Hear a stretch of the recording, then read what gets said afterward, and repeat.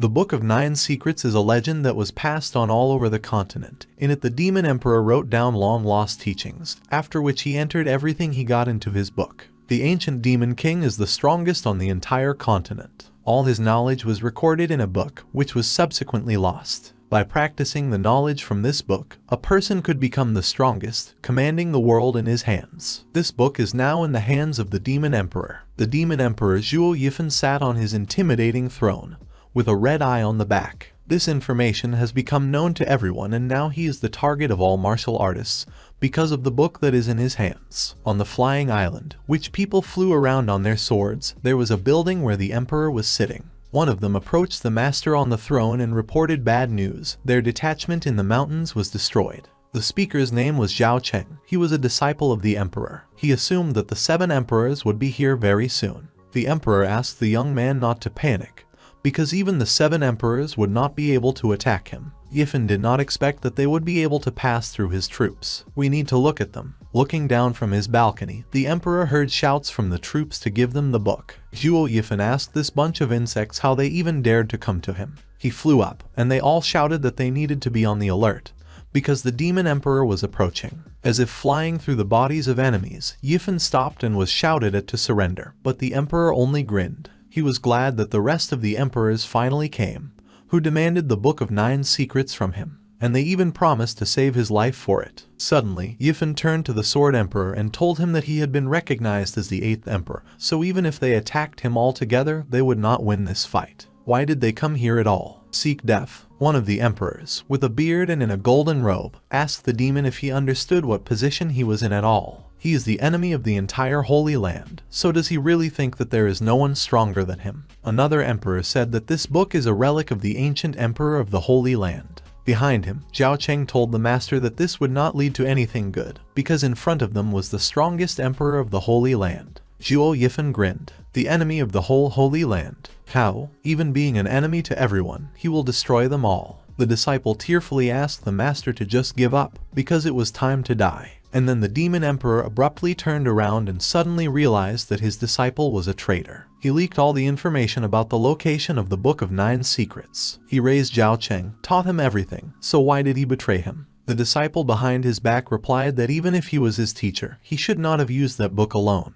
Having received the power, he would forget about the disciple in the blink of an eye. He didn't even let him look at her, as if Zhao Cheng was a complete stranger to him. The emperor was perplexed. Did the disciple betray him just because of that? But he replied that, whatever it was, he could think about him whatever he wanted. But now that there was no way for the emperor to escape, he should think about what he had taught him. The demon emperor had raised Zhao Cheng since childhood, but he thought so narrowly that there was no room for trust in his heart. Then the demon emperor laughed and said that now he would destroy this book with him, so that no one would get it at all. The other 7 emperors suddenly realized that Yifan was going to self-destruct. In the next second, the emperor lit up with a bright yellow flash, and his soul seemed to fly away from his body. There were dead bodies lying on the ground, in the forest, among the trees. The young guy seemed to be struck by lightning and he opened his eyes. The soul of the emperor moved into the body of a young man. He began to examine him, arms, legs. The emperor did not expect that he would be reborn in the body of this boy. Suddenly, the guy turns around at the noise from behind the bushes, from where fierce wolves come out. The boy shouts at them to get away,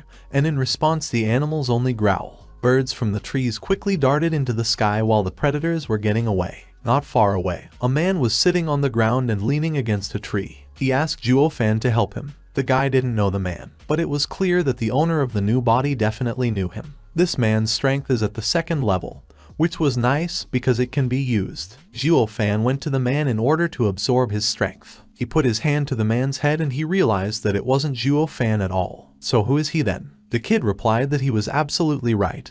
He was not Zhuo Fan. He is the demon emperor Zhuo Yifan. In the next moment, there was a withering touch. The man shouted to the whole forest. Later, when it was already light, the boy sat on the grass and reasoned that in the Book of Nine Mysteries it is written that the withering touch is the highest demonic technique that sucks the soul and strength of the victim to become stronger. However, the practitioner must train hard to use such a technique without harm to his health. Therefore, first you need to form dark energy in the body and then completely absorb it. Only one skeleton and a skull remained of the man. It's already morning. The guy didn't think that absorbing the soul of that man would take so long. Suddenly his hand began to sparkle and the guy shot lightning into a large stone, which also began to glow like everything around. The guy made a promise to the Sword Emperor and Zhao Cheng that he would be back soon, and when he returns to the Holy Land, it will be the end for all of them. The guy jumped very high and noted that the new body had risen from 0 to the 5th level. It looks like it will take him a long time before he can return to any land.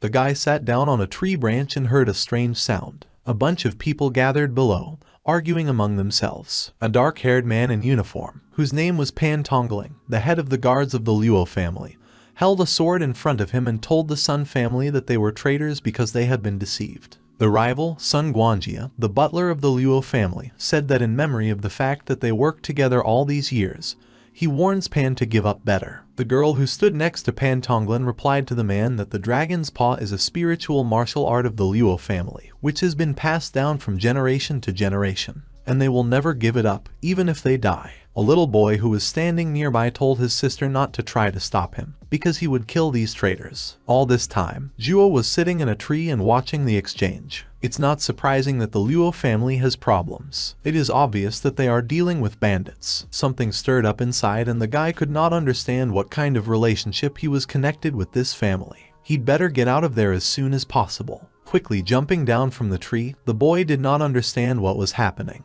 His heart suddenly ached with a dull pain and Zhuo squatted down. What happened? Is this really the result of using his techniques? So his magic doesn't fit? Does this mean that this body is not suitable for cultivation? Is this child's body just useless trash? His heartbeat is stable, meridians are normal, and breathing is fine. In general, everything is fine. So what's wrong with him then? Suddenly the guy abruptly opened his eyes and climbed back up the tree. Of course, right after he saw Mrs. Luo's face, the pain in his heart disappeared. On the other hand, when he leaves her, the chest starts to hurt a lot again. The boy realized that it was all the magic of the heart. If a practitioner is exposed to the magic of the heart, then it is like a curse. The magic of the heart does not allow the practitioner to act freely, and if he resists, then only death awaits him. First you need to synchronize your memory with the memory of this boy, and see why this heart magic works. The boy's memories flooded in like an avalanche. His father sacrificed himself for the 7 Lo, and now they are his family. In the next memory, the mistress protected the boy from the servant and shouted that Zhuo Fan should not be offended because he was part of their family. Then Uncle Pan called the boy stupid and too small to fight. He will definitely teach him everything, but later, when he grows up.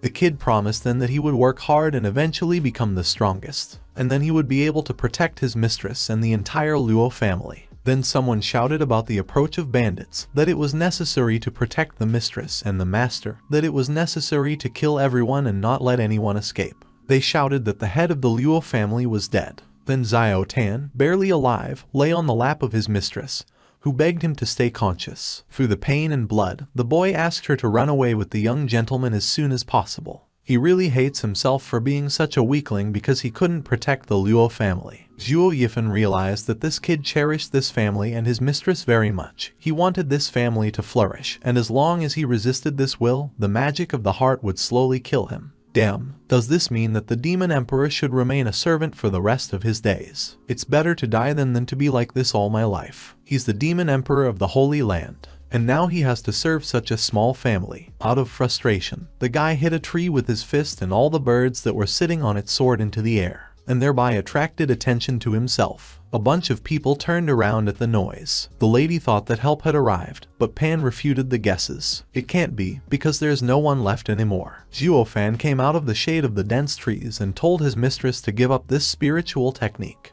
What's wrong with giving it away? He doesn't want her to die because it would be a huge loss for the entire Luo family. The mistress was surprised when she saw the guy. She thought he was dead, didn't she? The guy asked her, isn't it wonderful that he was able to survive? Zhuo Yifan noticed that he was the weakest among all the bandits at the 6th level. Sun asked who he was and what he was doing here. Perhaps 15 years of slavery had driven him mad. Everyone standing nearby laughed. The guy realized that Sun Guangjia has a much larger volume of AI than others. And now, with his current strength, this will be a life and death battle. The Luo family stood and thought that this guy needed to be taught discipline, and Pan got angry at all. This kid is really a fool. Another said that the kid is scared, that's why he's talking this nonsense. Meanwhile, Zhuo Fan continued to talk about how they were already on the edge of the abyss. So why do they need to protect this technique? The girl screamed at him and asked him not to talk nonsense. He must get out of this place immediately. Sun laughed angrily from the kindness of the mistress, who even now is trying to protect her faithful servant. Then the girl asked if he would let the guy go. He just laughed and said that it was not possible. First the mistress has to kill this stupid child and then everyone else. Loyal subject Sunya understood the order and began to carry it out. Zhuo Yifan realized that the jock is at the 7th level and he must defeat him at all costs. He only has one chance. The bully swung at the guy and shouted to him that he was already dead. The guy was able to restrain the sword that flew at him and restrained this attack. Everyone around was very surprised by this. The guy has to figure out what to do next, and with his eyes he found the mistress. He has to protect her and her little brother, but it's so troublesome. Zhuo just walked up to the girl and took her and her brother in his arms, like a sack of potatoes, and the next second he just ran away. Sun ordered his men to hurry up and catch up with the boy while the defeated fighter was lying on the ground and moaning in pain. Some guy ordered his men to stop Sun's gang because they can't be allowed to pursue their mistress. At this time, the mustachioed Sun Guangjia got angry because some damned boy dared to destroy his grandiose plan.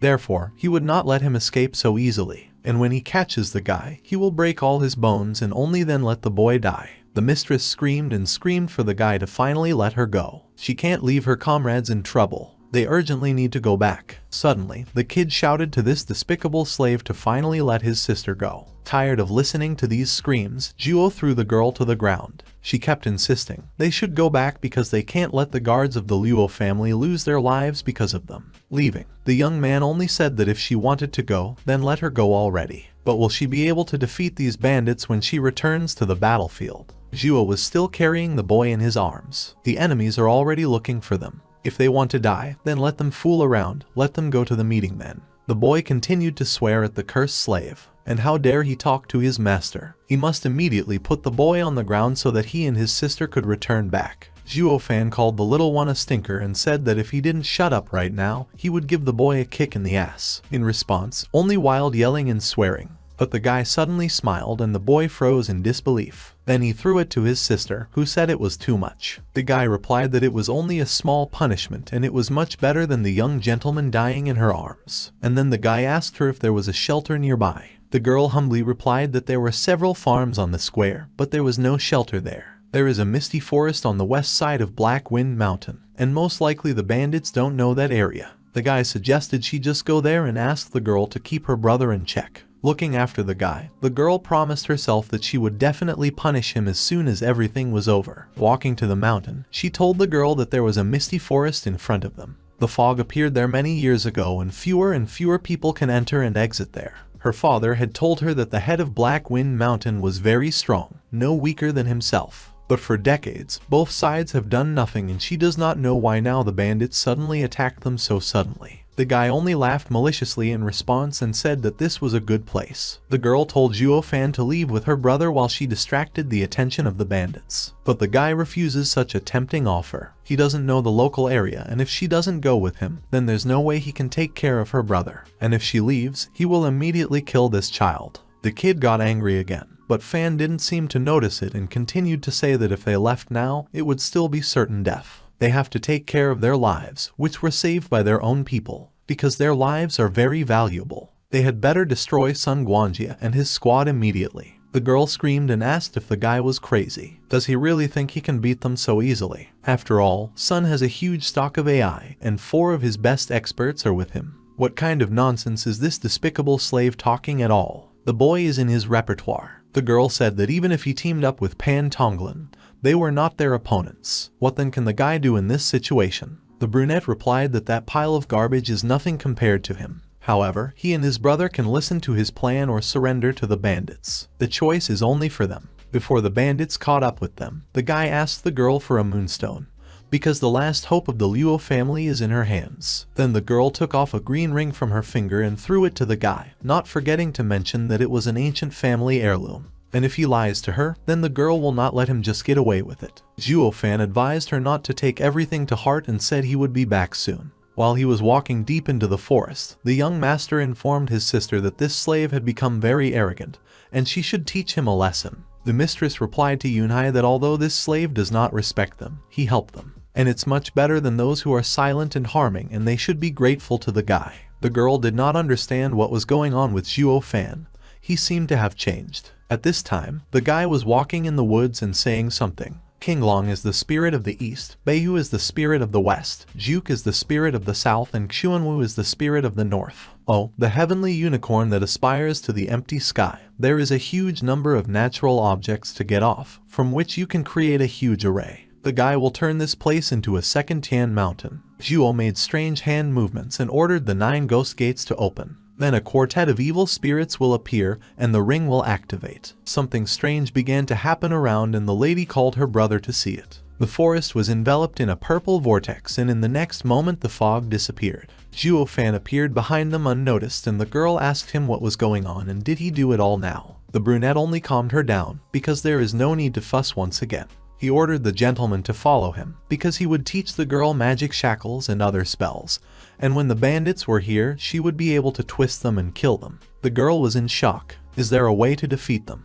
The array placement method is something more valuable than martial arts in this world. The guy walked ahead along the path while the girl looked at the arrays. This first level array is the secret art of the Eisenman family. The other array also has hundreds of thousands of linjai that cannot be measured in price. The guy was just a servant, but he was able to form an array so easily. She was about to ask how he did it all, but the guy interrupted her and told her not to worry. He has set a limit and now he will teach her. You just need to squeeze until they die. At that time, in another part of the forest, the speakers informed Sun that the refugees had entered the misty forest. Pan Tongling, who was tied up, started shouting at him to kill him right now, otherwise he would avenge those who died. The mustachioed man said that if he kept the man captive, his mistress would do whatever he asked. And since they are hiding in the forest, they need a guide who knows the terrain of the misty forest well. And that's why Pan will be a guide, because the kind heart of his mistress will not let him die. Pan swore that Sun couldn't just use him to threaten his mistress. Suddenly everyone noticed that someone was sitting under the tree. Sun recognized the guy Zhuo, who killed his fat man. Zhuo greeted me nicely and said that he had been waiting for everyone already, and he is sitting on the ground in a relaxed position. Sun replied to the guy that he must be very brave to meet him face to face, and ordered his men to kill the guy as soon as possible. Zhuo Fan only grinned at this. Zhuo Fan was attacked with a knife in the hope of killing the guy.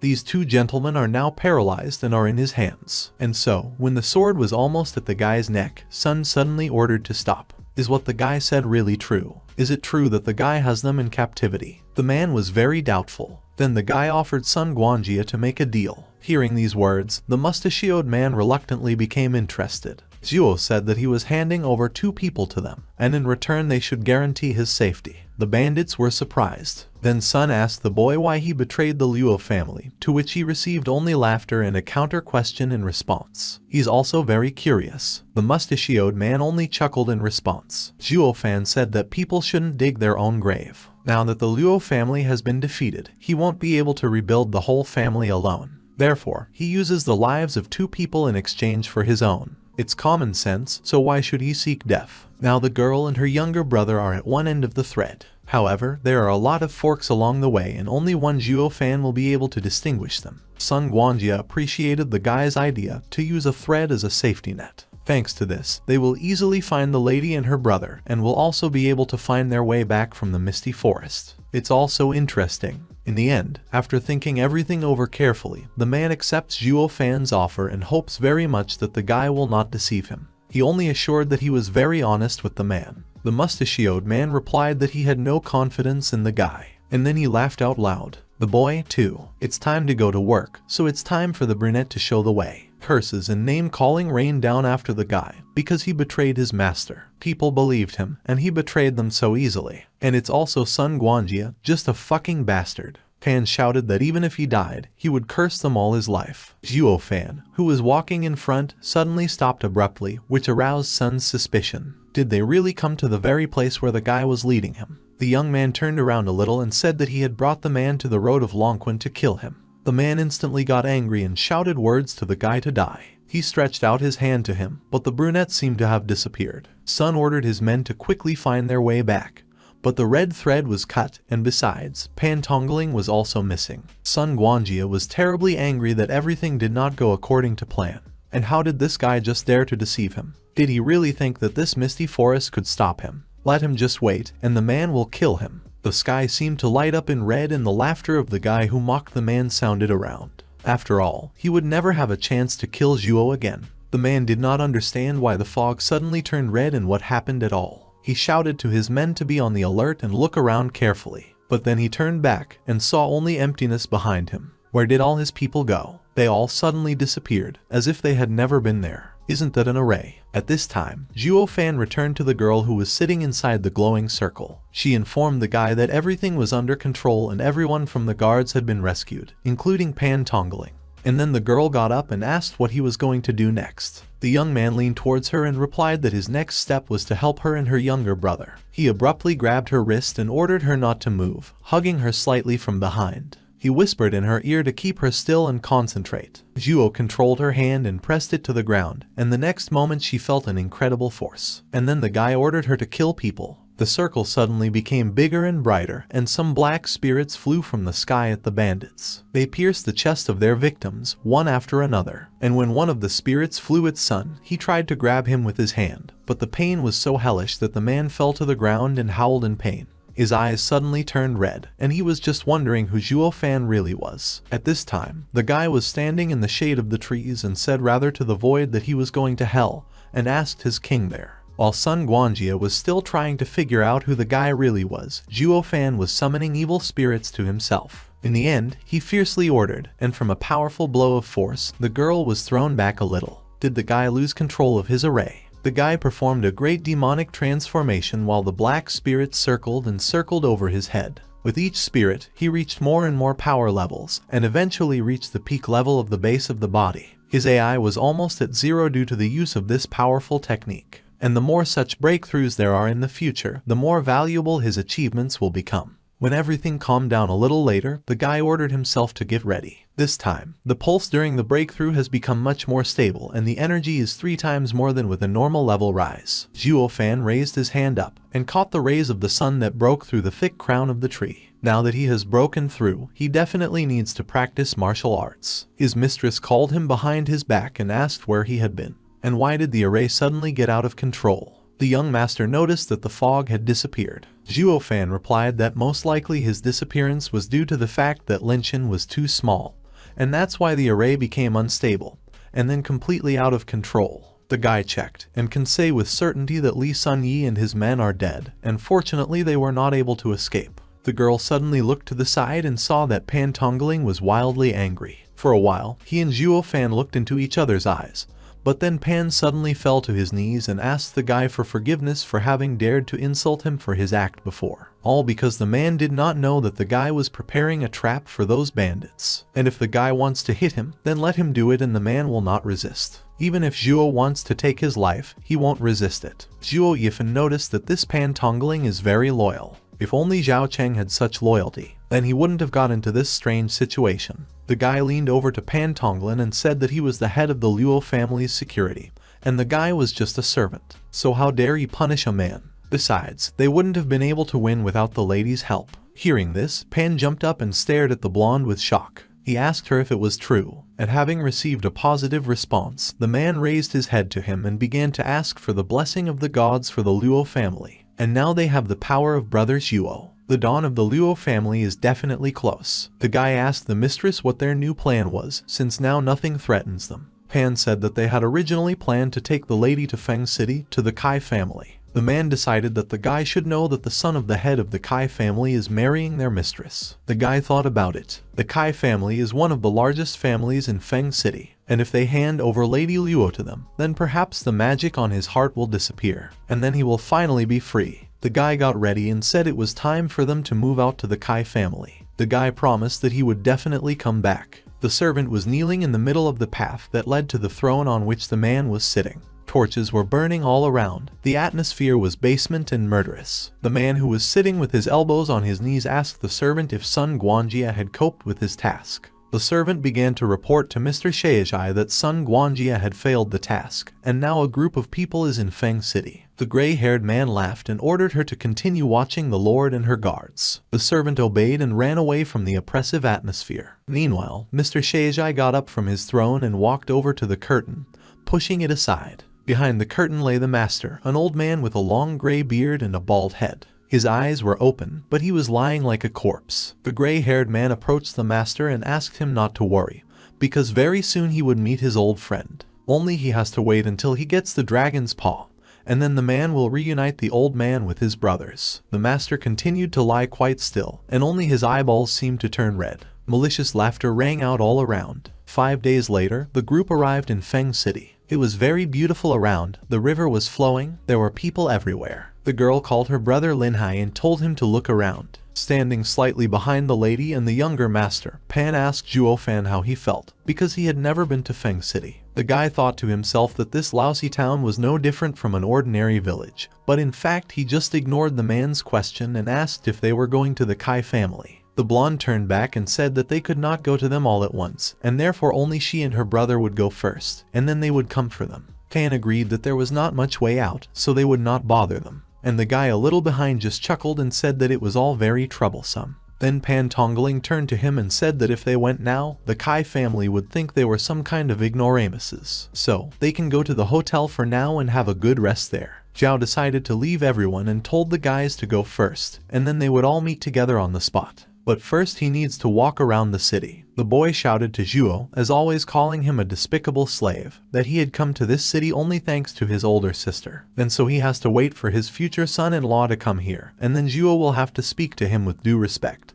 Otherwise he will simply teach him a lesson. The guy kicked the boy in the back and said that while he was waiting for his son-in-law, the guy would teach the scoundrel a lesson right now. The boy fell to the ground with all his strength, and his sister immediately rushed to pity him. She turned to the servant and asked why he was acting like a child. The brunette replied that her brother was the first to start all this. They all just have to calm down, and if they suddenly decide that the guy is unpleasant to them, then they should just get rid of him. The girl just gasped noisily and looked after the departing guy. Pan followed the brunette and told him that no matter how much the boy infuriated him, he was still his master. How dare he kick him? Zhuo-fan rudely asked the man to shut up and continued on his way. Suddenly I heard some arguments nearby. A long-haired girl stood near the master's shop and told him that although the seller was a master of jade, he was selling a fake. The man was outraged. Does this girl even have the slightest proof that the jade is a fake? It's pure jade. He had to work very hard to get it. The girl agreed that she is not very well versed in stones, but she has seen real jade with her own eyes and she is absolutely sure that the man is selling a fake. The salesman laughed. She's only seen real jade once, and she's already starting to say that she can distinguish real jade from a fake. Well, this little girl is talking nonsense. The brunette continued to remain calm. She repeated again that she had actually seen a real jade and would be able to distinguish it from a fake. Then the men rudely asked her to hurry up and get away from his shop and not get into someone else's business. Suddenly, Zhuo-fan got into an argument and told the man that his jade was really a fake,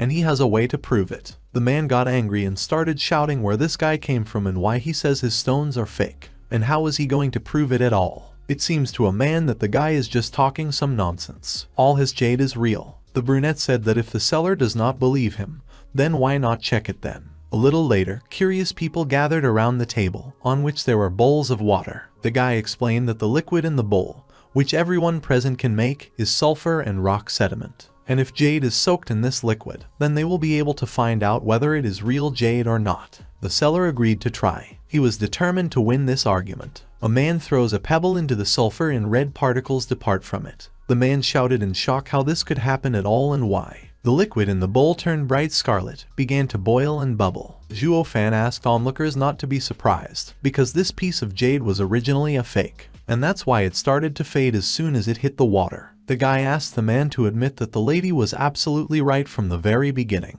The seller was swearing, and the lady said that this fake jade is only equal to 3 spiritual stones. Suddenly a stone hit the back of the man's head and he furiously turned back. Who dared to do such a thing at all? It turned out that they were people. They attacked the man like vultures and started throwing stones at him, demanding to return their money for fake stones. The man cursed and blamed the damn kid for everything. And while he was being crushed by a crowd of people, he promised to get to the brunette and definitely take revenge. The girl standing a little behind Zhuo said that the young master was really very good, and she herself knew that the stone was not real, but she simply could not prove it. Zhuo replied that he also felt something similar, and then asked the girl if she really wanted to buy jade. After all, it was worth 3 whole spiritual stones. The brunette replied negatively and said that she only wanted to show people to which liar they give their money. After all, the true price of such jade is absolutely nothing. And then the girl went in the other direction altogether. Pan Tongling said she was very strange. Meanwhile, Zhuo thought that the lady's eyes were very poisonous, but fortunately for the guy,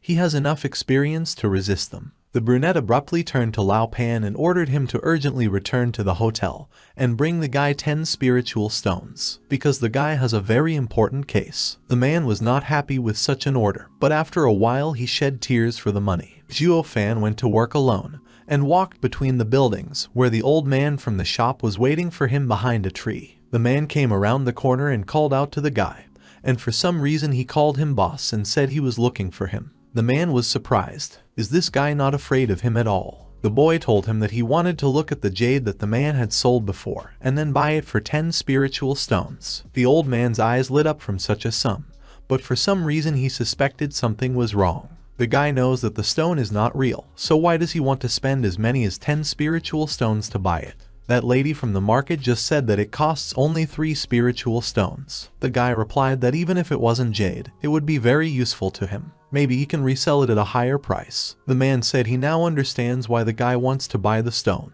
All this certainly sounds tempting, but does the guy even know how much the man lost because of him? He is insulted to the depths of his soul, and his honor is trampled on. Does the kid really think he can get away with it so easily? 10 spiritual stones is too little compensation for everything that happened. Then Zhuo exhaled and asked how much the man wanted, and he replied that he wanted his life. At this moment, the seller's men jumped sharply from around the corners, holding swords in their hands. Zhuo Fan continued to stand calmly, not even blinking an eye. He really needs this deal because there are no ulterior motives. The old man shouted that it was all complete nonsense. Didn't he want to ruin his business? Then the guy has to pay for it. He must die. Then the brunette realized that the deal would not take place after all. The man ordered his men to kill the guy immediately, but everything happened so quickly that all the swords fell, and the man was now standing with red eyes and pointed into the void. He wants to kill the guy, but now he has only found his own stupid death, that he just walked past an old man who fell to the ground and grinned.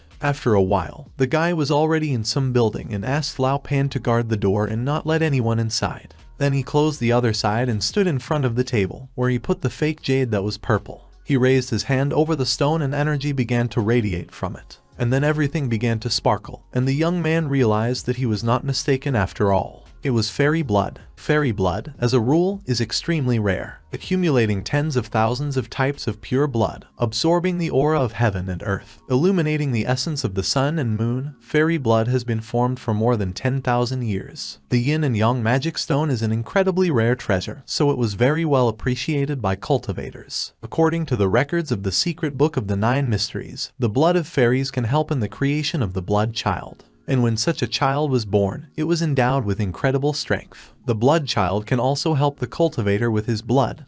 Thanks to her, the practitioner became so dangerous that even cultivators at the level of the emperor did not dare to provoke him. Oh, if in a previous life Zhuo Yifan could create this child, it would be very curious to look at the faces of people from the Holy Land. The guy dropped some of his blood into the stone, and the next second something happened. He had no idea that he would be so lucky. He's just so damn lucky. The stone began to vibrate. It was already dark outside the window, but the guy continued to stay behind the closed door. Sweat was already dripping profusely from his face, but he didn't care about it at all. He thought that if someone wanted to cultivate the blood child technique, then he should drop his blood on it. And until his spirit gets stronger, you need to mix your blood with the blood of the child until you feel his heartbeat. The blood from his hand kept dripping, and it was bad because the guy had lost too much blood. Zhuo Fan also started to feel dizzy. Will he now be able to use fairy blood to create a blood child? He only has one try, and if he gives up now, there won't be another chance. The next second, Zhuo just started coughing up blood, which wasn't very good.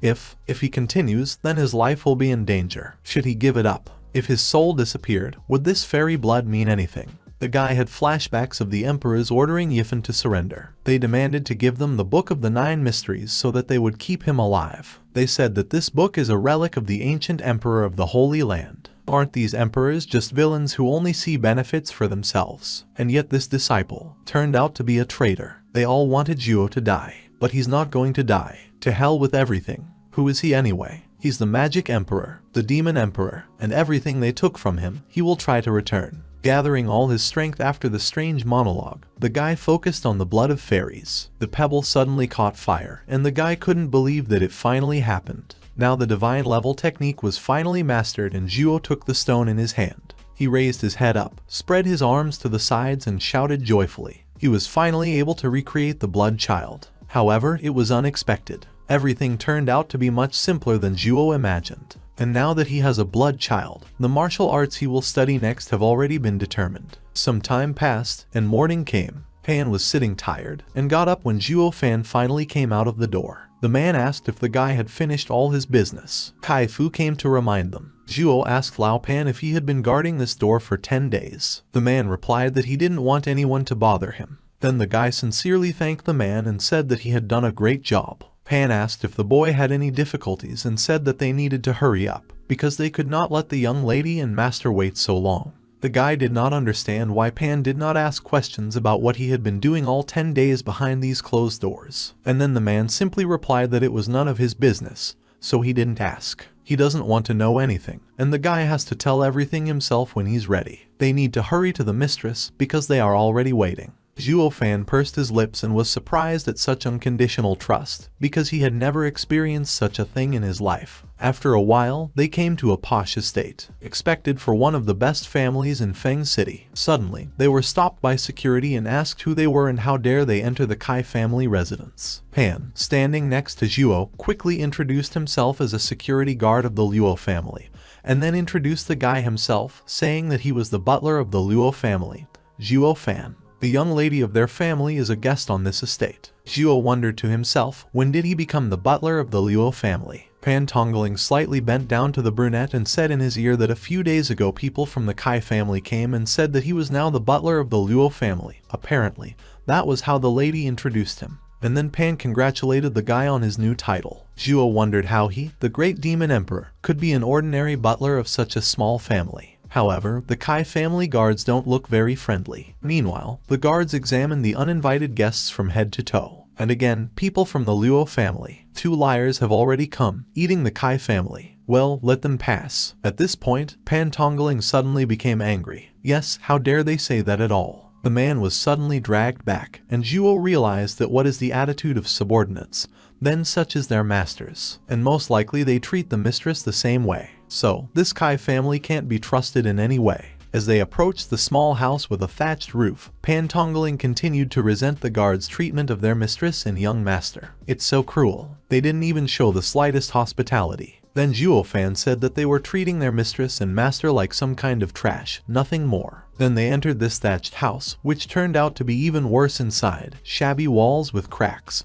and nothing but a bed. A sad young gentleman was sitting alone on this very bed. He did not expect to see these two here at all, and rushed into the arms of Pan Tongling, who began to apologize to the boy for being too late. Standing to the side, Zhuo Fan asked the kid what about his sister. Where is she anyway? Then the boy dejectedly replied that his sister had gone in search of a groom. The head of the Kai family asked her to terminate the marriage contract. The attitude of these people and what they are asking for. It's like an insult. Zhuo Fan grabbed the boy by the arm and dragged him to the exit so that he would take him to the mistress. And how did the Kai family dare to do this? At this time, the young lady was standing in the courtyard, insanely beautiful, with a pond and a beautiful gazebo, and watched her so-called fiancé, Xiao Tingji, who was talking to another girl. The blonde called out to him, and when the guy turned around, he told Luo Yunshin that he had nothing more to do with her from that moment on. In his eyes, from now on, he sees only the beautiful Yu Fei. The latter stood side by side and said with a grin that time flies very fast, and brother Xiao has not loved Luo for a long time.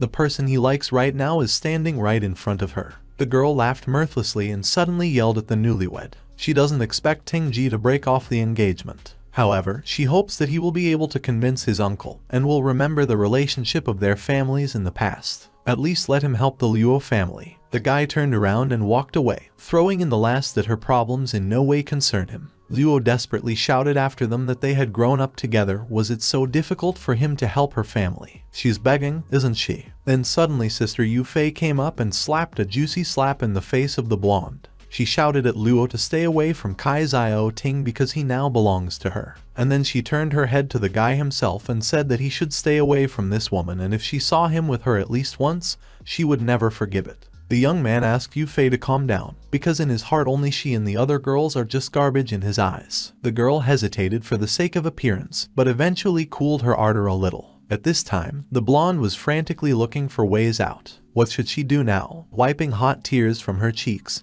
the girl screamed for help. However, it was only in her head, and therefore no one could hear her. The next second, Zhuo Fan ran past her and slapped both Kai Xiao Ting and Yufei on the cheeks with gusto. The victims asked who he was in general, and in response they heard that they were non-entities. How dare they contact Mrs. Luo? Xiao Ting realized that the guy who came was about the same age as him. However, his speed is simply incredible. They are both considered geniuses, but neither of them could react in time. This guy even managed to give them 2 slaps in the face. How could he have reached such a level? At this time, Zhuo was thinking that his demonic heart had already seen, as if, all the sufferings of this world. So why does he suffer so much because this little girl is being bullied? Despite all this, the guy has no reason to feel pain in his heart. These feelings are connected only with the former owner of this body. Damn heart magic. It looks like Zhuo will have to deal with the Luo family for a very long time. The guy approached the blonde and gently wiped the tears from her cheek and then took her to the exit from the garden. Yufei shouted after them and asked if they didn't think they could leave so easily after this guy hit them. Does Luo Yunchen think that she can just walk away from here? The blonde turned around and asked her rival what she needed. The brunette said that everything is very simple. She wants the 2 of them to kneel and bow to them 3 times.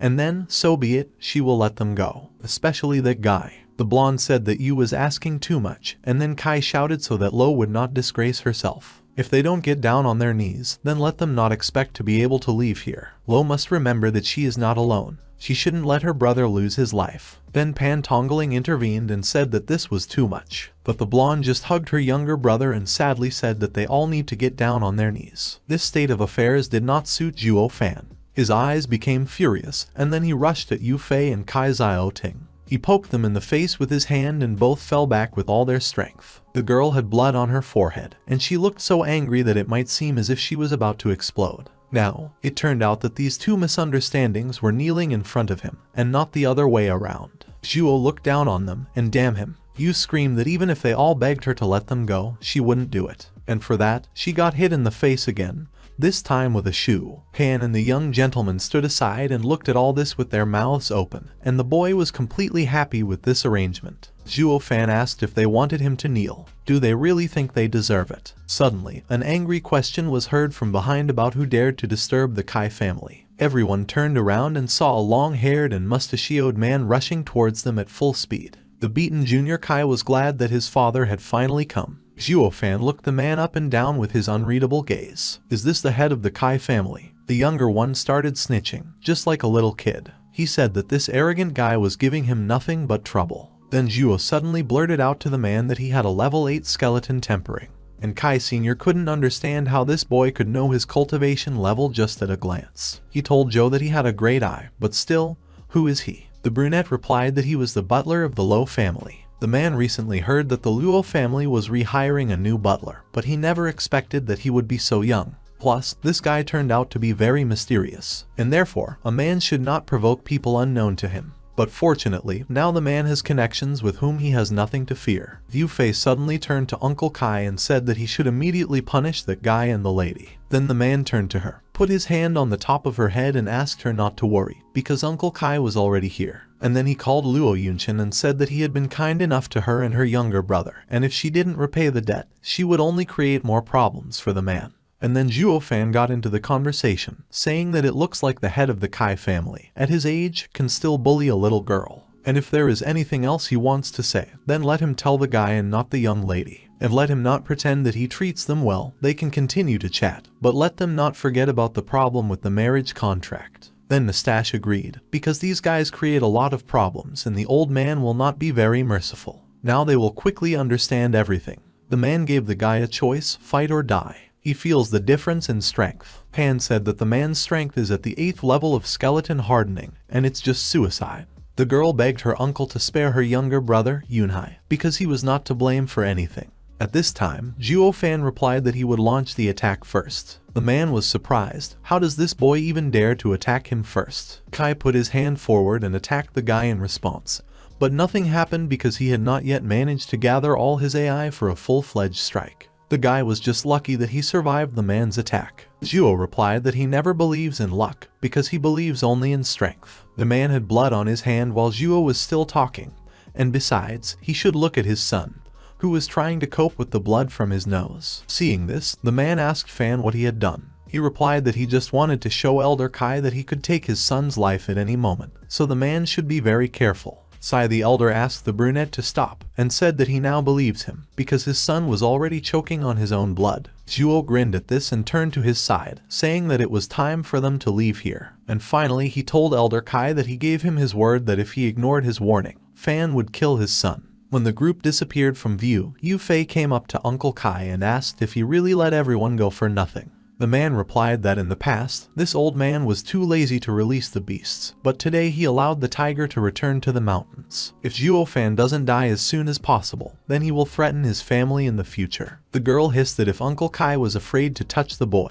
then the elders of her family were not afraid of him. And how did this guy just dare to hit her beautiful face? She would let them feel the consequences for insulting a member of the 7 imperial families. When Pantongling, Mrs. Luo and Zhuo Fan were walking among the houses, the guy asked Luo what she knew about the 7 imperial families. The girl was surprised for a moment. How does the guy even know about this? Only the head of the guard and the young gentleman did not understand what it was about. The girl began to say that they had previously been in Gyunzhuang and had nothing to do with them. But now they live in exile, and if they meet someone from the imperial families, they should avoid them properly, even if it is one of their dogs. Looking at the girl, Pantongling remembered that young Lady Luo was calm even when they encountered the Kai family, but now she looks very worried. The lady went on to say that the Luo and Kai families, no matter how strong they are still considered ordinary families. In the Tianyu Empire, during the founding of the Tianyu Empire, 7 ministers received a special invitation from the emperor, by which they could join the ranks of the imperial family. They have lands and power over other families, and to go against them is to go against the empire. That's what the 7 imperial families are like. Pan asked if there was anyone who could compare with the imperial families in this empire. Lo replied that they were inviolable and no one could do anything with them, and everyone knows about it. Standing behind everyone, Zhuo Fan asked if the Sun family was part of these families. The mistress did not understand why the guy suddenly asked about it. Then Pan said that if that woman was a member of the imperial family, the young lady would certainly have stopped him when he wanted to hit her. The guy said that the Sun family is related to one of the imperial families. Then the blonde asked him how he knew this. Zhuo Fan heard that girl, Yu Fei, shouting that they should feel the power of the 7 imperial families. Pan could not understand how such a thing could happen. Really, did they accidentally offend one of the imperial families? Ms. Luo abruptly grabbed the guy by the arm and dragged him towards the garden from where they had just returned, and said that they should immediately apologize to Miss Sun. But Zhuo pulled his hand out of the strong female grip and said that all this is absolutely useless, and if they go back, then only death will wait for them. Luo Yunchen was dejected by the whole situation. She didn't understand what they should do now. The attention of everyone was attracted by the younger Mr. Luo. He called Zhuo a brother, which he hadn't done before, and all because it was a matter of honor, because the guy saved them. And now Zhuo is like a brother to the boy, and he doesn't even mind the guy becoming his son-in-law. So, he has to save them one more time. The angry sister, who was standing a little behind, furiously ordered her brother to shut up so that he wouldn't talk such nonsense. Ignoring the last words, Zhuo asked if there were any other imperial families in this city, and the girl replied that there was a number 1 treasury in the Qianlong Pavilion. They are strong and very rich. The brunette approached the boy, stroked his head and invited everyone to rest, and tomorrow they will go to that pavilion to form their own alliance there. On the following day, the 4 approached the pavilion, at the entrance to which there were many guards. Everything looked very impressive, as expected from the imperial family. Even their guards looked strong and intimidating. One of them, by the way, stopped the guys and asked what brought them to this place and what their business was here. Then Zhuo politely asked the guards to inform the pavilion head that the lady of the Luo family really wants to meet him. The guards at this time wondered how this guy dares to talk to them without looking them in the eye. One of them told the guy that he had never heard of any Luo family before, and therefore he saw no reason to let them in, so they had better get away and not come back. The brunette was adamant and said that the man should ask his master, because he has no right to decide everything on his own. The guards were amazed at the impudence of some boy. The guy asked, "Is this how guests are treated in the Qianlong Pavilion? This is very disappointing." A girl came out of the gate who stopped this whole farce. The guards quickly bowed to her, fell to their knees and began to report to their mistress that strangers had come to cause them trouble. Looking at the girl who came out, everyone was shocked because she turned out to be the lady from the market who wanted to buy jade. She told the guards that she heard them talking and therefore ordered not to be rude to the guests. And then she looked at the brunette and said that finally they met. Zhuo thought this was a great chance for him, and he replied that it was unexpected to see Miss right here. The girl said that this lady Lung Nor is just doing some work in this pavilion. And then she asked the young man why the young gentleman came to this place. Then Zhuo Fan politely asked permission to introduce himself. He had heard that the Kaianlong Pavilion was the #1 treasury in the entire empire, and so he was accompanying Lady Luo to sell something. The girl replied that the thing they want to sell should be checked by this lady first, and called them to come inside. When the company entered the gate, the two guards looked at each other in surprise. Did this kid seem to be a friend of the young mistress? No, this cannot be true in any layer. After all, how can a young lady be found in the circles of such a poor man? If those who enter do not meet the requirements, then they can easily pour out of here. And while they are inside, the guards should teach them a lesson, and especially that arrogant kid. For someone like him, he's pretty lucky to have dug up a piece of real jade somewhere. Meanwhile, the lady asked to see their treasures so that the treasury would appreciate them. Zhuo thought to himself that this lady doesn't seem sly, but she is very smart. And the only thing that matters is to decide on a business strategy. Although this lady is an elite, but in front of a guy she is nothing. Meanwhile, the girl laid out a bundle on the table and, if she is not mistaken, then she, standing to the side, Pantongling and Ms. Luo recognized the scroll that Zhuo Fan had drawn yesterday. The girl noticed that the mistress looked very serious, looking at him. Meanwhile, the lady rolled up the scroll and asked Mr. Zhuo Fan to name his price. The guy began to flatter Ms. Lung, because she is a real expert, so let her make a kick-out offer for both sides. The lady asked how about 100,000 spirit stones, and Pan and Lady Luo opened their mouths. However, Zhuo asked why only 100,000. Is Miss sure she's not wrong? The guy is not going to sell it at such a low price. The girl frowned. When Zhuo realized that the girl was not honest with him, he offered to stop the deal. However, Miss Lun objected and said that the scroll was just a sketch of a first-level array, and 100,000 spiritual stones were quite enough for that.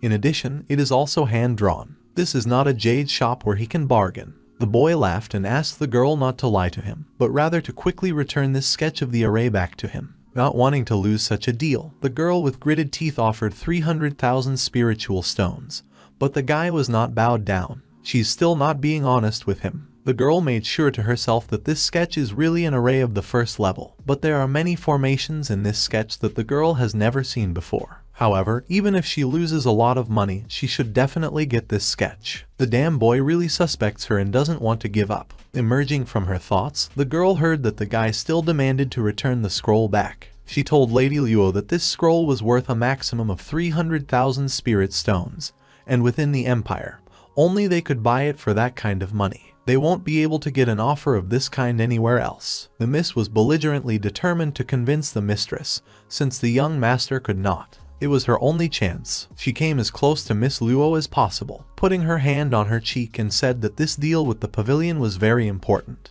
And naturally, Lo will be their VIP guest in the future. The pavilion will always be open to her. The lady was surprised. Wasn't it supported by them? She turned to Zhuo Fan and wanted to say something, but the guy quickly shut her up and turned back to Miss Long. He said that he is the butler of the Luo family, and he is in charge of all the affairs of this family. Therefore, the lady should immediately return his sketch. The brunette replied that unfortunately, he requires too much for such a sketch. She began to assure him about the reputation of the pavilion. The maximum price of this array is 300,000 spiritual stones. The guy got angry and said he thought the lady deliberately didn't want to give them the array, so she really couldn't understand. And then Zhuo asked if the master of this pavilion was here. The girl turned around sharply and asked what it was she could not understand. And then she suddenly appreciated his eyes, but told him not to be too arrogant. The kid apologized but said he wanted to meet the Kaianlong Pavilion master. There was a hot tension between the guy and the girl for a couple of moments, but Miss Lung gave up first and said to wait on the spot, because she would call the master. Standing behind, Ms. Luo asked if they were insulting the Kaianlong Pavilion. After a while, a gray-haired man with a long mustache and a beautiful robe came. It was Shen Yanlong Ju, who is the Pavilion master in this city. As expected from Kai Yanlong, they have a strong master. This person's cultivation level is higher than that of the head of the Kai family. The difference in strength is very large, and at the moment the guy can't even see the level of his cultivation. The man recognized the young lady from the Luo family, and she also greeted him with a bow. Then the man asked the guy if he was the new butler of the Luo family, and the man said that it was good, because as long as it wasn't an old man, anyone could be the butler. The master had heard that Zhuo doubted Miss Long Nu's abilities. Although the girl has little experience, but she has a unique vision and she is completely confident in it. But the guy still doubts. Then the master himself will look at this sketch. Zhuo Fan unfolded the scroll in front of the man,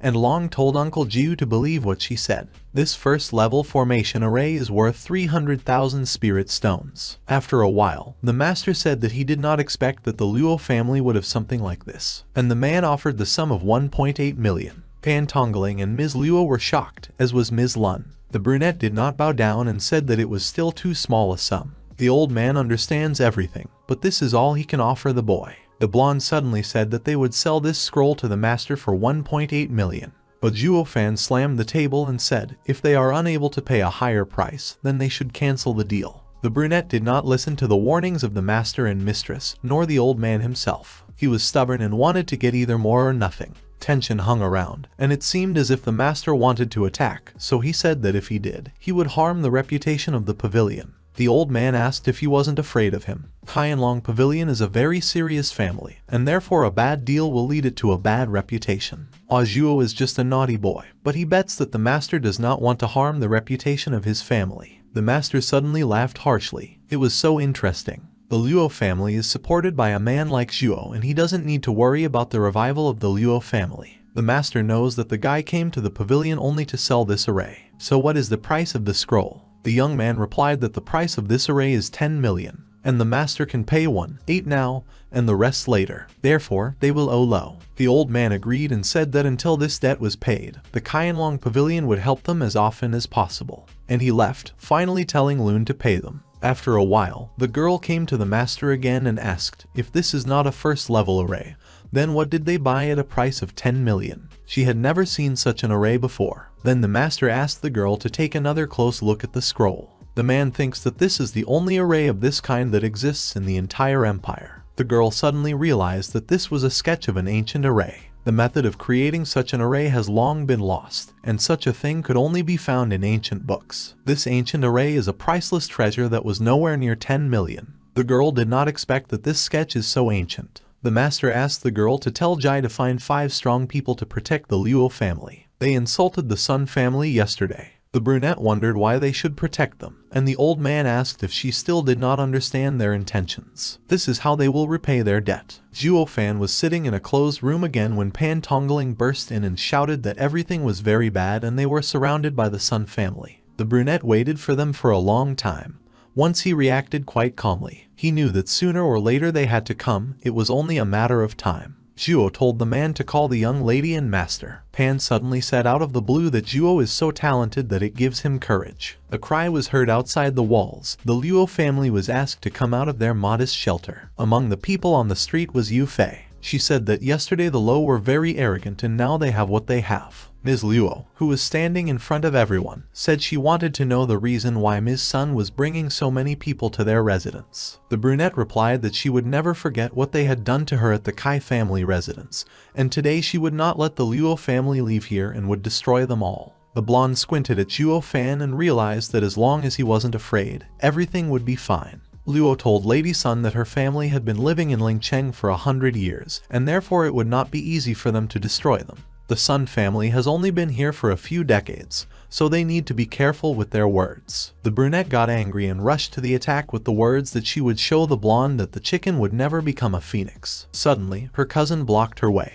and ignoring her indignation, apologized to Mrs. Luo for his cousin's rudeness and said that they were only here to find their family's butler. He's looking for justice for his cousin, and he's not going to touch the blonde at all. If they hand over this butler, then he promises not to harm anyone. The girl from behind started to get indignant and swear, because they did not agree at all. Wouldn't they destroy them? The cousin replied that if Miss Luo didn't interfere with them, it would be a great opportunity to secure a good future for herself. The blonde said that if they are looking for problems with their butler, it means that they are looking for problems with the whole Luo family. All because the butler is also a member of their family and they will not leave him in trouble. The young man suggests to Miss not to resist, because if she finds out who he is, they will not dare to resist him. His name is Zhang Yuquan and he is a disciple of the Yuming Valley. The girl was in shock. Was one of the 7 imperial families standing in front of her. The brunette came out from behind her cousin and asked, "Is Lo already afraid?" She was so gloating over the girl and was sure that her knees were already shaking with fear. The young lady realized that the Sun family is related to the imperial families, so it is not surprising that even the head of the Kai family treated this girl very respectfully. The blonde touched Zhuo Fan by the sleeve of his jacket, but he came forward and said that he was the butler of the Lo Zhuo Fan family. He suggested to the brunette opposite to finish it as soon as possible,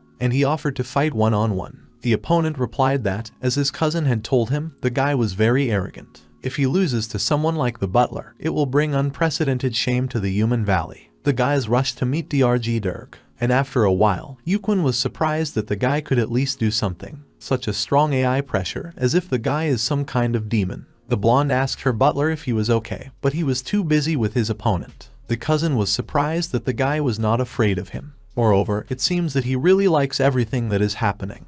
Who is he really? Zhuo Fan attacked quickly, which was not good for the opponent. Everything was sparkling around. Miss Sun shouted to her brother to be very careful, and warned that Uncle Kai was also injured by this strange guy. Yuquan realized that his affairs were bad, because he did not expect to meet someone here who could hurt him. And if he had only known about his great strength and abilities earlier, could he even be a demonic cultivator? The fact is that demonic cultivators have always sought power by any means to be the strongest, practicing with strict discipline and strict rules. Again, they are no different from a group of madmen. The man must finish the fight as soon as possible. Something began to glow around his hand, and the girl noticed it. What is it? The opponent attacked Zhuo Fan, and he did not expect this at all. Then Yuquan informed the guy that his AI stream was sealed, and even if he had other skills, the guy would not be able to use them. Yu Fei in the background supported her cousin to kill Zhuo, and he ordered the guy to go to hell with one wave of his hand. But Zhuo Fan used the blood shadow palm. The opponent did not expect this, and he already flew back from the force of the blow. He didn't understand how such a thing was even possible, because the guy's stream was sealed. He had sealed it himself. How was he able to use martial arts skills? The younger master started shouting that Brother Zhuo was just amazing and incredible, and such simple attacks could not defeat him. But suddenly, Zhuo Fan got hit, and he started bleeding from his mouth. No one understood what had happened. And then Yuquan began to explain to them that it was because he used his skills at a time when his AI stream was sealed, which means he's going to die soon. The blonde asked what he was saying. The long-haired man pretended to be upset, because if their strength was equal, then the man would be able to fight in full force. But at the moment, looking at the current condition of the guy, and even though he is injured, he can still kill him with just one hand. A blonde stood in front of the guy, but he just laughed and said he wasn't going to kill her. They just shouldn't get in his way. The long-haired man swung at Zhuo, shouting for him to die. The guy quickly ran to the weakened Yifan. He concentrated a huge force in his palm, intending to kill the youth, but his hand was stopped a few centimeters from the target. Turning his head, he saw that it was Long Jai. The young man puzzledly asked the one who stopped him why he did it. Yu Fei looked in surprise at the people who had arrived at the scene of the battle. These were the people from the Qianlong Pavilion. Long Jai turned to Yuquan, saying that he had already ruined enough people. The guy asked him if it was still not enough for him. Throwing off his hand, the guy said that it was none of his business. He asked Long Jai not to interfere. Smiling, Long said that Uncle Ju had ordered him to guard the Luo family. Therefore, if Yuquan wanted to ruin them, then he would have to go through it. The surprised young man asked how the Qianlong Pavilion could do this, but he immediately gathered himself and shouted to Long Jai not to forget that they were equal in strength. Mocking, the guy asked if the pavilion representative really thinks he can protect the Luo family. Long Jai asked Yuquan not to forget that he was injured. The young man asked if he really thought he could beat him with such an injury. The opponent opened his mouth to defend himself somehow. However, Long Jai stopped him with his hand, ordering him to be silent. The representative of the Qianlong Pavilion said that he knew what the heir wanted to tell him. He also said that magic masters are very strong and can release a lot of energy at a critical moment. However, if they fight to the death now, it will be a big battle. Long asked if Yuquan could take on such responsibility. The guy thought about it. He was well aware that Human Valley and Kyanlong Pavilion had long-standing disagreements with each other. The guy understood that sooner or later the war would begin, but it would obviously not start now. He thought about the fact that his behavior could destroy family plans, which could lead to consequences. But he didn't have time to figure out exactly what the consequences were, because he felt a hard and deadly blow in the back. It was Yifen who pierced through the guy with his hand. What was happening shocked not only Yuquin, but also everyone else. He asked the opponent if the master had told him about how demonic cultivators fight. Laughing, the young man added that in a duel with such an enemy, you can't delay, because you can die. Yuquin turned his head slightly at the young man and saw that he was standing on his feet, and you couldn't tell from him that he was mortally wounded. The guy thought about how Zhuo Fan could have made an attack. He was just dying, so where did he get such strength from? He realized that he was trapped by Zhuo Fan. Yuan thought that Long Jai was also trapped in this trap. Settling down, the guy stretched out his hand to the second one. Long Jai, in turn, watched in surprise as his opponent reached out to him and asked for help. The butler of the Luo family stands behind him and finishes off his abuser without a drop of regret. Yifen took his hand out of the body of the defeated opponent, and he fell to the ground with screams of pain. Yufei, seeing her brother's dead body, was overcome with grief. Yifen asked Long Jai whether Zhu had ordered him to protect his family. The butler went into the house. When he passed, still in shock, Long said that Kyanlong Pavilion would no longer need to send people to someone to protect them. In the evening of the same day in the Kyanlong Pavilion, the master was indignant and angry. He had just heard what Long Jai had told him from Zhuo Feng. The man said that he could not even suspect that the new butler would bring so many problems to their family. In addition, he spoiled all the plans of their family. Miss Lun stepped in. She asked Uncle Zhu what Zhuo Fan had done. Yes, the butler ruined Yuquin, but how was it related to the Kyanlong Pavilion? The master got angry and asked her why she hadn't realized the obvious yet. The man said that during the battle and Yuquin's death, their Long Jai was there all the time and saw everything. The butler of the Luo family killed a Human Valley disciple right in front of Long Jai, who did not interfere in any way. Hence the question arose who would be responsible for this later. Not understanding why the arrows were pointing at Long Jai, Miss Lun said that the seed of Luo would be responsible. The previously silent Long himself explained to her that no one would believe it. She herself would not have believed that someone from such a small family dared to ruin someone from the imperial families. The girl just turned away and lowered her head. Long Jai continued, saying that since even she couldn't believe it, the people of Human Valley and the San Seed wouldn't believe it either. Miss Lung said that if it was true, then their family was very unlucky. The girl resented why they had to answer for the actions of the Luo family. The master, who had almost left the room, began to speak, that it was all that boy's plan. He leaned towards Long Jai's words, reminding that the butler was already on the verge of death. However, after Long Jai came and stopped Yuquin's attack, he took the opportunity and counterattacked. He planned it all. Miss Long asked in surprise, did Zhuo Fan know that brother Long Jai would come to help him, and he was making plans to kill Yuquin? But the master said she was stupid. He explained that Fan did not do this to ruin Yuquin. The guy did it all to start a quarrel between the Kyanlong Pavilion and the Human Valley. During the time when the two big families start feuding, he will be able to convince the Luo family to escape. Miss Lun was surprised by this. She asked how the new butler was not afraid to go against two big families. The master replied that at that moment, Zhuo Fan was already thinking about it. The man said that when he sold the scroll, he already knew how highly Master Jia valued the honor of their family. Therefore, if they don't do anything now or ignore the Luo family, it will harm the honor of the Kyanlong Pavilion. It is for this reason that they must now guarantee the safety of the Luo family until the very end. The master added to his students that Zhuo Fan was the most dangerous person he had ever met. At this time, in the Luo family's house, he was tied with a bandage on his stomach and sat in the lotus position on the floor. The demon emperor was angry. He realized that he was too weak. The guy thought that if he used all his strength, he could win. However, he also understood that he had failed. Besides, Yifen was on the edge of the abyss. He could have died at the hands of Yuquin. He's too weak. The enemy he faced was the imperial families. With his current strength, he couldn't protect himself or the Luo family. Therefore, Yifen should become stronger and in a very short time. So he summoned his magic and said a spell. At this time, Long Jai was meditating in the pavilion. But abruptly his heart contracted. Blood began to flow from his mouth. The guy fell to the floor, coughing. His Kai left his body breathlessly, and went to the one who called her. Yifen with red glowing eyes summoned the blood child and let the energy in there. He wanted to see with his own eyes how he destroys the Kai family. Yifen joined the spirit with the body of the blood child. Therefore, the child was now flying over the Kai family's estate. He saw one of the guards. The blood child flew from above, touching the crowns of trees, which attracted the attention of the guard. The guy turned around and asked who was here. He thought it was impossible that he had imagined something. After all, this was the residence of the Kai family.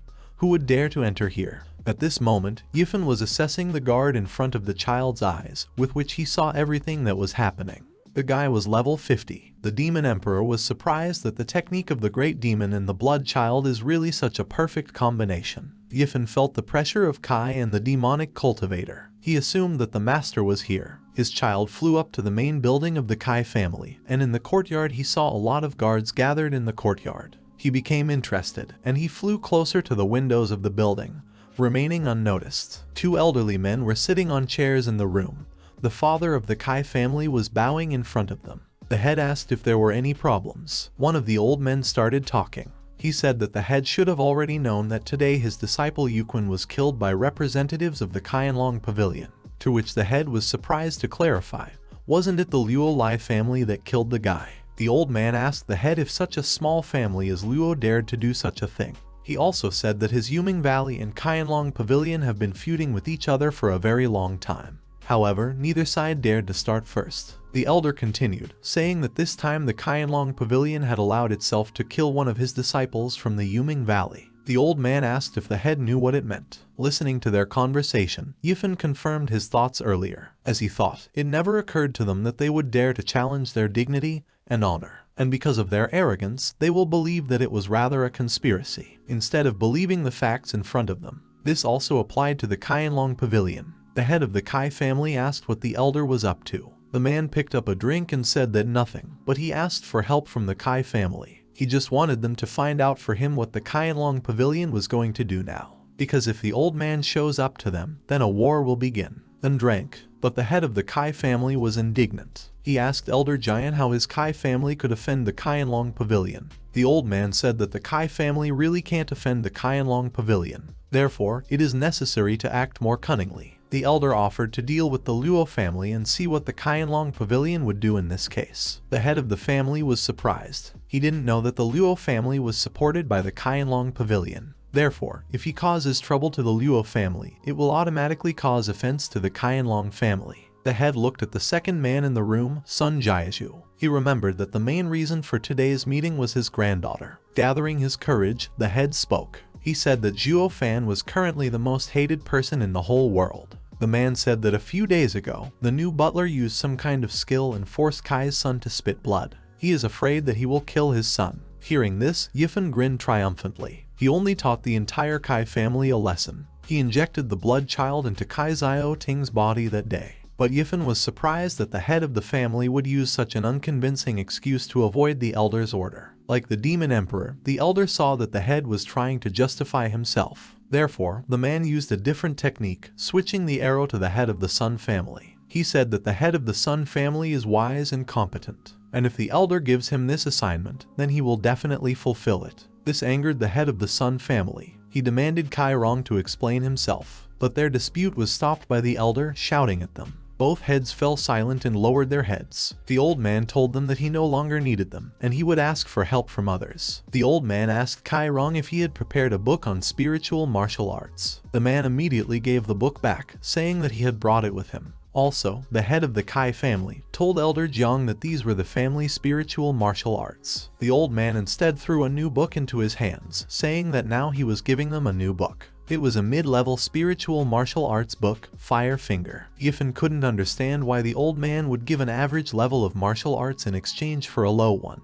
It only meant that he was up to something. Then the head of the Sun family spoke up. He looked at the old man and respectfully asked him who Elder Jian would choose to deal with the Luo family. The old man laughed a little, but then he asked them not to worry. The person who will be assigned to this task is one of the members of the Human Valley. But the head of the Sun family asked in surprise if such an action would mean a direct attack. Elder Giant assured him that this man was just a chess piece whose place and role had long been decided. This person was from Black Wind Mountain. Yifen made a mistake. He was so surprised by this information that he repeated aloud the place from where the person would be sent. Hearing this sound, Elder Giant abruptly turned his head in his direction and sent a stream of magic there, asking who was there. The blood child hurried away from there, summoned by Yifen, but the old man was not ready to give up so easily and flew after him. Turning around, Yifen was even more surprised. The elder moved behind him quickly, flying through the clouds of smoke caused by the explosion of the attack. Yifen used the technique of instantaneous return to the stone to escape.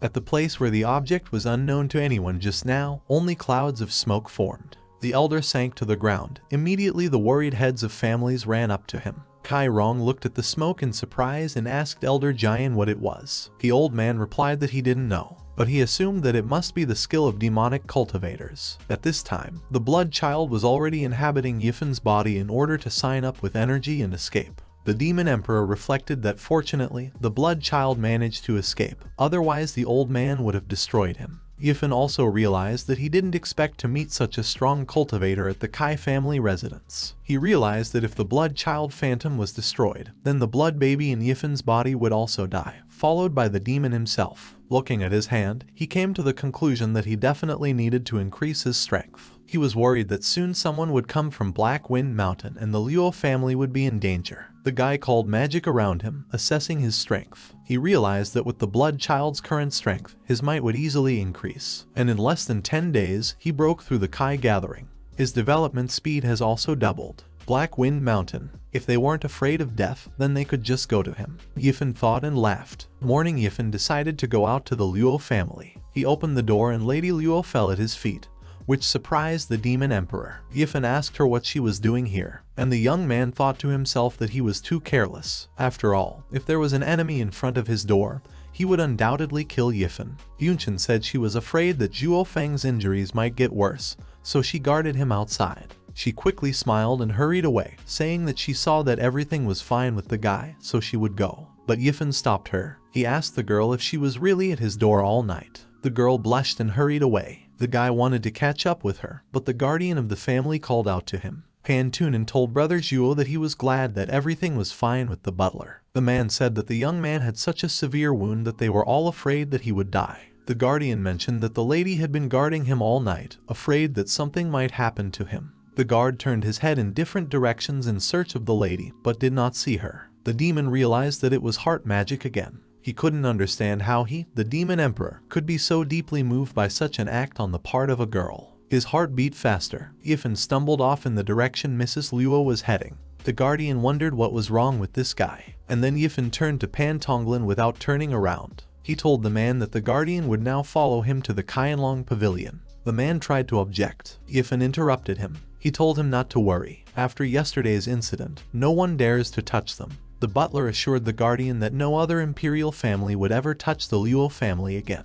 The joyful guardian slapped the butler's shoulder hard, saying that he trusted Brother Zhuo. The man added that no one else will be able to bear such a big responsibility except for the guy. In the Qianlong Pavilion, the guards greeted them with respect. They opened the doors and invited the dear guests inside. But Yifen did not miss the chance to laugh at them. He asked them if they didn't feel contempt for him a couple of days ago. The guards tried to justify themselves by saying that at that time they did not yet know that he was a VIP client. Yifen didn't believe their words. He said that they looked down on people, not being better than them themselves, and he and Pan Tonglen went inside. When the couple entered the courtyard, they were immediately greeted by Miss Moon with an angry and wary face. And as soon as the guys got closer, she turned around silently and left. Pan Tongling leaned closer to Yifen and asked him in a whisper how they could have offended Miss. This behavior angered the demon, and he called out to Miss Lun Nui, asking if Qianlong Pavilion is not friendly to its guests. The girl turned around and asked if this guy thought he was a guest here. Yifen only replied that Miss Long was still a naive girl. This angered the girl, and she asked who Zhuo Fan was talking about. The answer was simple, about her. The guy explained that if we are talking about business or imperial families, it all depends on interests. Will they be able to survive in this world if they get angry so easily,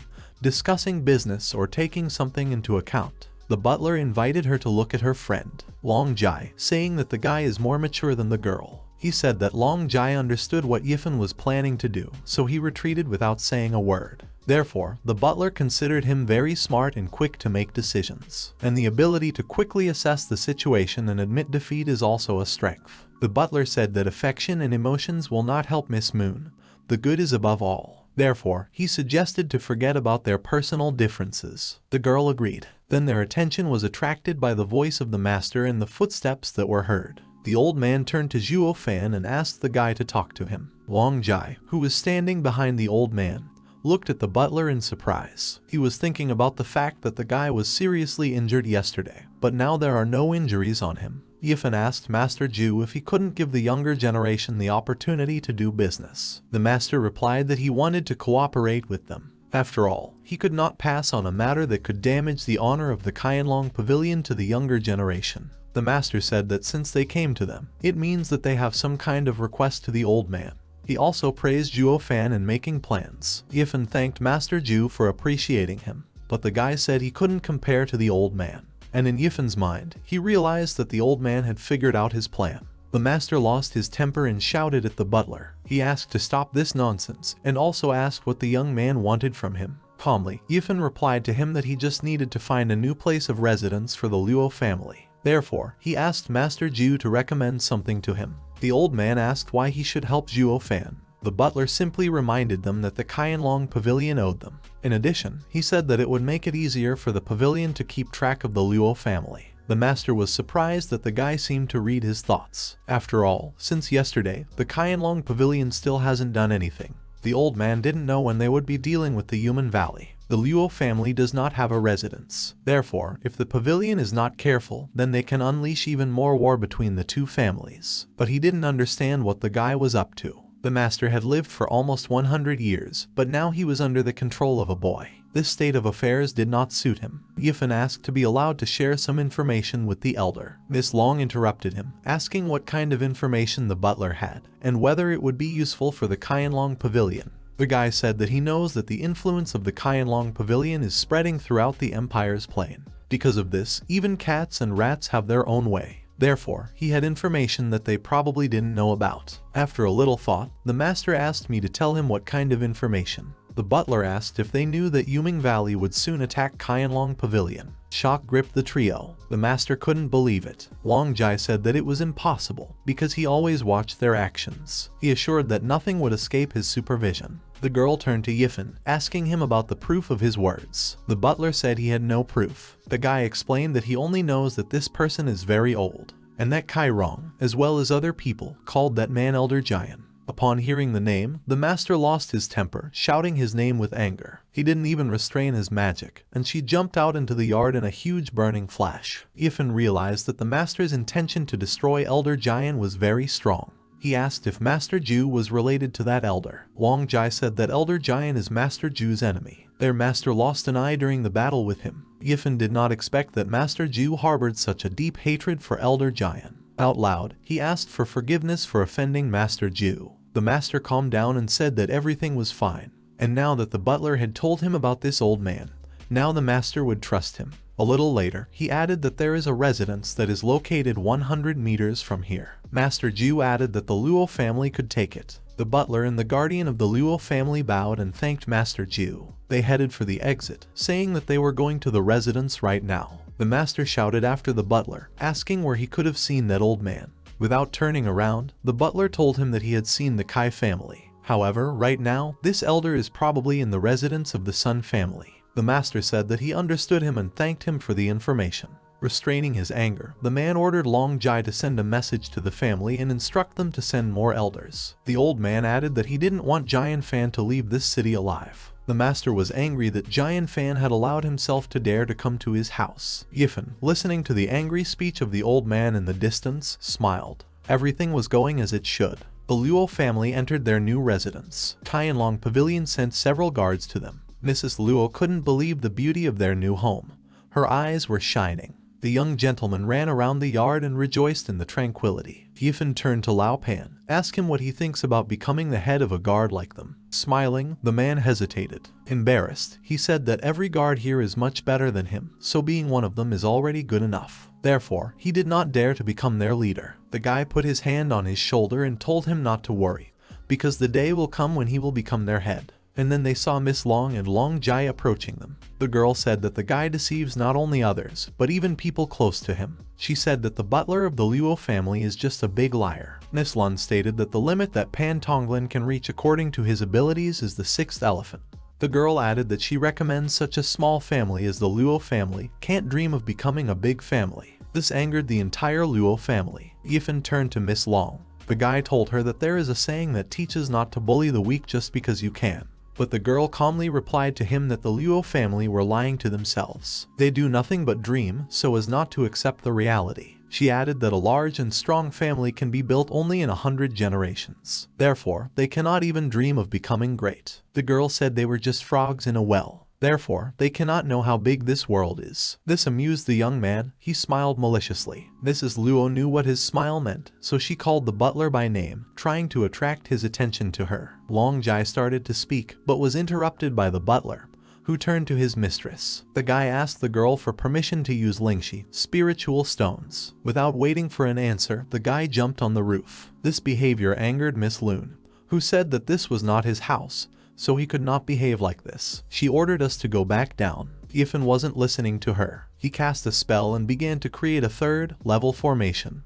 the Panlong formation. The representatives of the pavilion were surprised, because only Master Ju could create such a formation. They were trying to figure out how the butler could know this spell. The demon completed the spell and jumped up. During the flight, he scattered many magic spheres throughout the residence. Miss Moon asked what he did when the guy landed on the ground. He is asking if he should answer this question. Taking a comfortable position, the guy folded his hands for a magic technique. After a while, golden dragons began to appear throughout the territory. At this time, Elder Giant took a break from his meditation. He felt a powerful flash of magic. The old man wondered who had activated this formation. In his residence, Master Jia looked at the golden dragons that soared into the air. He realized that this was his Panlong formation. But looking closer, the man realized that it wasn't her. After all, his formation wasn't as strong as the one he had seen. Somewhere in the mountains, the person Elder Giant was going to use was looking at the city. He didn't understand what was going on there. He wondered if the plan he was involved in would be completed ahead of schedule. He dismissed these thoughts because Elder Giant is not so reckless. At the same time, Yifan continued to create a protective formation over the residence. A huge protective dome covered the entire territory. Miss Lung asked Zhuo Fan what he had done,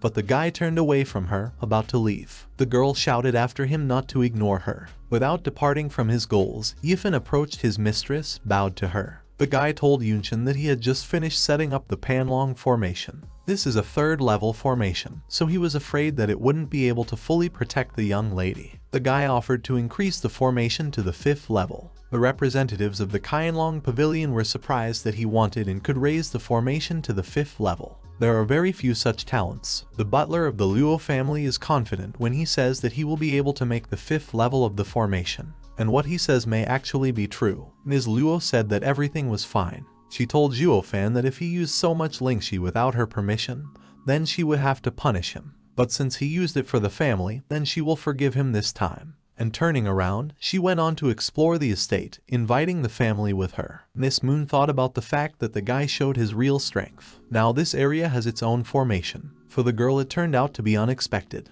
Unexpectedly, Master Jia descended in front of them. He asked his students who had installed this array. Long Jai replied that it was the Luo family's butler, Zhuo Fan. This surprised the old man. After all, not many people knew how to set up this array. It took years to learn such a skill. The master himself could only set up a 3rd-level formation. Therefore, he couldn't understand how such a youngster could set up such a formation when he was so young. The master said he wanted to see him, asked him to tell the butler to come to him. He wanted to talk to Zhuo Fan. We chose a gazebo on the territory of the residence for the conversation. When the Luo family arrived at the gathering place, the master called the butler brother Zhuo and asked him to sit down. The students were surprised by this fact. After all, their uncle Ju called brothers only those whom he respected. Yifan placed himself opposite the elder and asked what he wanted from him, calling the master also brother Ju. The elder was surprised by such an appeal to himself, but he did not betray the significance. The old man said if the young man called him brother, then he doesn't mind and accepts it. Then the elder said that Zhuo Fan could adjust the formation of the 5th level. He asked why, with such abilities, the young man still serves the Luo family. Wouldn't it be better for him to join them? Kainlong Pavilion?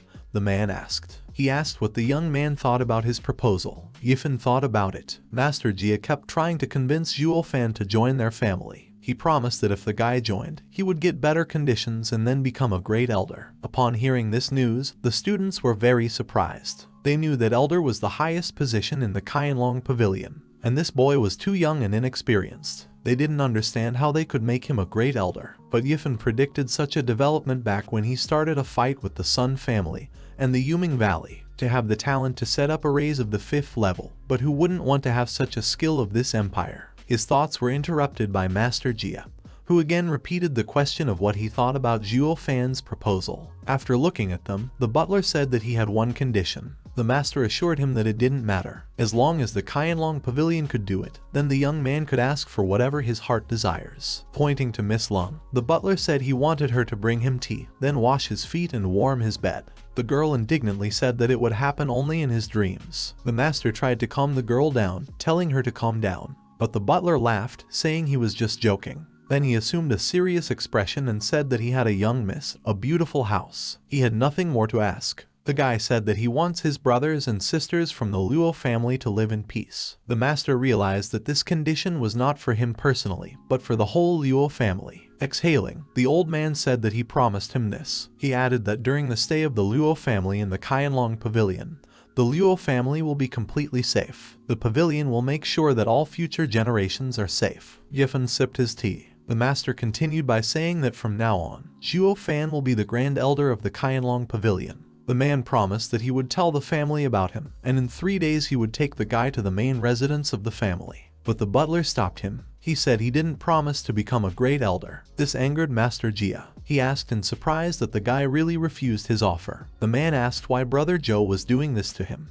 but the butler calmly replied that if they had invited him half an hour ago, he would have agreed without hesitation. The master asked what had happened that made him change his mind. After looking reproachfully at Miss Moon, the butler asked if she remembered her words that she had said earlier. He stood up abruptly and declared that in the next 10 years, he would make sure that the Luo family prevailed over all the imperial families. After that, the young man left the gazebo. When the pavilion representatives were left alone, the master asked Xiao Nui what she had said. The girl stood with her head down and began to tell. After a while, he told her that it was not the first time he had told her that she should never humiliate, insult, or point out the shortcomings of a person. The master explained that she had insulted the Luo family with her words. Therefore, it was not surprising that Zhuo Fan rejected their offer and became angry with her. Long Jai told the master that he would not be able to implement Zhuo Fan's last statement. The master thought about it. A little later, the man said, even if they didn't become part of the 7 imperial families in the future, they would still be the best among ordinary families. The old man regretfully said that they had almost persuaded Zhuo Fan to join their pavilion. At this time, Yifen was walking through the courtyard of the residence and speculated that it would be a good opportunity to protect the Luo family with the protection of the Qianlong Pavilion. In this way, the safety of the Luo family would be guaranteed. But Miss Moon's words that they are just dreamers. Yifen thought that if he could not dream, then he must follow the path that fate had written for him. No, he does not agree to this. With the help of the demon's technique, he will defy fate and pave the way for himself. Nothing is impossible for him, because he is the demon emperor of magic, Zhuo Fan. The guy opened the door and entered the house. His family members were sitting there. They immediately greeted him. Young Lady Luo asked him what Master Zhu wanted from him. Yifen replied that the elder had invited him to join the Qianlong Pavilion. Mrs. Luo lowered her head and congratulated Zhuo Fan in a low voice, telling him that compared to the Luo family, his future in the Qianlong Pavilion would be much better. But the demon, passing by the girl, told her that he refused. This news surprised and pleased everyone at the same time. The girl asked why he refused. Zhuo Fan stopped, turning his head slightly towards her. He said he had no reason to refuse, but no matter how profitable it was for him, his choice depends only on him, so she cannot worry. He said he was the butler of the Luo family. Therefore, in 10 years, the Luo family will be stronger than the Qianlong Pavilion. At night, Fan released the blood child again and flew to the Kai family's estate. He heard the head of the guard and his first assistant discussing that a lot of people had been missing lately. Zhuo realized that they had just realized that the Kai family guards were already being exterminated. Kai Rong and his son will surely be hiding in their chambers. Already returning back to his residence, the blood child decided to fly over the Qianlong Pavilion, and then his attention was attracted by someone on the roofs below. The young man remembered that no one dared to enter the pavilion and observe them. However, the man on the roof dared to cross the threshold of the pavilion. With huge jumps, the figure reached the house by sneaking inside through the window. Flying up, Zhuo Fan saw that there were a couple of guards in the room, a maid and the same figure that turned out to be a girl. The maid asked her how Mrs. Investigation was progressing.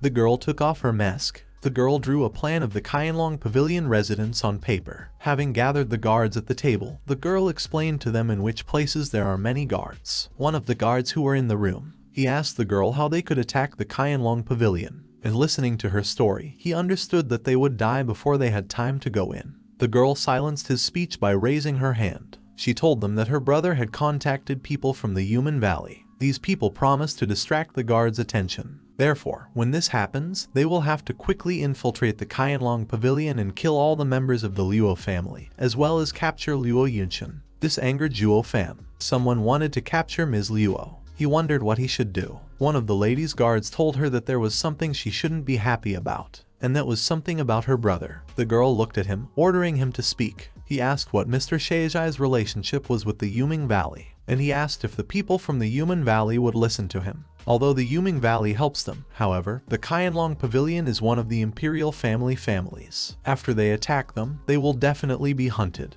Will the Yumen Valley help them in this case? Another guard said that if Yumen Valley ignored them, they would definitely die. To this statement, the girl said that they were all just afraid of death. Angry, Miss began to shout at them. Shame on them if Mr. Lao Jai hears what they are talking about now. All they were going to do was to heal their master. She asked them if they didn't want to cure Mr. Lao Jai. The girl told them to go get ready. Now everything is going according to the original plan. The men answered in the affirmative and left. Only that girl and her maid remained in the room. Zhuo Fan was surprised that with just a few words, she made them obey. However, now it was his turn. The maid at this time said that the mistress was so amazing. She praised her manners, comparing them to the manners of the leader of Black Wind Mountain. The girl turned around and said that if her foster father was healthy, he would be much better than her. After that, the girl added that no one would dare to insult him. There was no doubt about his greatness. The maid said that all the guys believe in her, but Miss told Xiao Kui that she didn't need to cheer her up. The girl added that she hoped that after that she would get the dragon's paw, the family treasure of the Luo family,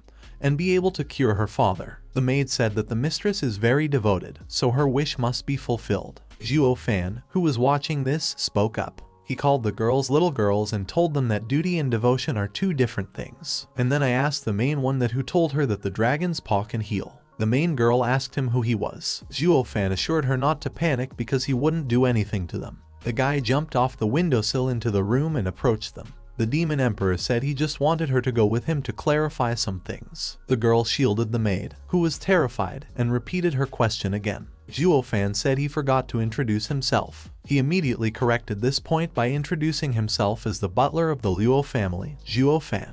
This surprised Miss, who asked out of 7 Luo Lai was a guy, and immediately began to concentrate magic in her hands. She said that just because the guy was from the Luo family, he would die here, and attacked him. As the lightning bolt flew towards Zhuo Fan, he spoke while analyzing him. The youth noticed that it was a strike of 9 heavy Kai, Lingji martial arts. He said that such techniques are only useful for dealing with someone at the skeleton tempering level. But to their misfortune, they met him, he added aloud. And I thought to myself that he has the power of a blood child. The young man released him, and the blood child flew to the girl. Her attack remained incomplete as soon as the child entered her body. She asked Fan what he had done to her. Zhuo Fan calmly replied that it was nothing, just paralyzed her. Now she goes with him. Grabbing her by the waist, the guy was heading for the window. But then the maid spoke up. The butler realized that he had forgotten about another girl. Therefore, I decided to paralyze her and also take her with me. With huge leaps, Zhuo Fan returned to his residence. In the morning, one of the guards told him that Zhuo the butler had been working hard that night when he saw that the young man was carrying 2 girls. Entering the house, Zhuo Fan threw the girls on the floor. The maid immediately asked where they were. The guy released the paralysis from her mistress, and she hurried to immediately attack the butler using a knife. However, the young man dodged. He said the skills were good, but they were useless against him.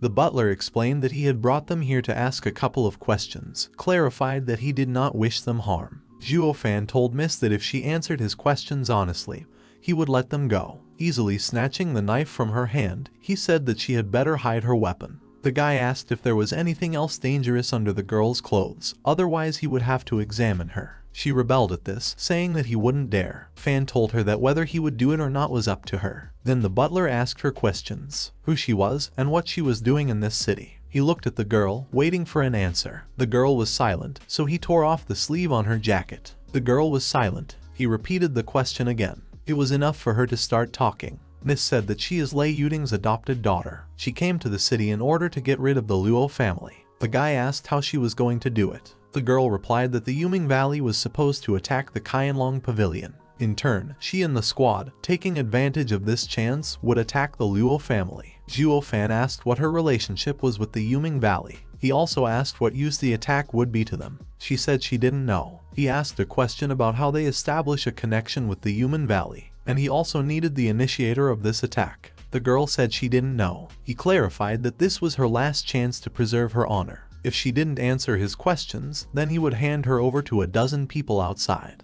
With a cold voice, Zhuo Fan said that he was counting to 3, and he began to count out loud. He said that if she wanted it that way, then he was ready. But I heard a protest. This cry of protest was the cry of a maidservant. She asked Zhuo Fan to stop and not do this to her mistress. The girl said that everything concerning the Yuming Valley had been settled by Mr. Yang.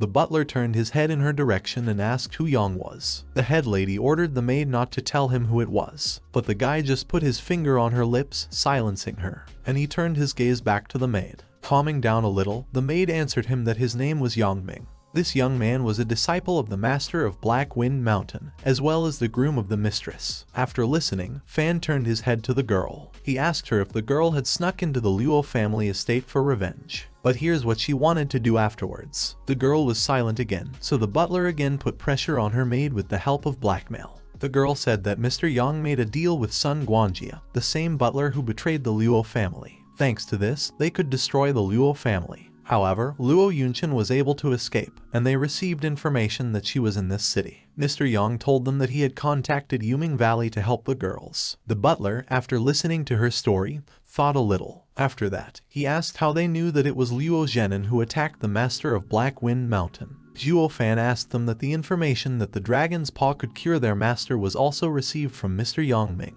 Interrupting the discussion, Mrs. Luo opened the door of his room and entered. She didn't notice that the butler was alone, so she asked him if Zhuo Fan was busy. But then the girl noticed the butler's guests and was very surprised. She asked what he was doing here. Mrs. Luo began to wail that this was the residence of the Kaianlong Pavilion. Therefore, he could not behave in this way. The young man replied that he was doing it for the Luo family, which surprised the young lady even more. But Yunqian was adamant. She shouted that Zhuo Fan brought 2 girls to this house and said that he did it for the sake of the Luo family. The girl asked if he didn't want to become strong. Didn't he promise to make the Luo family the strongest in the empire? And if that was the case, she couldn't understand why he brought the girls. Zhuo Fan, listening to her narration, thought. He noticed that Mrs. Luo was always calm. However, now she was on edge, and the young man could not understand why she reacted so to it. Quite calmly and with a smile on his face, the butler told her that she would change her mind as soon as she found out who these girls really were. Zhuo Fan clarified that these 2 ladies were from Black Wind Mountain, and he was just interrogating them. Mrs. Luo asked him what it meant that they were from Black Wind Mountain.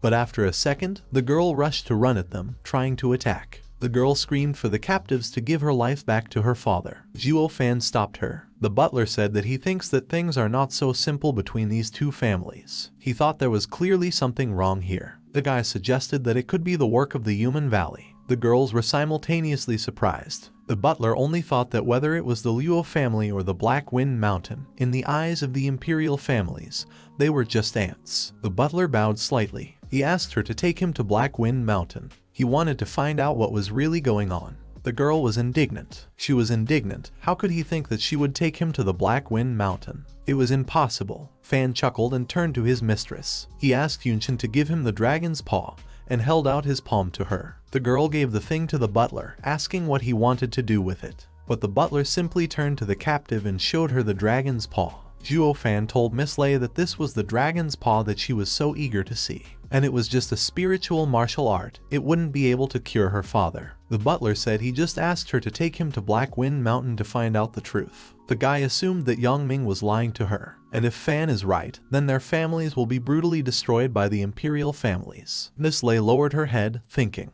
The maid said that Mr. Yang is a good person. The butler reminded him that Miss Lei was his fiancée.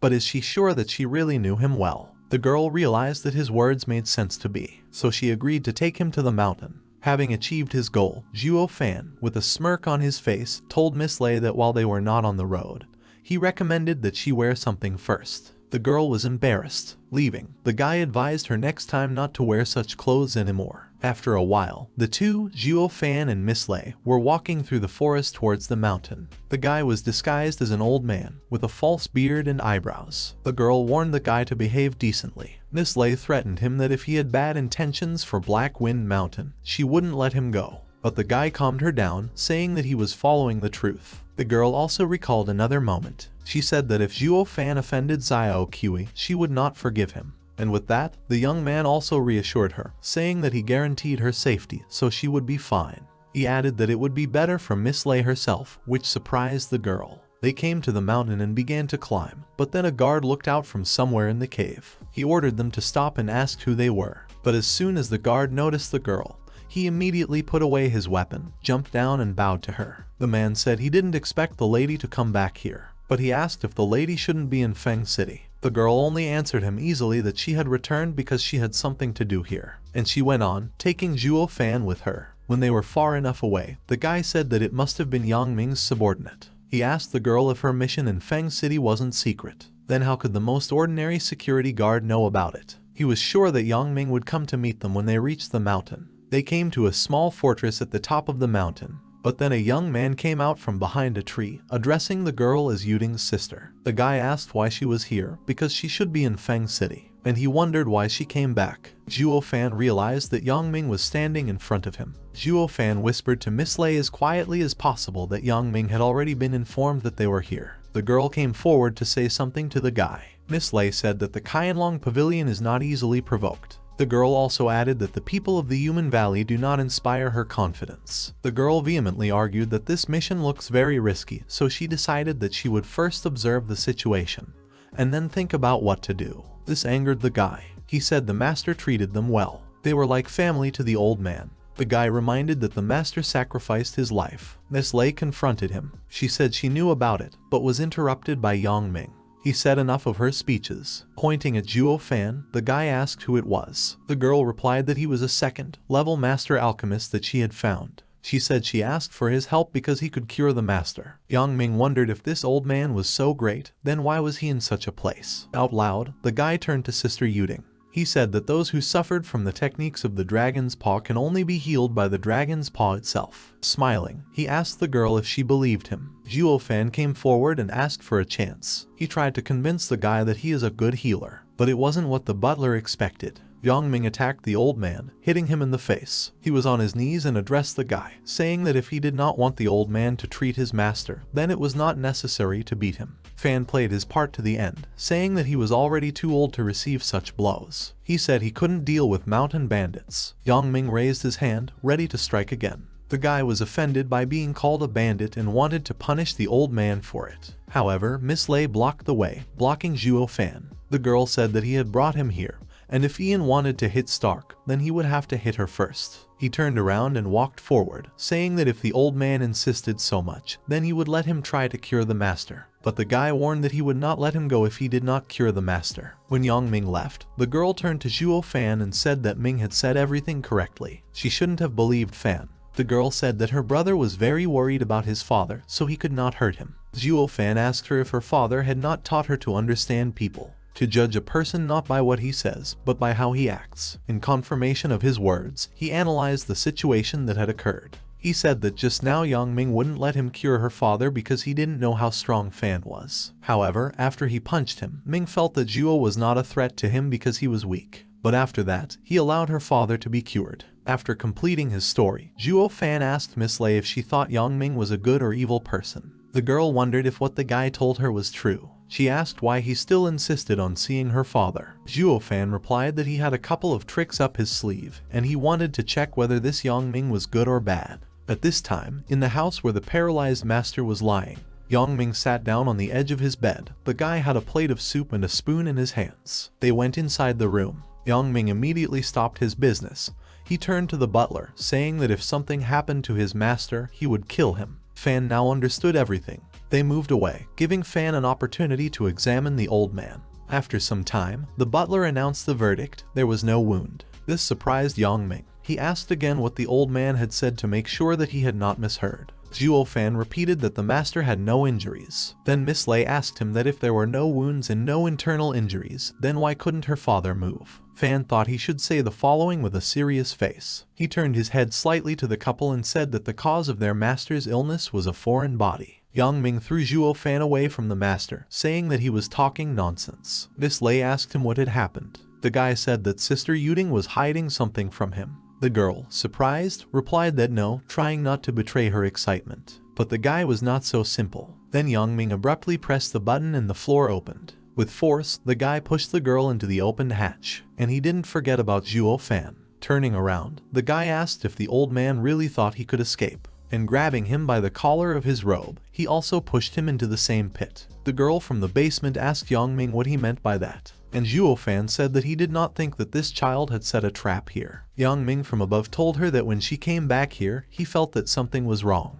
She even brought a second-level alchemist. With tears in her eyes, the girl asked him why the guy was doing all this. She reminded him that her father was kind to him, to which Yangming said with a smile that he had his own goals here, but he didn't care about the old man. He confessed to her that from the very beginning he did not want to have anything to do with the girl. Yan admitted that he could not even think that the girl would find and bring an alchemist to destroy his plan. Zhuo said that if he had a problem with this girl, he could kill her. Fan said that he had done nothing wrong to Ming and asked him to let him go. Laughing, the young man told the old man to relax. His life was now in Yangming's hands. He asked who had told him the master's diagnosis. The butler explained that he had just diagnosed the reason why the old man could not move due to too many toxins in his body. No matter how, he found out the truth, and now Yangming will have to act quickly. He ordered the guards at the entrance to the house not to allow anyone to enter here. Zhuo Fan from the pit, shouting, asked Yangming what was wrong with his diagnosis, asked if he believes in his healing abilities. Fan also kept asking to be released. Seeing that the girl was sitting and crying in the corner, Fan paid attention to her. The guy told her that they are similar to his mistress Luo. Fan said that everything was going according to plan, and they would get out of here at night. He told her that she could give up because she was of no use. The girl got angry at such impudence and said that if she died, she would take him with her. When night came, Fan summoned his blood child. She told the blood child that it was their turn to kill everyone. Flying by a barely noticeable ribbon, the bloody child decided to move into one of the guards who guarded the door to the room where the basement was. His partner noticed something moving into the man's body. He told the second guard about it. The man turned his head towards him, but said nothing. Looking with empty eyes at the second guard, the man made sounds as if he was talking, but his lips did not move. Zhuo Fan, with the help of Blood Child, using the body of the first guard, ordered the hatch in the room to be quickly opened and released them from the trap. The second guard asked his comrade if he had heard the voice that came out of his body. Suddenly, the first guard screamed, blood spurted from his mouth, and his eyes rolled back. The man shook his whole body, and a second later he fell to the ground, having given up his last breath, and no longer showed signs of life. His partner saw something red crawl out of his comrade's body and head towards him. Realizing that the same fate could overtake him, the man decided to fix it.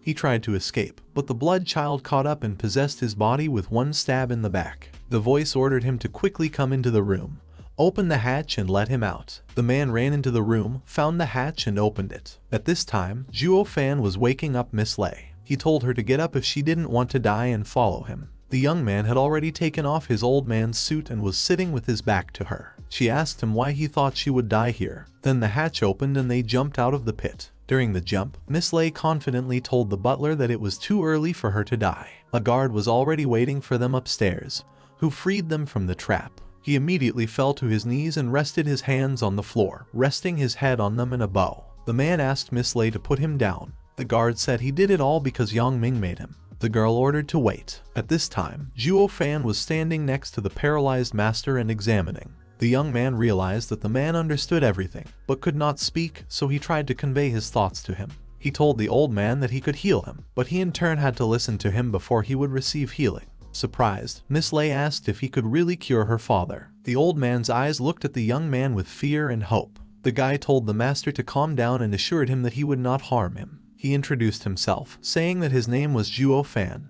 He was the new butler of the Luo family. The guy said that now he and the master have the same enemy. He said he had no allies here, so he needed the old man's help. The master is at the stage of hardening the skeleton. The old man nodded with his eyes, making it clear that he understood him and agreed to an undisclosed condition. Zhuo Fan summoned the blood child from the body of the guard, while not killing him as the first, and launched it into the body of the master. Miss Lei anxiously asked Zhuo Fan what he was doing. Fan calmly replied without even looking at her or the guard that he was just going to cure her father. The girl asked that if he could cure the master, then she asked the butler to tell her what was parasitizing inside her father. Zhuo Fan answered simply, a demonic insect. Zhuo Fan decided to explain to the girl what it is. He said that the cultivators of the demon realm usually sacrifice to these demonic creatures so that they become stronger. Regardless of whether they are used for defense or attack, demonic insects are very important. He reminded her that as soon as Zhuo said that, Yangming started acting strangely at the same moment. He got angry, pushed the alchemist away from the master and threw them into a trap.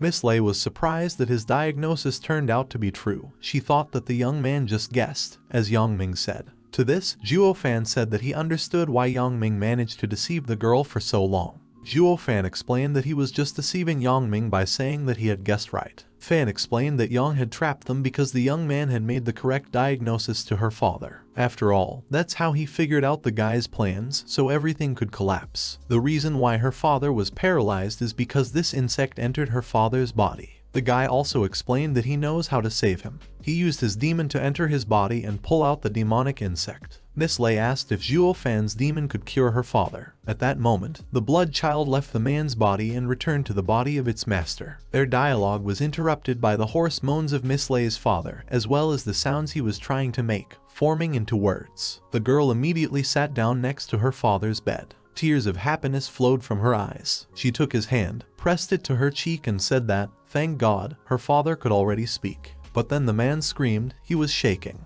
Miss Lei saw a white maggot come out of her father's chest. She immediately got angry and jumped up. The girl realized that this particular disguise was a demonic insect. She wanted to kill the damn thing, and she reached out to him, intending to grab the maggot. However, Zhuo Fan stopped her by grabbing her hand. The girl was indignant. She could not understand why he was stopping her. After all, this particular larva is very dangerous. It ruined her father. The girl asked for help to destroy it, and again she tried to break free and grab the insect. But the guy stopped her again. Fan thought to himself that he did not expect that his trip here would be so successful. He knew that this worm that poisoned the man's body was a snow silkworm. This creature is very difficult to find. It is born in a very cold area. Fan remembered that even in the Holy Land, few people know that this snow silkworm has extraordinary abilities. It parasitizes the victim's body. In other words, there was no way Zhuo could pull it out on his own. Otherwise, the insect would get into his body and become a parasite on him. Now that he has the larva in his hands, he will make this snow silkworm the scariest thing in the world.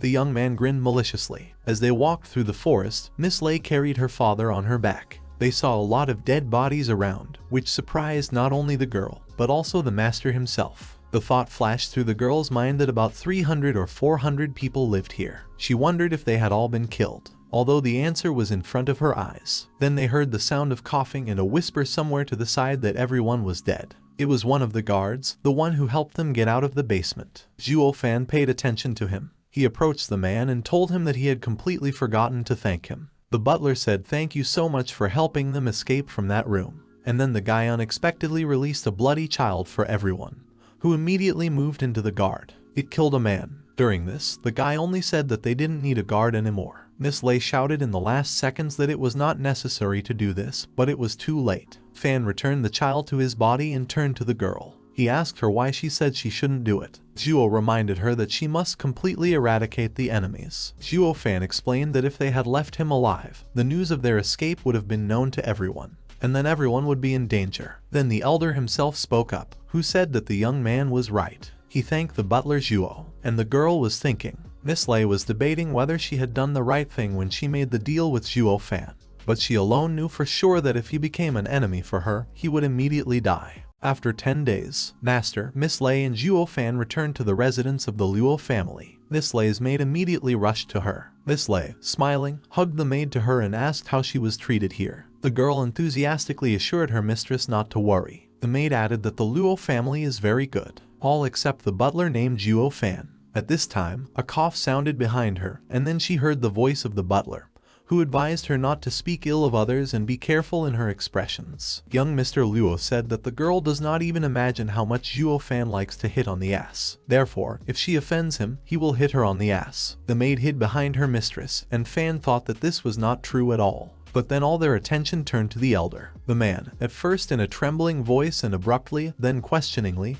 called Yunshin by name. Miss Lei immediately approached him, in case he needed help. The elder asked Mrs. Luo that the boy, it must be Yunai himself. He thanked God that the children of Zhenan are healthy and completely safe. The Luo family looked at him in surprise. Mrs. Luo said she didn't know this grandfather. Zhuo Fan explained to her that he was the head of Black Wind Mountain. And he added that the leader of those bandits who attacked Gyunjua, the former estate of the Luo family. This angered the young lady. She became tense. Miss Lei was going to come forward, in case to protect her father from Yunshin's attack. The elder stopped her, telling Tinger that so be it. He said that the incident that happened to the Luo family was his fault. The head knelt down and added that if the young lady wished, she could kill this old man. This surprised Tinger and her maid. But the man continued. He bowed to his feet, hitting his head on the floor. The elder said that it was his duty to the Luo family and asked the girls not to interfere. Yunshin looked at it with no emotion on her face. Zhuo Fan decided to tell her a few more facts. The butler told his mistress that the old man was poisoned by Yang Ming and was kept in custody for a long time. Zhuo Fan said that the tragedy that happened to the Luo family had nothing to do with the head of Black Wind Mountain.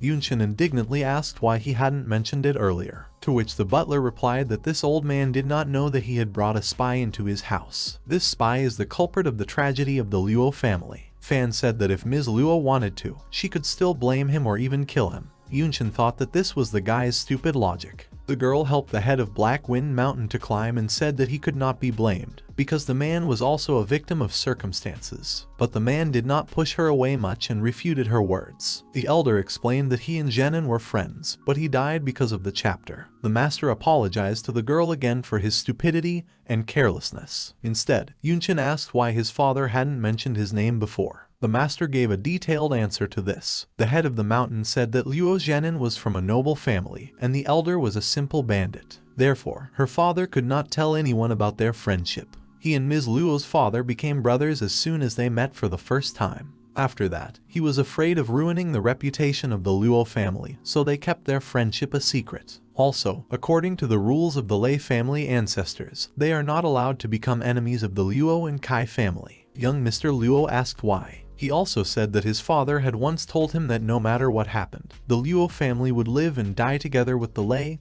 and Kai families. The boy said that he is already familiar with the Kai family, so apparently the old man in front of him is from the Lei family. Yunshin wondered why her father didn't tell her this, to which the boy, smiling proudly, explained to her that her father had said it was a man's secret. He also said that he should not talk about it to his family and especially to outsiders. Zhuo Fan voiced his guess out loud. He suggested that it could be a rule of the ancestors of the Lei and Kai families that had been passed down for a long time. The master confirmed his words. He said that this rule has been passed down from generation to generation. The man sadly noticed that he had no children who would inherit it. Fan realized that if this rule was passed down, it meant that each family had special fighting techniques. He asked if they had martial arts. The man replied that he had low-level Lingji martial arts. He added that he handed them over to Tinner because he doesn't have any children of his own. But unfortunately, they were stolen by the traitor Yang Ming. Zhuo Fan understood everything. He said it was now clear what the human valley was looking for. The guy headed for the exit, telling them to stay here and wait for him to return. The butler went to the main building of the Qianlong Pavilion. He started calling Brother Ju right from the gate, but Miss Long and Long Jai came out to meet him. The girl rudely told the butler to shut up, and then she explained that Uncle Ju was not in the pavilion today, and rudely chased Zhuo Fan away. The guy told her that he didn't come here as a guest. He needed to talk to Brother Ju about something important, so they had to let him through. Miss Loon started shouting at him angrily again. She asked if his conversation was so important. She reminded him that he was in the Qianlong Pavilion, so he couldn't be too arrogant. Wang Jai, unlike the girl, calmly told Zhuo Fan that Uncle Jia would not be able to meet him today, so the butler had to leave. Fan just quietly asked the girl if she knew where he had been the last few days. She asked him haughtily where he had been. Miss Lun heard that he came back with 2 girls last time, so she assumes that he was in a brothel again. But the butler just smiled, saying that they were too relaxed, in his opinion, for this situation. He said that he went to follow the people from the human valley. The guy added that soon these people will be here and attack the Kaianlong Pavilion. Therefore, he asked later not to blame him for not warning them. Miss Moon called his words nonsense. She sarcastically asked him how he could know where the people from the Human Valley were. After all, it was simply impossible to know. Turning his back on them, Zhuo Fan prepared to leave. Finally, he told them to tell their Uncle Zhu that he would bring the Luo family to hide. And he told them not to ask for their help when they were destroyed by the Human Valley. Miss Loon was surprised by his behavior. She couldn't understand how the guy dared to talk to them like that. The girl will curse him as soon as he leaves. Suddenly, the doors of the house opened. A voice from the Nutria ordered the butler to pass through. Master Zhu's disciples wanted to see him off, but Zhuo Fan said that there was no need for that. He would come by himself. Miss Moon asked what was good about this guy. Just because he's a level 5 master, Uncle Zhu appreciates him. Long Jai believed that the girl, having not tasted the grapes, says that they are sour. Zhuo Fan walked into the hall where Master Zhu sat on the throne. The man greeted Brother Zhuo and then asked what information he had today. He warned him that if the guy says useless things today, the old man will not forgive him. The butler said that the masters of the Yuming Valley will be here soon, and they are going to attack the Kaianlong Pavilion. The young man asked if his information was so useless. The man said that if this is true, then this is a very big problem. And then the young man saw that 2 more chairs, which he had not previously paid attention to, had previously turned their backs to him. The 2 people who were sitting in them released their fire dragons. Zhuo Fan tensed up and wondered who these people were. The young man realized that only a master of fire magic could create such pressure. He also estimated that the second man had triggered the golden dragon's power. Zhuo Fan appreciated the strength of these 2 because it was simply incredible. The guy assumed that they were not far from the God's Vision stage, one of the best in this territory. He didn't expect that there were such strong people in the Kaianlong Pavilion. The man who had the power of a dragon asked him if the guy in front of him was the one that Lao Jiu had praised very much. Bowing to the elder, the guy replied that it was him. The master continued by saying that he had heard that Zhuo Fan was a level 5 array master. He asked if it was true. The butler replied that even if it was true, in the eyes of the elders, it was just trash. But the Dragon Lord told the guy to relax. He explained that they respect all the array masters coming to the Kaianlong Pavilion. The fire master, who had been silent before, spoke up. He said that Master Lao Jiu had told them that the guy had gone crazy. He wanted to make the little Luo family the strongest among the 7 imperial families for 10 years. The fire master heard these words and directly said that this guy was crazy, because others didn't have the courage he did. But now, having seen Zhuo Fan himself, the man sees that he is humble. He asked why the butler was acting like this. Zhuo Fan replied that he often met with Brother Jiu, so he got used to him.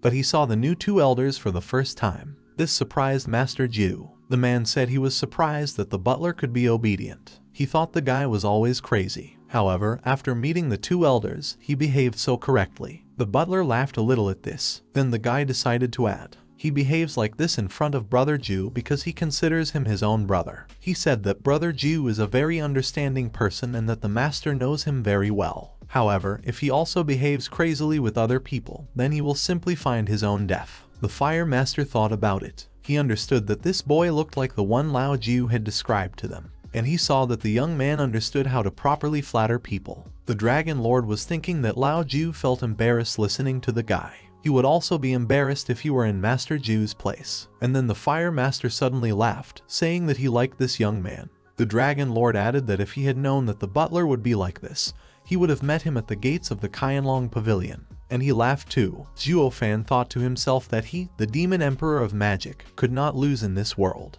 Therefore, he will praise the elders in such a way until they begin to consider themselves as gods. And then the Dragon Lord decided to remind him that the Human Valley would soon attack and asked how the guy found out about it. Zhuo Fan said that more than half a month ago, he saw them at the Sun family. And there, besides Elder Giant, there were 2 other people who had a strong Kai aura. Master Jiu slapped the armrest with his palm, saying that the more opponents there were, the better. He promised that he would kill them one by one, regardless of the number. The Dragon Lord asked Lao Jiu to calm down and control his anger. Then the elder turned to the butler, asking how he knew all this. But Zhuo Fan replied only with a simple expression that cats have their own way, and rats have their own. So he had a way that he can't tell them about. Master Jiu addressed the Dragon Lord, calling him Brother San. He said they could trust the information from Brother Zhuo. The man also said that earlier this elder giant came to Feng City to visit the Kai family. Brother Zhuo found out and told him. It turned out to be true. The Dragon Lord said that the young man was amazing and asked who his master was. Zhuo Fan replied that it was the ruler of the 9 lower worlds. This surprised the whole trio. Zhuo Fan thought that he had produced the desired effect. The ruler of the lower 9 worlds. This name sounded imperious, but the question arose whether there was such a figure in this empire.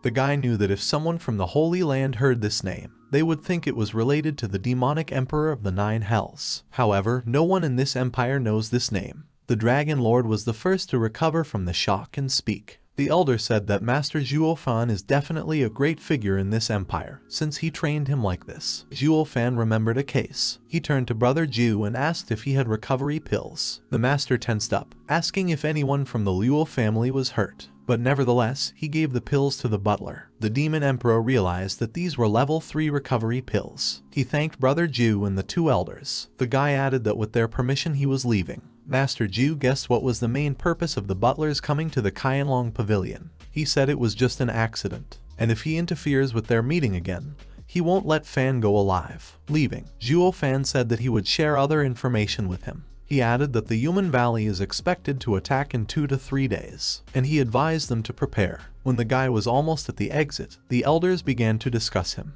The Dragon Lord turned to Lao Qiu and Lao Wu. He told them that this kid was very smart. The master noted that the guy had the ability to read a person like an open book. The elder added that he is young, but already possesses extraordinary skills. He said he was pretty sure that Zhuo Fan's master was one of the strongest on this mainland, and he believed that in the future, the Qianlong Pavilion should establish a good relationship with him. After returning to his estate, Zhuo Fan approached the elder. He handed him the pills and asked him to take them. The guy convinced the old man that they would help. Miss Lei asked what kind of pills they were. The butler answered her, without hiding the truth, that these were level 3 recovery pills. The girl was very surprised. She knew that such pills were worth more than 100,000 spirit stones. She understood that the income of Black Wind Mountain in a year does not even reach 1,000 spiritual stones. And now the Luo family was giving such an expensive medicine to them just like that. She wondered if the Luo family was rich. Yunshin approached Miss Lei. The young lady told the girl to relax, because the Qianlong Pavilion owes the Luo family 10 million, so there was nothing to worry about. Mrs. Luo asked to accept them as a gift. Miss Lei felt uncomfortable. Miss Lei thought about it. She was surprised that the Qianlong Pavilion owed a lot to the Luo family. Now it was no surprise that the pavilion was protecting the Luo family. But then she wondered if the Luo family had a lot of treasures in Giyunzhuang.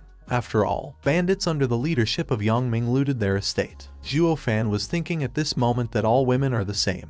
He even tried to compare everyone, but they still turned out to be the same. Meanwhile, in the family home of the Sun family, Master Giant sat and absorbed the forces, absorbing the souls. Human entered his chambers. The disciple bowed before the master and greeted him, calling him the 8th elder. The man told the guy that he should have been on Black Wind Mountain for 10 years, and the guy did it. The master praised the disciple for this. The shadows turned into people. There were several enthroned in the throne room. Hoods were put on their heads. The master continued that it was just a small operation. Yang Ming had to pay tribute to this little girl. The guy said that there was a small problem, but at the moment everything is fine. But then pain burned his cheek. The beam that Master Jian released slightly injured the young man's cheek. The guy looked at his master in surprise. The elder said that this Dark Moon project was organized by the families more than 10 years ago. Therefore, if Yang Ming's mistake destroys the plan, he will do everything so that Ming begs for death. The guy bowed, saying that he understood everything. The man told him to continue his mission, because the operation should begin in 3 days. And again I heard an affirmative answer from the student. When Yang Ming was already leaving, the elder added to him that the young man should not allow anyone from the Luo family to survive, especially Zhuo Fan. Master Jian said that the Qianlong Pavilion used Zhuo Fan to kill Yuquan, but the fact remained that his hands were smeared with the blood of a human valley disciple, and the people who killed his disciple can't live in this world. Yang Ming was more than happy with such an order. He confirmed with full satisfaction that he would fulfill it. Zhuo Fan was sitting in his room and performing energy. The guy knew that one more step and he would break through to the next step and reach the 5th Kai Gathering Realm. However, unfortunately, the body he had now was stuck on the 4th Kai Gathering Realm.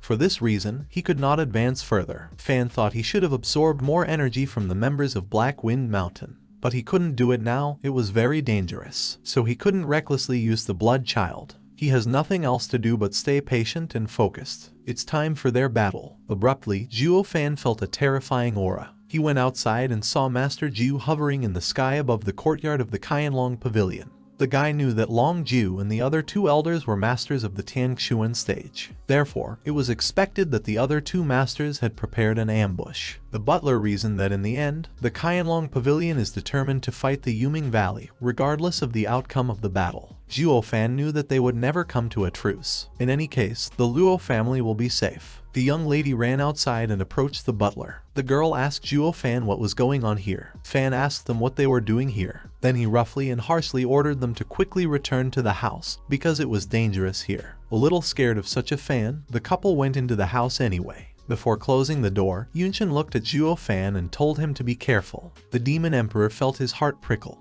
but realized that there was no time to worry about it now, because their enemy was already here. With a large cloud of energy, Master Jian descended from the sky closer to them. The old man sank to the ground and the fog that had enveloped him before disappeared. The enraged Master Ju asked Zhu Ying Jian Fan how he dared to behave like that. The elder of the Qianlong Pavilion asked if he really wanted to make a massacre here. Instead of answering the host's questions, Master Jian asked Long Ju who from his Qianlong Pavilion killed the Yuming Valley disciple. The man asked Master Ju if he couldn't demand justice. This angered Long Ju. He asked what kind of justice the opponent was talking about. The elder asked if people from the Human Valley even know what justice is. Then the master asked, remembering the past, if Jian had forgotten who had set a trap for him, Ju, in the city of Loi. Master Ju also asked who destroyed his golden purple lightning eye. Zhuo Fan was hooked on this information. He remembered that it was said that the golden purple lightning eye was the eye of the emperor, who in ancient times was one of the 3 strongest emperors, and it was said that one could die from one look of those eyes. Zhuo Fan did not expect such a precious treasure to be discovered by a cultivator of this stage, and if it was destroyed or stolen, then revenge will be more serious than killing a loved one. Therefore, it did not surprise him that Long Ju had been hating Master Jian for so long. It seemed interesting to the guy. He was thinking that if the Eye of God was there, then he would take the opportunity to steal it and use it in his plans. Master Jian laughed at all of Lao Ju's words. He asked him who was to blame for this. The old man said that at first Master Ju was one of the best with such an eye. Master Ju flared up at such impudence. He used the magic of the dragon's claws, released the fire beast. He promised that he would kill Jiang with this hatred. Master Jian repelled his attack by using void chain magic. These chains wrapped around Master Ju's dragon. Old man Jian told Lao Ju that in the days when he had an eye, he was a dragon, but now Ju was just a worm. Master Ju was flying very fast towards Old man Jian. Taking advantage of the moment, he used the hidden dragon claws attack. His opponent asked if Tishayu really thought that such an attack could kill him, but he replied that it was not to kill Jiang, but to give him time. And then, from both sides, the Fire Master and the Dragon Master flew at Elder Jian, ready to attack. This greatly surprised and puzzled Master Jian. He realized that they had ambushed him. The man realized that it seemed that Long Ju was very serious about killing him. Master Jian told him to take care of Long Ju. At this moment, several people from the Yuming Valley decided to attack Master Ju from behind. However, he managed to see their attack. The man summoned the sword and said that as long as he could kill Jiang, he would not die in vain, and repelled the attack, killing the attackers. One of the people who did not attack, but were nearby, cried out in surprise. He said that he sees the treasure of the 3rd spirit of the 3rd level, the Dragon Sword. At this time, Master Ju asked Brother San and Brother Wu to kill Jiang without fail. The Dragon Lord replied to him that of course he would, and then he added that Brother Ju should look at how he was going to kill him now. The man moved quickly towards Master Jian. He was going to kill the old man by invoking strong magic. However, everyone was surprised by a bright flash of purple light. As soon as the fog cleared and the flash passed, everyone saw a terrible picture. The beam struck through Master Wu's chest. The elder lost his coordination and began to fall, because they were fighting in the air above the ground. The man was coughing and bleeding. His brothers were surprised by this and hurried to his aid. They neatly caught Brother Wu. Master Wu came to his senses. At this time, they could hear the laughter that Master Jian was making. By doing so, he attracted their attention. When the masters looked at him, they saw that one of the old man's eyes was glowing purple. The man said that Master Wu's attack was very dangerous. He added that he did not expect the Qianlong Pavilion to send Elders Wu and San here to help Old Man Ju. All 3 of them looked at Jiang with hatred. The man kept talking. In his opinion, the titles Golden Dragon and Fire Dragon are titles that were really worthy of them. Then Fan saw that there was a demonic raven sitting on Master Giant's shoulder, which was connected to the old man in the same way that the blood child was connected to the demon emperor. The butler didn't expect Elder Giant to have a demonic raven. The guy knew that demonic crows can devour everything and assign attributes to themselves. Therefore, the strength of this raven depends entirely on its owner, and this one is clearly very strong. And it was a pity that such a powerful demonic beast was in the hands of Master Giant. The guy thought it would be better if it was used by the emperor. Then Fan saw that the raven also had a golden purple lightning eye. The butler realized that this must be the same eye that Long Ju had. Obviously, he wasn't destroyed and was in this raven. Fan licked his lips rapaciously, thinking that the gods must love him. He liked that it was getting more interesting. Master Ju saw and realized that it was his golden purple lightning eye. The master could not understand how this could be. He thought that the eye was destroyed. Elder Giant was laughing at him. The man said that his famous golden purple lightning eye on this mainland got his demonic raven. Therefore, if Master Ju wanted to kill Elder Giant, then he needed to destroy his golden purple lightning eye of God. And the man sent a demonic raven to attack Master Ju. Golden Dragon Master Wu shouted for Brother Ju to be careful, but the raven beat him to it, releasing a violet ray at the man. Raven then sent the same attack to Master San and Master Wu. Fan, who was watching this, decided that it was bad. That eye was too strong. The power of this eye could defeat even 3 masters at the Tangshuan stage. The Demon Emperor understood that if this continued, the Qianlong Pavilion would lose. And then, the Luo family will come to an end. Fan couldn't let that happen. The guy decided to take a risk by releasing his bloody child. At this time, Elder Giant told the 3 elders of the Qianlong Pavilion that this eye was a very good thing. The man stroked the raven, saying that even if they attacked all at once, he was not afraid of them. The recovered masters of the Qianlong Pavilion once again soared into the air. Master Wu told him not to think that if he had this eye, he could defeat them. The man added that Elder Giant was too arrogant. He ordered his brothers Lao San and Lao Ju not to move. He himself was going to attack. The Qianlong Pavilion elder said that this trio of their opponents would lose their heads now. He flew into a great rage, saying that he would now show why he received the title of Golden Dragon. The man's eyes lit up with a yellow flame. He decided to apply top-level martial arts, namely Dragon Fangs. Elder Giant's fervor decreased when he saw the huge dragon summoned by Master Wu's power. The man ordered the demonic raven to attack the dragon, and the bird flew at the lizard. However, the attack of the Qianlong Pavilion master was much stronger than the demonic bird, so the raven lost. This greatly surprised Old Man Giant. He didn't expect Master Wu to be so strong, because he could fight his demonic raven. Therefore, the man decided to enlist support from his people, saying that they attack together. The men united, summoning the chains of the void to attack Master Wu. Chains bound the dragon's mouth. Elder Giant also said that Master Wu was the strongest of the 3 elders in the Qianlong Pavilion. Therefore, the 3 of them will have to work together to keep Master Wu. To this, Master Wu replied to him that even if they used the Eye of God, they could not think that they would be able to defeat him. Elder Giant laughed. He said that Master Wu was right, but do not forget that the people of the Human Valley still have aces up their sleeves. And then the demonic raven attacked Master Wu. His brothers, seeing this, shouted to Brother Wu to be careful. To this, Elder Giant shouted that he would send the Dragon Master to hell. At this time, Fan, controlling the blood child, flew up to Elder Giant's back. He thought that the old man was looking for death since he was behaving like this. But in this battle, he wouldn't let Qianlong Pavilion lose. The blood child from the back possessed Master Giant. The master lost control of the magic, weakening its pressure. 2 of his men asked him what he was doing. Master Wu took advantage of this hitch to direct even more magic at the people of the Human Valley. The master's dragon completely destroyed the demonic raven. With the next attack, the master hit the people themselves, saying that it was so-so. Master Giant thought to himself that most likely the Qianlong Pavilion had used some kind of hidden attack. His chest was squeezed. The man determined that these were definitely demonic practices. The man realized that he was attacked by a demon.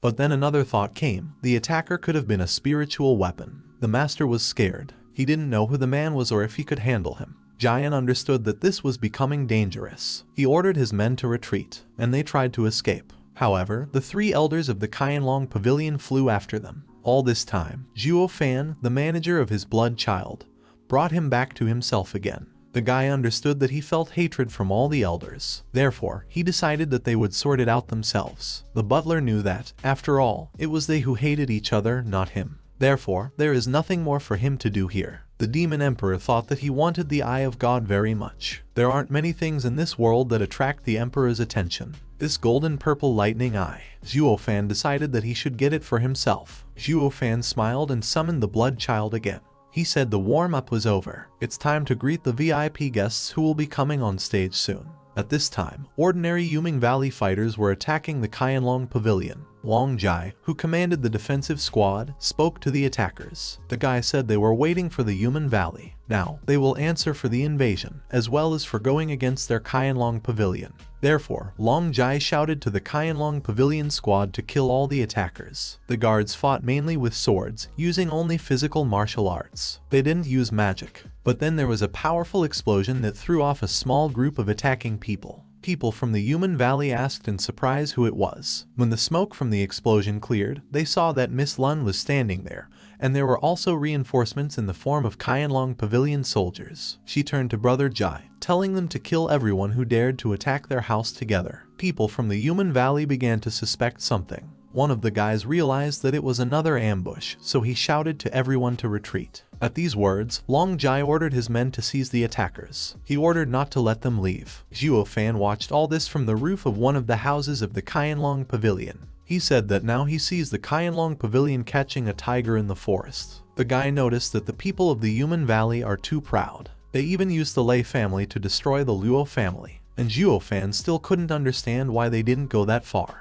Then he noticed that one of the attackers had returned, and Yang Ming himself was at the head of it. He led the army. The guy shouted for them to give up the Dragon's Paw or Yuming Valley would kill all the people from the Luo family. Zhuo Fan took the floor, telling them all to stop. He jumped off the roof and walked closer to Yang Ming. The butler told him that they would not go any further or they would all die. Yang Ming turned to Fan, asking if there was a butler from the Lai Luo family. He confirmed that he was indeed the butlers of the Luo Po family of the Zhuo Fan estate. Then the disciple, Master Jian, realized that in front of him was the one whom his teacher had instructed to kill. Yang Ming said that he hadn't even started looking for the butler yet, as he found himself in front of him. The guy gave the order to kill the butler, saying that they would get a reward for his head. The soldiers began to carry out the order. The bravest one ran to attack.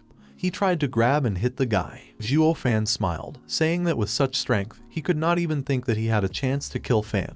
The butler used the withering touch technique on this soldier. The man died instantly. Yang Ming, who was watching this little duel closely, realized that Zhuo Fan was a demonic cultivator. He asked the guy who he was, saying that there had never been people like him in the Luo family. Zhuo Fan smiled. Taking the pose of the old man, he pretended to be in the mountains. The guy turned to Yang Ming, calling him his younger brother. He asked him how the young man could not remember such a big liar as that old man. Yang Ming certainly remembered him. He got angry and asked where those two were. Laughing at him, Zhuo Fan said that Yang Ming was a fool. He asked disciple Zhang if he hadn't realized yet that the girls were under the protection of the Qianlong Pavilion. The guy, squeezing his fist with all his strength, told him that he regretted that he had not killed them in the basement then. But Zhuo Fan told him something that shocked him. The butler said he didn't kill them for another reason. Zhuo Fan said that at the time, Yang Ming couldn't do it because Xiao Qi wasn't at the manor. He said that Disciple Giant had been hiding in Black Wind Mountain for so long that it was possible to judge his caution. The butler added that Yang Ming intended to frame Xiao Qi. Ming would shift the blame onto her, accusing her of killing their master. During his speech, Zhuo Fan released his aura. Yang couldn't understand how a man like him could be related to the Luo family. Yang Ming decided to attack him. He even concentrated his magic in his hand in order to strike.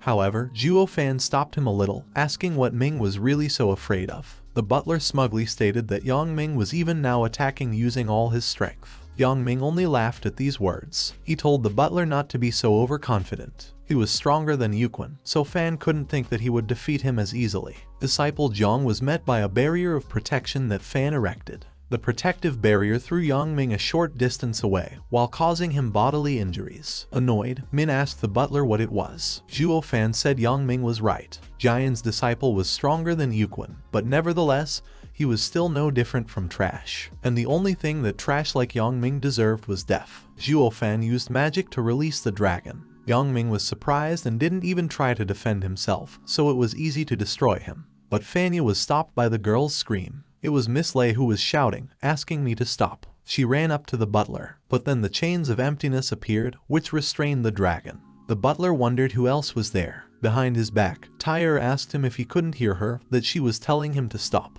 Zhuo Fan turned his head slightly in her direction and said that everyone who attacks him is his enemy, so he asked her why he should listen to her. Then a man descended from the sky in black smoke, as Master Giant had done earlier. The newly arrived man ordered Yang Ming to return home. The guy turned to the man, calling him Elder Yun. Ming said that he wanted to personally kill Zhuo Fan to avenge his younger brother Yuquan. The elder slapped the guy so hard that he flew off. He angrily asked if Ming had thought about killing Zhuo Fan. Frustrated, Yang Ming pressed his hand to his face and asked why Elder Yun did not allow him to do this and doubted his abilities. The man turned his head slightly to his student and said that he had seen Yan before and considered him very talented. However, compared to this butler, Yang Ming was the word ant. Elder Yun turned to Zhuo Fan. He said he was giving him one last chance to join the human valley, and if he works for their valley, then the Yun elders and the others will forget everything he has done before. Zhuo Fan was very surprised and asked what the man really thought, that he, Elder Yun, was worthy of working with him. Zhuo Fan. Everyone stood in suspense. They were waiting for Elder Yun to answer Fan's question. Elder Yun asked the guy if he was overconfident. He said that Zhuo should understand that it is better to accept the master's offer. After all, otherwise they will end up like these people. After these words, Master Yun directed the concentrated magic of the chains at the soldiers who were standing to his right. He killed them. By his action, the man shocked Miss Lei. Smiling, Zhuo Fan asked if Black Wind Mountain was not an ally of Yuming Valley. Why then is Elder Yun killing people from the squad sworn to Yang Ming? The master said that the young man is very smart. Therefore, he should certainly understand what the elder meant. Now that they, namely the people from Black Wind Mountain, have learned the truth, they may doubt the human valley. This could not be allowed, so it's better to get rid of the evidence now. But Zhuo Fan asked who Master Yun meant when he said they. The master told him that if Fan joined the Yuming Valley, he would definitely find out. This made the guy laugh very much at the top of his voice. Having finished laughing, the guy pointed at Yang Ming with his finger. Zhuo Fan said that the Yuming Valley in his eyes looks the same as Yang Ming looks in the eyes of Master Yun.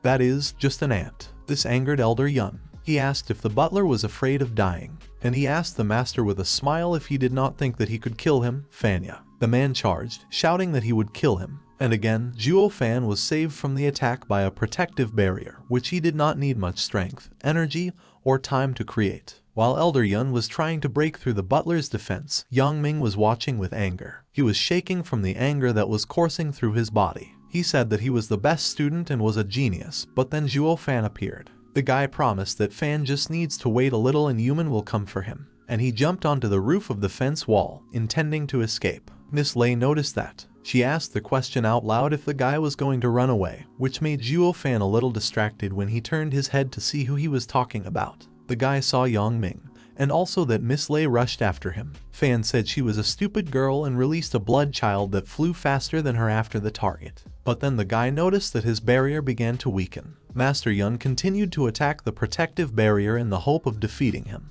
He asked if the butler thought that the guy would beat the master. In fact, Fan was biding his time. And when Master Yun weakened a little, Zhuo concentrated his energy and struck his blow. A bright flash illuminated the scene of the battle, and the man was thrown several meters away from the young man. Master Yun soared into the air to avoid more blows from Fan. He looked at the young man and said that for such a young age, Zhuo Fan is good at handling the 5th level Panlong array. But unfortunately, today he met him, the young elder of the Yuming Valley. The man was about to attack again, calling on his military equipment. But Zhuo Fan calmly summoned his magic. The butler lined up about a dozen plates between himself and Master Yun. The man laughed, saying that the strength of the master of the Tiangshuan stage is not something that the guy could imagine, and punched the blocks one by one. Zhuo Fan summoned the array control circle. Smiling, he told the man that the strength of the 5th level array is not something that Master Yun can imagine, and released the first dragon. The dragon rushed to attack Elder Yun. The man shouted that he should not be underestimated and released the magic of the chains. Fan did not lose his head and immediately released the second dragon. The master also coped with this dragon, but Fan continued and released 9 dragons. They all attacked Master Yun, who was overwhelmed by energy and heat. The man realized that he was mistaken. It was not the 3rd level Panlong array. While the dragons were attacking Master Yun, Zhuo Fan told him that this was the 5th level of the Jiatan Panlong array, and the elder could feel it on himself. He noticed that at the young age of the butler, the guy could already control the array of the 5th level. The elder admitted that the young man managed to really surprise him. Therefore, Elder Yun asked him again if Zhuo Fan wanted to join his Yuming Valley. Looking haughtily at the old man, Zhuo Fan said that his garbage valley was not suitable for him, the butler of the Luo family. To this, the elder replied that if the guy did not want to join them, then he would not allow such a genius child as Zhuo Fan to live in this world, and attacked him. But Fan just calmly and simply waved his hand, and again all the dragons flew forward, protecting the guy and attacking the elder. The dragons struck one by one with their tails and bites. They burned with their touches and wounded. In the final attack, the dragons threw the elder a few meters further away, from which he soared into the air. Zhuo Fan asked him with a haughty smile how he could become an elder of the Yuming Valley with such abilities. He also asked how their Yuming Valley was able to become one of the 7 imperial families. The man slightly moved away from the attack and could even stand firmly on his feet. In a low voice, Elder Yun said that even if Fan got down on his knees and begged for mercy, he would still kill him. The elder tried to attack again. Overcome with rage, Master Yun summoned a huge sword with 2 ends. Zhuo Fan realized that it was a spirit treasure. The guy said that even if the elder of the Human Valley uses the treasure of the spirit to defeat a youngster like him. The butler asked the man, if others found out about this, wouldn't Master Yun become a laughing stock for the 7 imperial families? The master laughed and said that if Zhuo Fan died, no one would know about it. Zhuo Fan thought that he was trying to provoke Master Yun so that he would not use his spirit treasure. However, the elder was a dishonest person, because a man couldn't fight fair. Therefore, others do not want to fight with such people. Fan knew that demonic cultivators play dirty, so they are also very cruel. In such battles, you cannot hesitate, otherwise you will die. Although the demon emperor understood that if he were in his place, he would do the same. The man laughed. He threw a gun at Zhuo Fan, telling him to go to hell. Zhuo Fan strengthened his dragons and released them to his defense. But the weapon easily defeated the stronger dragons. The speed of the weapon's reprisal against the dragons was great. The butler was very surprised by this. Laughing, Elder Yun said that now this time Zhuo Fan would not escape, and called the weapon back into his hands. The butler asked if his spirit treasure was the 3rd level. The elder said that the boy has a good eye. He also added that Zhuo Fan was the first person at this stage of cultivation to die from a 3rd grade moon wheel level treasure. And then Zhuo Fan smiled and asked to wait. He asked what would happen if he joined Human Valley right now. But the distraught Master Yun said it was too late. The man threw the weapon at Zhuo Fan. The spirit treasure was rapidly approaching the guy. Fan was frantically figuring out what to do next while the weapon was flying at him. But then there was a sharp explosion and a bright flash, and Zhuo Fan saw an old man in front of his eyes. It was the head of the mountain whom he had saved. The spirit weapon only casually wounded the old man on the arm. The guy looked at the old man in front of him in surprise. The elder of the Human Valley asked him who this elder was. The man introduced himself as the head of the Black Wind Mountain, Lei Yun Tian. The head said that Master Yun dared to offend a member of the Luo family. He said it was tantamount to becoming his enemy. Zhuo Fan quietly asked behind his back if Elder Lei had recovered from his illness. The man said that thanks to the help of the butler Zhuo, the old man not only recovered, but also managed to break through to the Tianxuan stage. Fan said it was excellent. Zhuo Fan told old man Lei to act on his signal.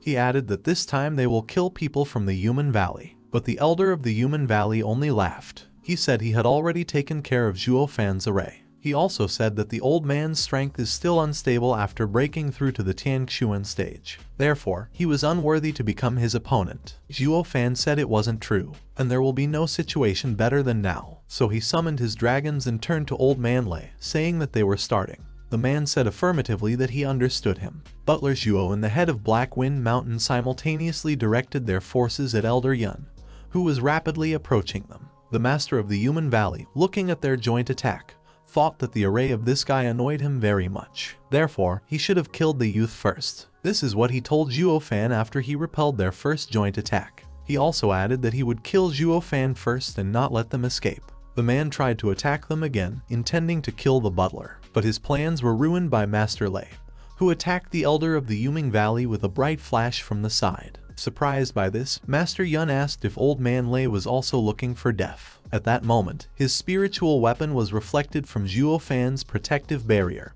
and was returning back. Master Yun ordered the weapon to move towards the old man, and it changed course, aiming at the man's throat. At this time, Zhuo Fan thanked old man Lei for his help. He told the elder of the Yuming Valley that he would now show the true strength of the Jiyushan Panlong array, and the guy called on all his strength and the strength of the array. He released all his power into the array control circle and released the dragons. They merged into one huge strong dragon that flew straight towards Elder Yun. This amazed the master of the human valley. He couldn't believe his eyes. Elder Yun was surprised how it happened. The dragon was devouring him with its mouth. The man burned down, and his last words were that he still lost to this little demon Zhuo Fan.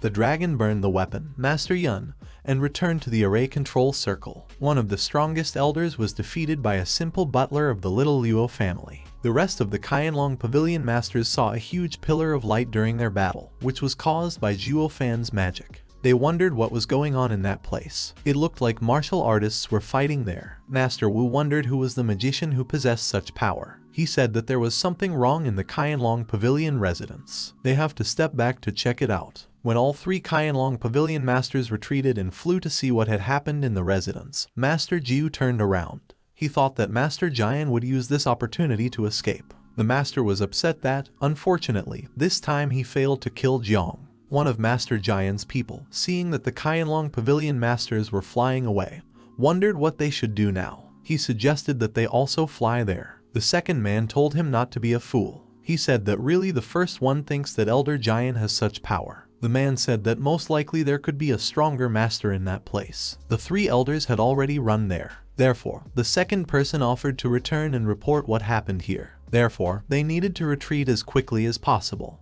And the men flew away. Both men hoped that at least Elder Yun was fine. At this time, in the very place where Master Yun was destroyed, an exhausted Zhuo Fan and a surprised Master Lei were standing.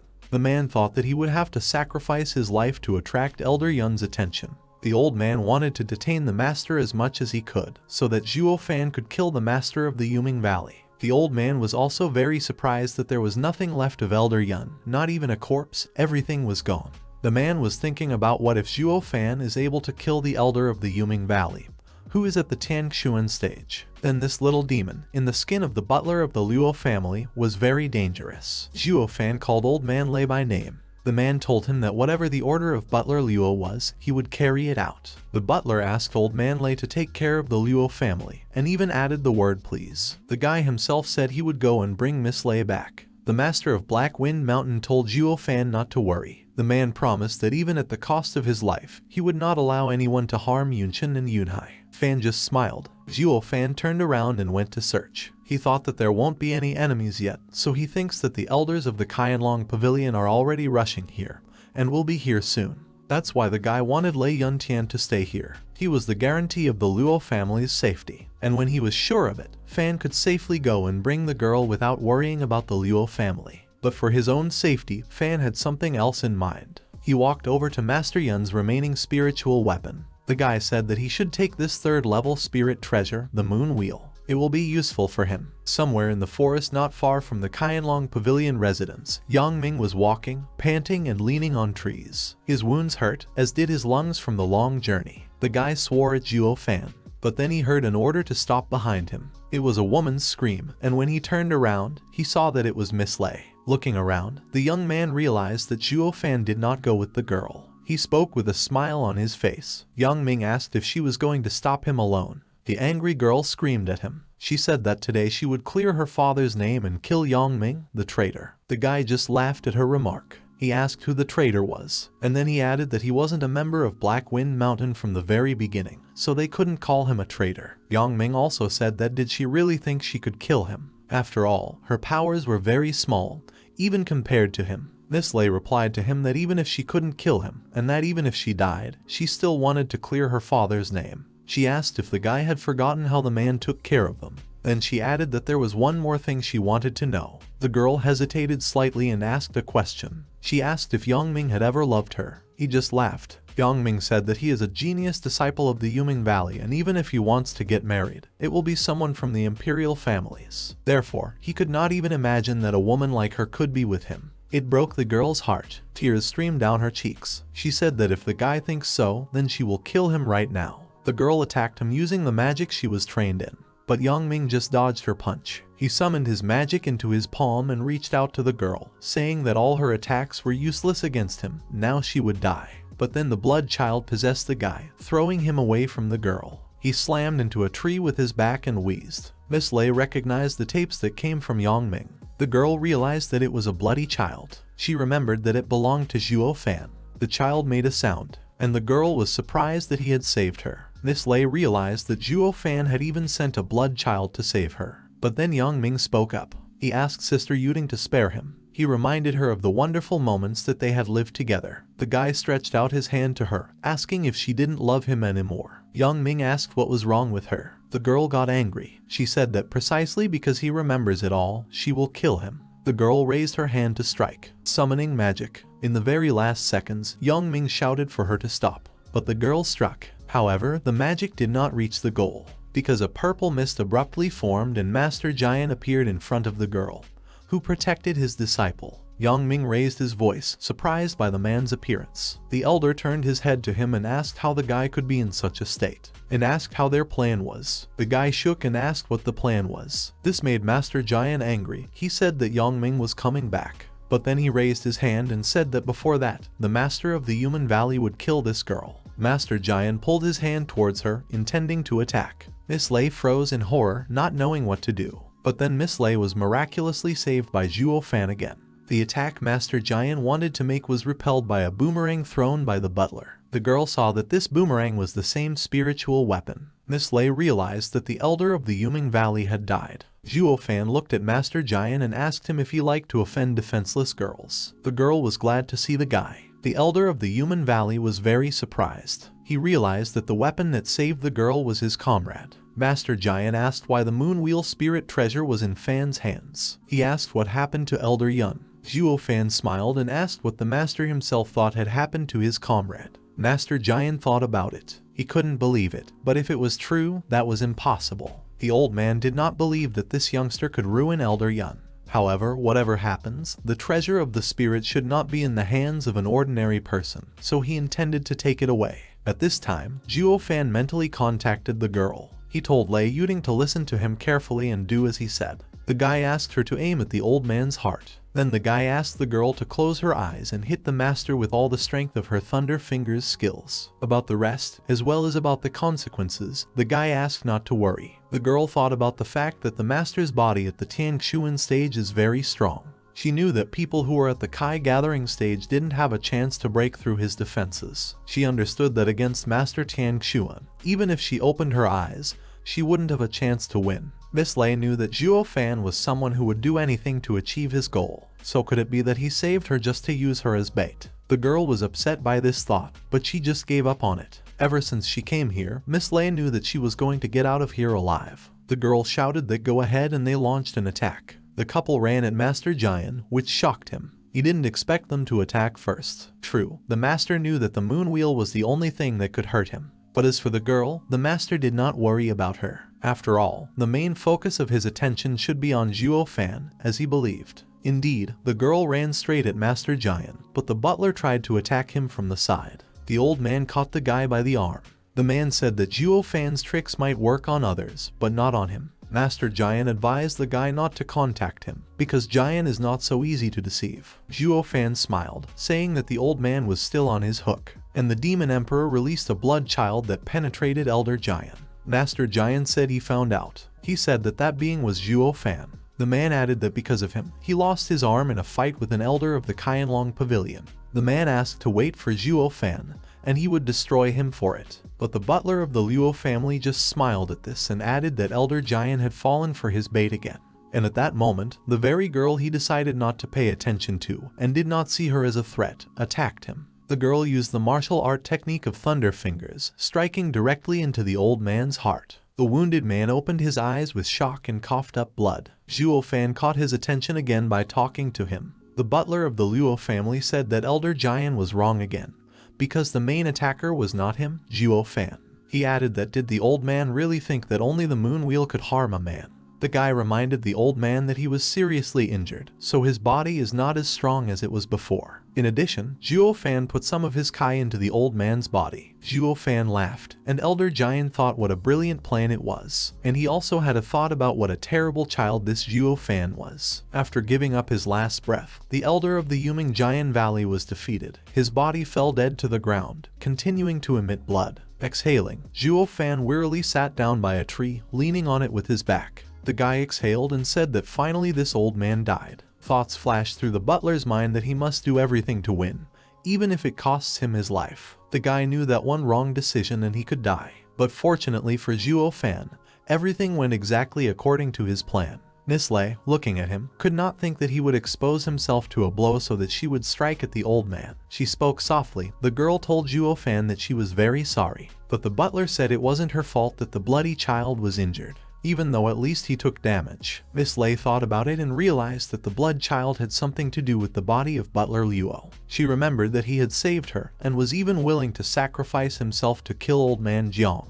As a result of everything, they both received a wound, both the blood child and Zhuo Fan. The girl realized that she had underestimated him from the very beginning. Zhuo Fan interrupted her reasoning. He asked the girl to take all the things of these two. The butler of the Luo family added that the elder of the Yuming Giant Valley definitely had something useful. A few minutes later, the girl put a small pile of things near Zhuo Fan. She added that this was all the old man had with him. The butler of the Luo family was surprised that the girl coped so quickly. He thought that she deserved to be called a thief, but then he noticed that the girl looked too embarrassed. The guy couldn't understand why she was acting so strangely. After all, he had ordered her to take things from just a corpse, which was why she looked so embarrassed. Zhuo Fan decided to forget about it, thinking that it didn't matter. He decided that it was necessary to look for valuable items from Master Giant. He summoned the ring and other things, and then a book fell into his hands. The guy realized that he had finally found what he was looking for. These were the low-level martial arts of the Lei family, Thunder Fingers. The guy thought that he would not be able to understand the secrets of these three martial arts, including the martial arts of the Luo family. He realized that inside this ring there are only martial arts and spiritual stones that are unworthy of his attention. The guy gave the girl's ring, telling her to take it. The guy got up and was about to go back to the residence. He turned his back on the girl and said that according to the rules of the mountain robbers, the remaining half should be given to them, the robbers. He also said that the ring belonged to the person who killed this old man, and it was Miss Lei, so the ring was hers. And he added that he didn't need it. Zhuo Fan's gaze fell on the bag. This bag was extremely rare. It could store living creatures in it. The butler assumed that the crow must be inside it. The guy knew that it would definitely be useful for him. Lei Yuding watched the dangerous warrior who defeated the two elders laugh childishly at the bag and try to untie it, like a child breaking a toy to find out how it works. The girl called him, saying that this storage ring should belong to him. She added that she knows that the Luo family is well off, but there were martial arts and spiritual stones inside the ring. Zhuo Fan looked up from his task. He took the ring and looked at it again. The guy said that this kind of trash like this ring has no value for him. The butler decided to play a little joke on the girl, saying that if she didn't need the ring, then he would throw it away, and swung. Yuding stopped him, saying that it was not necessary to throw it away. She wondered how Zhuo Fan could throw it away. Did he really not need martial arts? The girl said she had no idea how he became the butler of the Luo family. The guy, after listening to her speech, simply said that it was time for them to return to the Qianlong Pavilion. He added that after the battle last night, they needed to explain to Qianlong Pavilion what had happened here. The young man threw the ring on the ground not far from them. A circle of light lit up around the ring. Zhuo Fan asked Lei Yuding to help him get there. Taking the guy by the arm, the girl went and led him to the open portal. But then the butler stopped her, which scared the girl a little. Zhuo Fan asked where the traitor Yang Ming was. The girl swore, saying that he had run away. The butler only said that a small fry like Yang Ming shouldn't cause much trouble. However, he knew that even if it was just a small fry, it was always troublesome. Therefore, the next time they meet, Zhuo Fan will kill Yang Ming. At this time, in the Qianlong Pavilion, Miss Long and Long Jai and their squads were walking to their three elders, Masters Wu, San and Ju. When Master Wu saw them, he asked Xiao Nui and as how the battle went yesterday. The girl quickly began to answer him, saying that as he expected. She said that when the three elders of Qianlong Pavilion followed the three elders of Yuming Valley, the latter sent people to attack the residents. Miss Lun added that she had defeated them all, apart from a few masters at the skeleton tempering stage. No one survived. This pleased Master Ju. He said that Xiao Nui and A's did a good job. The man praised them for the fact that they coped well with the conduct of troops and the destruction of the enemy. Master Ju turned to Brother Sam, telling him that when he returned to the main residence, he would have to tell the patriarch about the achievements of these two. Everyone laughed happily. Master Sin said that he almost forgot to ask them what kind of huge explosion happened yesterday. The students fell silent, but after a short pause, Miss Lung spoke up. Xiao Nui said that yesterday's explosion surprised them too. They thought it was the aftermath of the elders' battle. She asked in surprise if it wasn't them.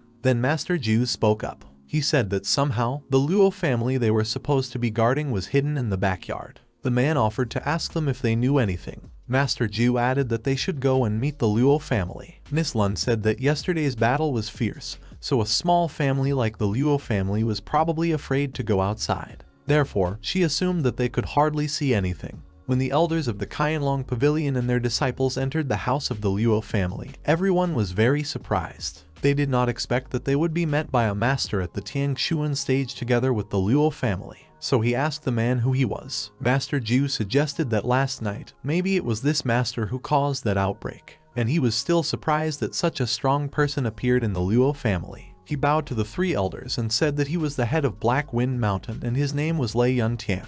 He said he was pleased to meet the elders. Master Ju said that he wanted to ask Elder Lei something, but the man did not let him finish the question, saying that the butler Zhuo Fan was seriously injured last night and now he is still recovering.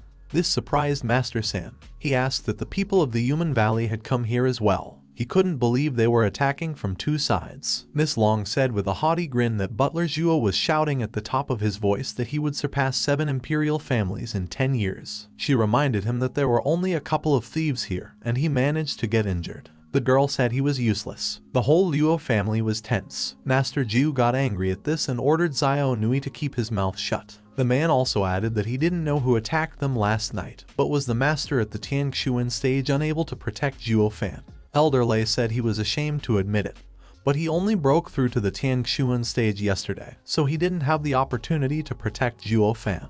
The man clarified that the person who attacked was called Elder Yun. This shocked Master Ju. He asked disbelief. The man added that the head of the Black Wind was simply incredible. He said that Yu Yunqing is one of the 12 elders of the Yuming Valley, but Old Man Lei was able to defeat him as soon as he broke through to the stage. Old Man Lei said they had a misunderstanding. He explained that it wasn't him who defeated Master Yun. This surprised Master Ju. The master asked who then defeated the enemy, and how did the Luo family survive. But Master Lei simply replied that it was all thanks to the butler Zhuo Fan. And he added that if it wasn't for him, he's afraid they wouldn't all have died here. All the representatives of the Qianlong Pavilion opened their mouths in surprise. Master Ju asked how this was possible. Master Ju still couldn't believe what he had just heard. He asked Master Lei again. The person who was able to defeat Yun Yunqian was Zhuo Fan. The elder of the Qianlong Pavilion did not understand how such a thing was possible. After all, the gap in the cultivation level of Butler Luo and Elder Yun was too big. Elder Lei said that he was aware of this, however, this did not prevent the young man. Miss Lun asked what happened next. She wondered if Zhuo Fan had forced Master Yun Yunqing to retreat. Elder Lei asked in surprise what Zhuo Fan had made the enemy do. The man explained that the girl greatly underestimated Zhuo Fan. All three elders of the Qianlong Pavilion thought that they could not underestimate him. After all, he managed to fight back against the master at the Tiangshuan stage with his low level of cultivation. Elder Lei explained that Master Yun didn't have time to retreat. The man added that the elder of the Yuming Valley was killed by Zhuo Fan, and there was no trace of the enemy's body. Again, all the representatives of the Qianlong Pavilion looked at the old man in surprise. Their shock deepened when the old man added that the price of this victory was only a depletion of energy. All three elders simultaneously asked how such a thing was even possible. Master Ju said that the master at the Tiangshuan stage was killed by someone at the Kai gathering stage. He couldn't understand how Zhuo Fan was able to kill Yu Yunqing so that nothing was left of him. Master Ju was also interested in another question, how Butler Luo did it and was not injured. A very tired and bandaged butler, Zhuo Fan, came out of the next room. He told everyone present that they were very loud. Mrs. Luo immediately went to her butler and asked if the guy was better now. He angrily replied that, of course not. The guy said that he slept to regain strength. However, he still woke up because the elders made such a fuss that it was impossible for him to recover under such conditions. The young man turned to Brother Ju, asking if he wanted to know how the butler was injured, and he took out the ring. Zhuo Fan shook out the body of the defeated Master Giant from the ring storage. All three elders looked with great shock at Zhu Ying Giant Fan's deathly pale face. They wondered how it happened. Master Ju asked that it was the corpse of his main enemy. He asked who killed him. Zhuo Fan explained that he pulled this corpse out of his storage ring, hence the answer to the question of who killed him. But the young man said that he met the master of the Human Valley by accident and killed him. He asked Brother Ju if he blamed the butler for meddling in his own business, but Master Ju only asked how such a thing could happen. He added that this human valley master had robbed him of an eye and ruined his reputation. So how could he blame his brother Zhuo for helping him? And then the man bowed to the butler Luo, saying that from now on he would treat brother Zhuo as his own brother. And he added that if Zhuo Fan ever had any problems or needed any help, he could always turn to him, Master Zhu. Zhuo Fan scratched his head at these words and said with a kind smile, "Brother Zhu is too grateful." The guy added that he just helped him a little. At this point, butler Luo's shoulder gave off pain, which was reflected on his face. The man handed the young man a bundle of cloth. He said it was a level 3 healing pill. This Long spoke indignantly as he, with his cultivation level, was able to kill 2 masters at the Tiangshuan stage without getting seriously injured. The elders of the Qianlong Pavilion felt ashamed of her. They lowered their heads. Zhuo Fan answered her with a slight smile. He was lucky enough to meet Elder Jian with a severed arm. Therefore, taking advantage of this, Zhuo Fan easily killed him. But then the butler of the Luo family added that it was not luck, but on the contrary, it was bad luck to meet enemies twice at the Tiangshuan stage. The guy asked her, if he hadn't fought Elder Yun at the Tiangshuan stage, Elder Jian would have been able to injure Zhuo Fan so badly with just one arm, and then arrogantly asked her if she could have killed Elder Jian. Not waiting for her answer, Zhuo Fan said that he thought she couldn't. This made Miss Long very angry, and she was about to answer him, but Master San interrupted her. The man told Lao Ju to stay in this house. The elder asked to take care of Brother Zhuo and put 100 guards around his residence. He also added that he and Lao Wu would return to the main residence to report everything that had happened here. The disciples of the Qianlong Pavilion looked at this with surprise. They couldn't understand how their 3 elders called Zhuo Fan brother. Butler Luo waved at them, telling Brother San and Brother Wu to be careful. The men, leaving, thought that Lao Ju was right. The best ability of the young man was to please people through flattery. When everything calmed down a little, Zhuo Fan went to his room and asked everyone to come out except Master Zhu. He said he wanted to talk to Brother Zhu about something in private. Zhuo Fan was sitting on the bed, leaning against the wall. He said he had a gift for Brother Zhu. The man was surprised by this. Master Zhu said that it wasn't that he underestimated Brother Zhuo. However, given the state of the Luo family, what could the butler have given him? The master assumed that the guy had another ancient array. To this, Zhuo Fan replied to him that if the master wants him, then the price is 10 million. The guy said that Brother Tishayu would definitely like this gift. Zhuo Fan took out the same bag from the ring and untied the tie. When the bag was opened, birds flew out of it. Master Zhu realized that it was a demonic raven. The guy confirmed his words about the bird. The butler of the Luo family said that after Jiang's death, this raven no longer has a master. Therefore, he suggested that Master Zhu take the bird for himself and train him. Fan thought it shouldn't take too long. The boy said that this pet could become his, and he would also guard him. The man bowed his head slightly. He thanked the guy, saying that Brother Zhuo is very generous. However, Zhuo Fan asked Brother Zhu since he still didn't understand him.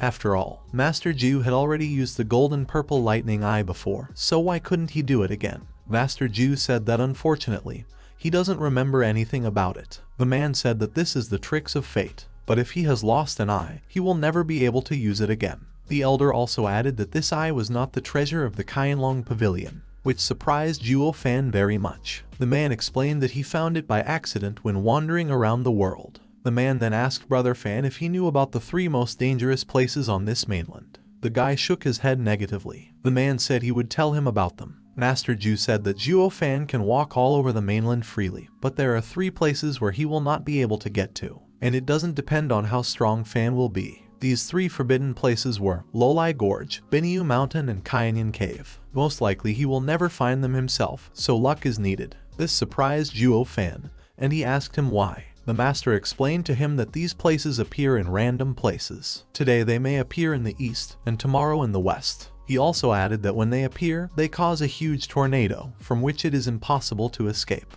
and those who fall into it will never return alive. Zhuo Fan realized that this tornado must have been set up by someone at a high level of cultivation, and if a person does not know the secret that lies behind him, then he will not be able to find a way out. Zhuo Fan asked if he was the only person who got out of that place. The master was surprised by his direct question. The man said that Brother Zhuo was really very smart. He said that when the master was still young, he happened to see one of the 3 forbidden places, the Lolai Gorge. At that time, he was directly hit by a tornado, and the sky was covered with purple lightning. The masters who were around were surrounded by purple lightning.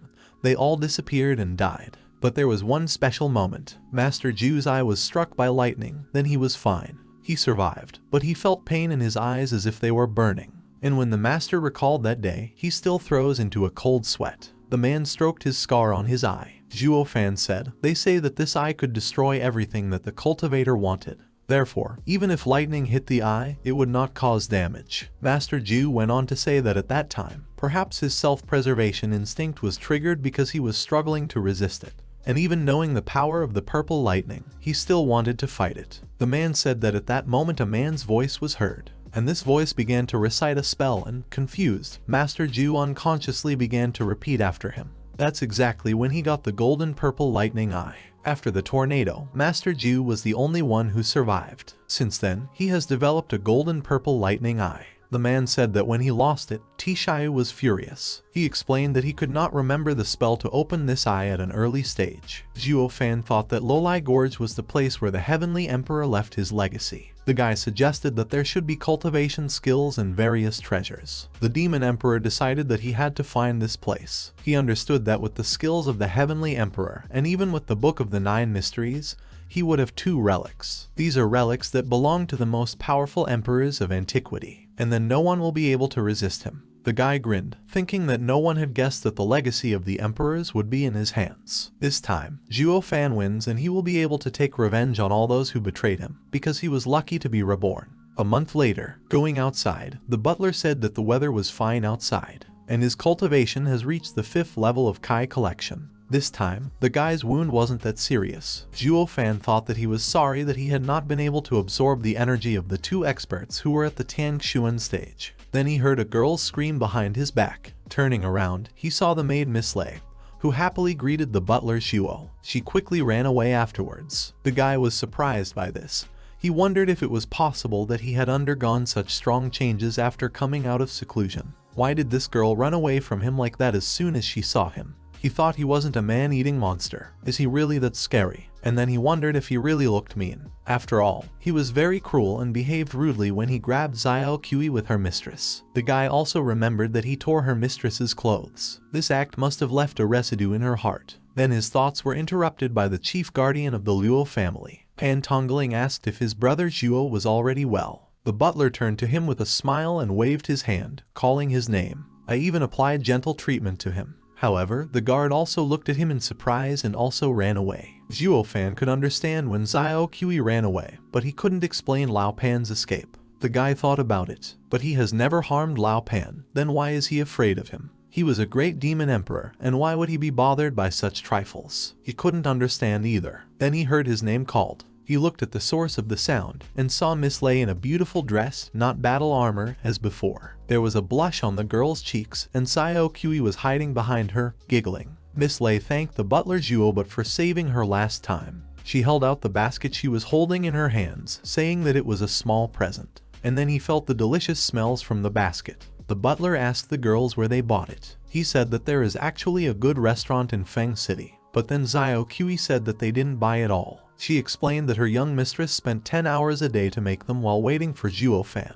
The guy was surprised that Miss Lei was doing this every day. He took the basket from her and said he would accept her gift. She said that Butler Zhuo's wounds had only recently healed. The girl advised Fan to take care of his body. She advised him to go back to his chambers. They went into his room, and the guy started eating. He was eating goodies, thinking that he had not eaten for a whole month because he was at the stage of collecting Kai. Then the door opened and young Lady Luo and the guardian Pan Tongling entered the room. The girl was also holding a basket in her hands. A little embarrassed, Yunchen said that who would have thought that someone had already brought breakfast for Butler Zhuo. She added that she was probably worried for nothing. Zhuo Fan was trying to figure out what happened to the girl today. She looked very angry. In confirmation of his thoughts, Mrs. Luo angrily placed a basket of food next to him and said that she personally made it for the butler Zhuo. The girl added that she would hope that the guy would take good care of himself. Zhuo Fan turned his head to her and said that he already had lunch. The guy compared himself to a rice tub, thereby saying that he does not have such a big belly. She got even angrier, blushing and glaring at the butler. He said he would eat both dinners. Zhuo Fan thought that he, as an emperor, had conceded for the first time in his life. But his sixth sense told him that if he didn't, his life would be in danger. The butler took the basket his mistress had brought and opened it. He saw a pile of burnt something and was surprised. The guy didn't know if it was possible to eat it at all.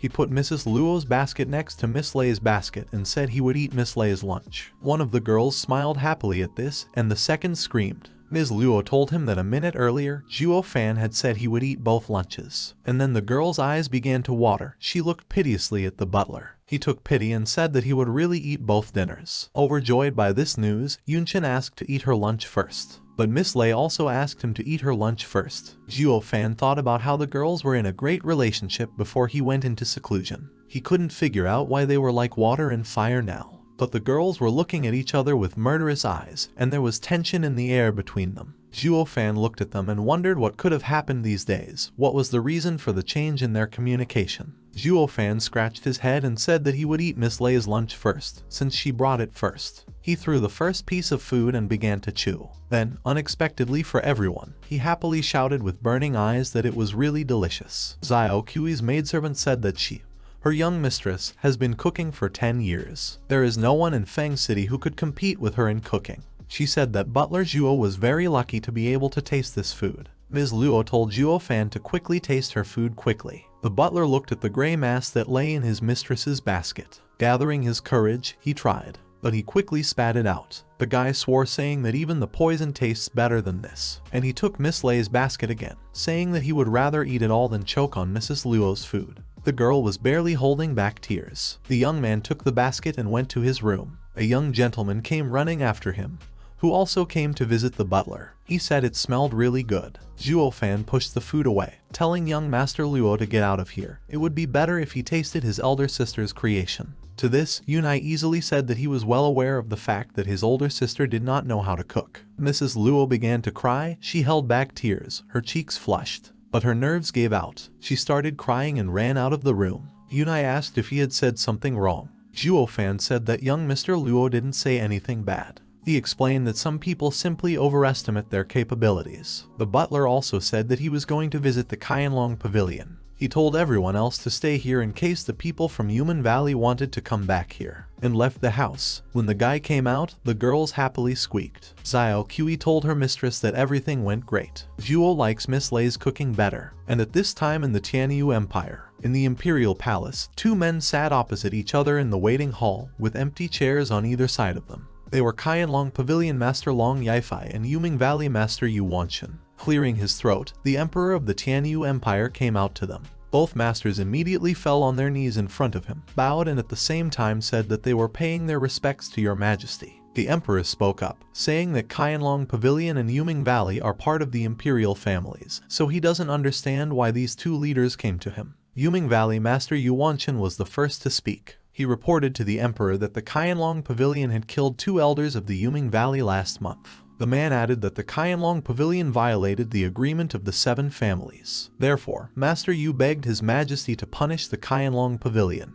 The previously silent Master Long Yifei spoke up. He asked his opponent what he was saying, and where is Master Yu's conscience. Master Long said that the elders of the Yuming Valley had invaded the Qianlong Pavilion, and he asked who of them had violated the agreement of the 7 families. Master Yu shouted that a disciple of his valley had been killed in Feng City. Therefore, he duly sent the elder to investigate. He said that 20 years ago, the Yuming Valley lured Elder Ju from the Qianlong Pavilion into a trap in Loi City, and his eye was also destroyed. And even then, the Yuming Valley accused the Qianlong Pavilion again of violating the agreement of the Family of Families. According to them, Master Ju has invaded the territory of the valley. The old man said that was enough. He concluded that both sides were mistaken in this matter. The Emperor said to pass the order. Qianlong Pavilion must leave Feng City. This city is no longer the Pavilion's territory. The people of Yuming Valley and Qianlong Pavilion are now forbidden to enter the territory of Feng City. Both masters agreed with the Emperor's will. The old man said that was it.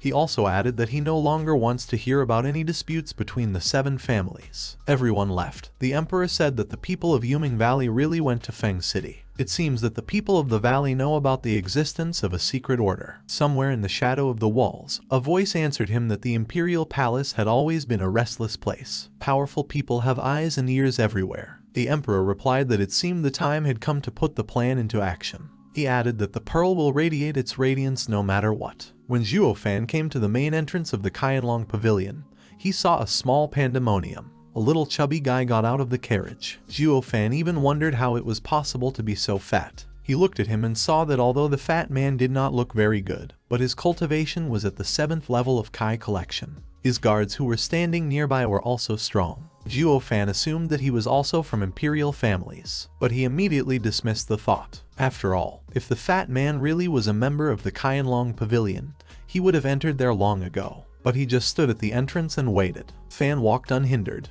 When Zhuo Fan was almost through the gate, the fat man called out to him. The butler turned around, looked at the guy, and asked if he could help him in any way. Sweat was running down the fat man's face, and after catching his breath, he asked Fan if he was from the Qianlong Pavilion. Zhuo Fan replied that he had some connections in the Qianlong Pavilion, but he was not one of them. But it was also good for the guy. He apologized for bothering the butler. He asked me to tell Miss Long Kui that if she doesn't come out, he will stand here all day and won't go anywhere. Holding back his laughter, Zhuo Fan realized that the strange guy was Miss Long's stalker, so the butler said no problem. Fortunately, he managed to escape from there quickly. If it had been a little more, he would have laughed out loud. It was not worth offending someone strong because of something like that. Then the butler saw Miss Loon in front of him and smiled. He greeted the girl, saying that they had not seen each other for so long. The guy even asked how she was doing. The girl replied to him that her affairs were good, but they became bad as soon as she saw Zhuo Fan.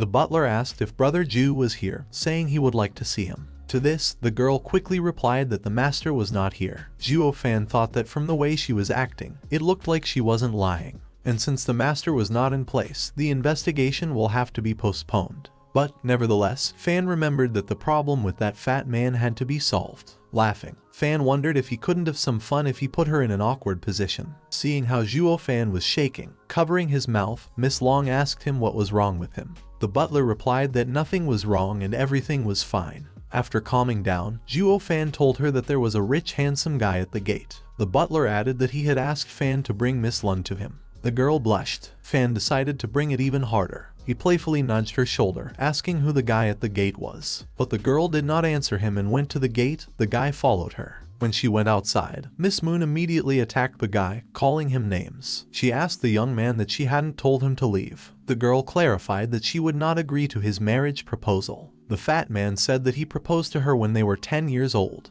Now they were 20. He said it had been 10 years and he had asked for it again 1,000 times already. The fat man was indignant. Was she really not a bit touched by this? At this point, Zhuo Fan entered into a dialogue, saying that Miss Lung was of course touched. He approached the fat man and said, addressing the girl, that it was very difficult to find such loving people as this guy. The fat man only agreed with his words. The girl, looking at the whole picture, thought that the guys quickly got along. One confessed to her and the other supported him. She realized that it infuriated her. But then a wonderful plan matured in the girl's head. She addressed the fat man, calling him Tsung Ji. The girl put on a cute look. Zhuo Fan realized that this was not good. Ms. Lung said that Tsung had always treated her well since she was a child. She made a surprised look, saying that how could she not know? But she said that her heart was already occupied by another person. This enraged the fat man. He demanded to know who it was. The butler knew he was part of her plan. And he was right, because instead of answering questions from Tsung,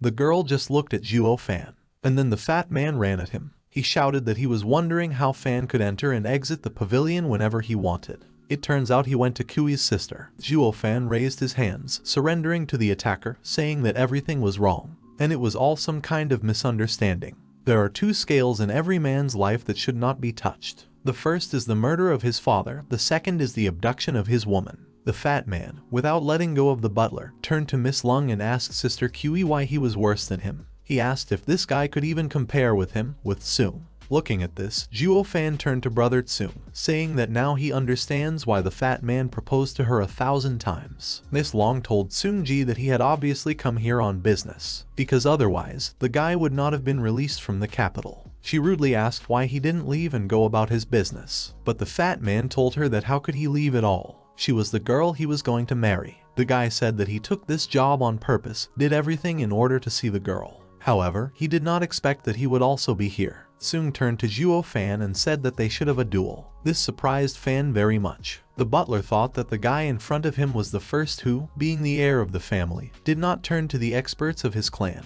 but wanted a fair duel. Then one of the fat man's guards came up to him. He told the young master that he, the precious heir of the family, could not conduct a duel whenever he felt like it. But the fat man told him to shut up. The guy said that he wants to marry Kiwi's sister, and in this duel, his dignity as a man will be at stake. Therefore, if they help him, then there can be no question of any dignity. Because of this, Sister Kiwi will look down on him. Miss Moon thought that she had never looked at the guy in any way at all. Zhuo Fan said that he accepts the duel. The butler added that each of Tsung's guards was stronger than him, so if they interfered, the butler would have no chance. Tsung got angry at this, saying that he had said from the very beginning that it would be a one-on-one duel. The guy asked if Fan didn't believe his words. Zhuo said that when their master was injured, would they be able to stay away? The fat man turned to his guards and told them that they were staying here until he returned. Turning to Zhuo Fan, Tsung told him that Fan was choosing the place for the duel. He added that they would fight one-on-one and no one would be able to stop them. Miss Lung asked Zhuo Fan if he would really fight Tsung. The girl warned that if Tsung was injured, then even the Qianlong Pavilion would not be able to protect Zhuo Fan afterwards. Zhuo Fan only said that this fat man is not a bad guy. They walked away with Miss Lun. At this time, Tsung was shouting that he would beat Zhuo Fan. As they walked, Zhuo Fan told Tsung that he really had the courage. After all, the guy really went without security. To this he was told that he always keeps his word. He said it was about his and Miss Moon's marital happiness. In addition, it is also necessary for Zhuo Fan to admit defeat and never appear in Sister Kiwi's life. Zhuo Fan asked quite calmly if the guy thought that the butler could have prepared an ambush for him. Tsung immediately began to look around, ready for an attack. Then he turned to Fan and said that he had come unguarded. Therefore, if the butler uses such dirty tricks, then how will Sister Kiwi look at him later? Zhuo Fan laughed. He said that the fat man was a very brave man, and that the butler liked it. Therefore, it is worth starting a one-on-one battle. And then, unexpectedly, the fat man's fist flew straight into Zhuo Fan's jaw. The erection quickly recovered. He said he thought the fat man was an honest man. Fan said he didn't expect him to sneak attack. To this, Tsung told him that Zhuo Fan himself had just said that the fight had begun. Therefore, he could not blame the fat man for the fact that he hit surreptitiously. Zhuo Fan thought that he was deceived by this guy's appearance. He looks honest, but he turned out to be quite cunning himself. Of course, demonic path cultivators are exactly the same, and this fat man acted rationally. This was to Zhuo Fan's liking. The butler liked him. Tsung asked if his boyfriend was scared in front of him. The fat man said that having such low skills, he dared to fight with Tsung for Sister Kiwi. Laughing, Zhuo Fan replied that the guy in front of him was right. Then he feigned surprise on his face and pointed his finger behind the fat man's back. Fan shouted that why was Miss Lung undressing? This gave the desired effect, and with the question of where she was undressing, the fat man turned to see what was behind him. At that moment, Zhuo Fan ran towards him with the aim of attacking. Hitting the fat man, the butler said that he was too naive. Tsung flew several meters away. Miss Long called Zhuo Fan shameless. The butler only smiled at her remark. The fat man got up, saying that it was disgusting. He cursed at Zhuo Fan and asked how he dared to dishonor Sister Kiwi. For this, he must teach a lesson.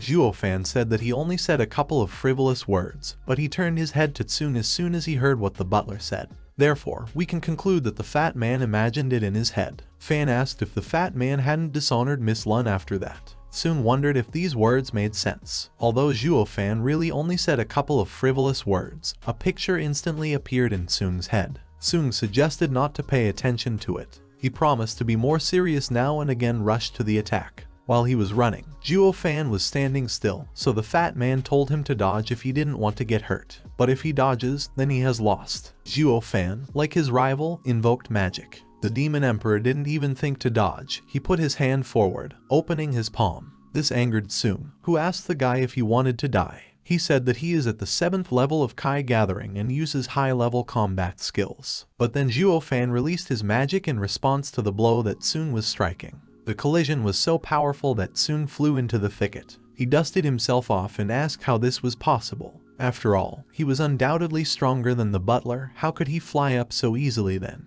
Miss Long, standing nearby and watching everything, thought that although she did not treat Zhuo Fan very well, she was confident in his abilities and strength. After all, he was a man who had killed 2 experts at the Tiangshuan stage. But she wondered why he hadn't defeated this fat man yet. Zhuo Fan called his opponent. He asked him if he had not fought at full strength. Fan said that he knows that the fat man did not give his best. But to this Tsung said that defeat is defeat. In addition, he added that the 7th level of Kai Gathering, fighting to the full against the 5th level, is no different from defeat. Zhuo Fan held out his hand to the guy so that he could get up. The butler said that maybe it was fair in Tsung's eyes, but for Fan, it was nothing more than mercy. The fat man was surprised, because it was as if he had read his thoughts. Sung accepted the proffered hand and stood up, leaving. The fat man said that Zhuo Fan really deserves to be the beloved person of Sister Kiwi. The guy said he trusted the butler. Then Zhuo Fan noticed how a fiery projectile was flying right into Tsung's back. At great speed, Fan ran up to the guy and knocked him off his feet to the side so that the projectile missed. Sung stood up and thanked Brother Fan for saving his life. He never thought that his rival in love would save him. But Zhuo Fan said it was too early for him to thank him. The butler added that they were getting closer. They were surrounded by people in black robes in a matter of seconds. Miss Loon asked what they should do now in such a situation. Sung came forward a little and said that the one they were looking for was him, so the guy asked to let 2 people go. One of the attackers laughed. He said that, as befits a member of the imperial family, the guy had proper behavior. The attacker took off his hood and said that, unfortunately, no one would leave the clearing alive. Zhuo Fan stepped forward, covering Miss Long and Sung. He said the fat man was under his protection, and if they wanted to kill him, they would have to go through him first. Of course, the attacker did not take Zhuo Fan's words seriously. He said that the guy is at the stage of collecting Kai. The guy asked Fan if he really wanted to dare and make a move. Another attacker said they would all die anyway. Therefore, I suggested starting with Zhuo Fan. Then he offered to go and kill the fat man and complete their mission.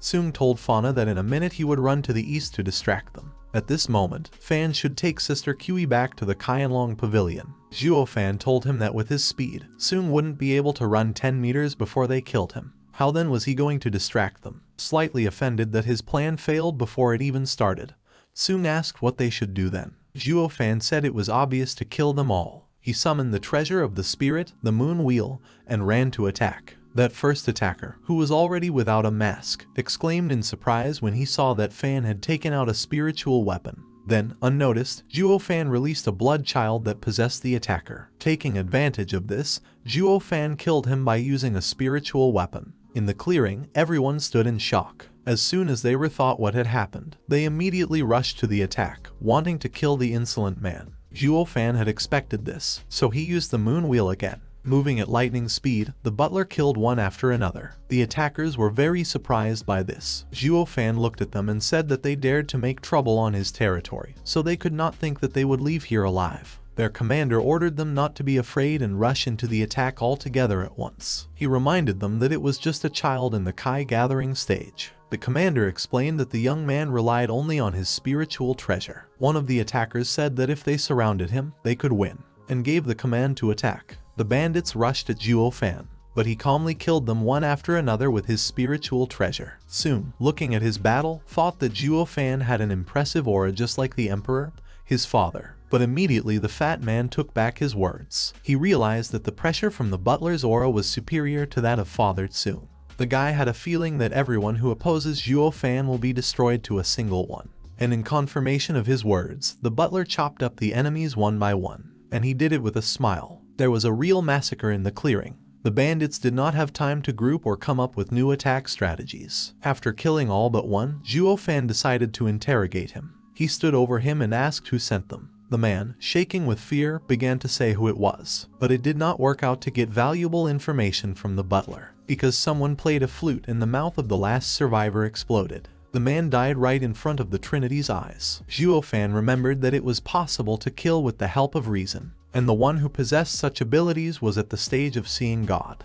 The butler of the Luo family understood that if he attacked an expert of this level, even with the power of the blood child and the moon wheel, he would not be a worthy rival to him. The trio heard footsteps behind them. Turning around, all three were in shock. The fat man recognized the man as a teacher and mislay as Fan's ancestor. Zhuo Fan calmly asked if the man in front of him was one of the 5 great divine dragons, the guardians of the imperial family, known as the first divine sword of the Tianyu Empire, the jade flute divine sword of Fan Kyubai. Behind him was Master Ju, who was laughing. After the man had finished laughing, he said that he had told Fan that the butler Luo was a very astute fellow. Master Ju explained that he had only told Zhuo Fan about him once, but the guy recognized him immediately after seeing him. Miss Long happily greeted her Uncle Ju. She asked how long he had been here and why they hadn't helped them earlier. Master Ju said that they arrived here back when Brother Zhuo and the third prince were dueling. The man then turned to Butler Luo, saying that Brother Zhuo was really up to something.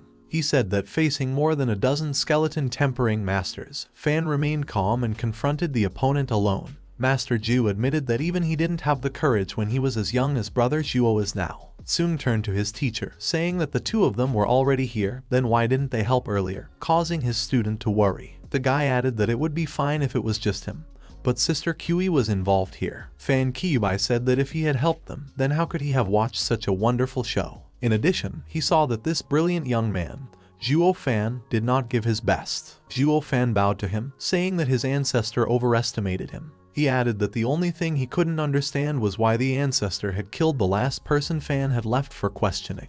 The butler Luo suggested that it might be, but they did not let him finish. Fan Kyubi said that the guy was really very smart. The ancestor said that with Fan's current strength, his intelligence could play against him. Zhuo Fan realized that this was how the man had warned him. The guy understood that the struggle for power was not something he could participate in with the current strength. That's why he killed that mercenary to protect Zhuo Fan. Butler Luo bowed and said that he had learned his lesson, and the guy will forget about today's incident. The ancestor liked the butler's behavior. He said that the guy was not only smart, but also knew when to back off. The man said that he did not expect that there would be such a brilliant youth outside the 7 imperial families. And even if Zhuo Fan followed the demonic path, which was not suitable for Ancestor Fan, then this child will still teach him for 2 years, and then the butler's possibilities will become limitless. Sung and Miss Lung were surprised by this very much. After all, the ancestor was going to take Zhuo Fan as a disciple. She knew that every head of the 7 families wanted their children to be sent to him for training.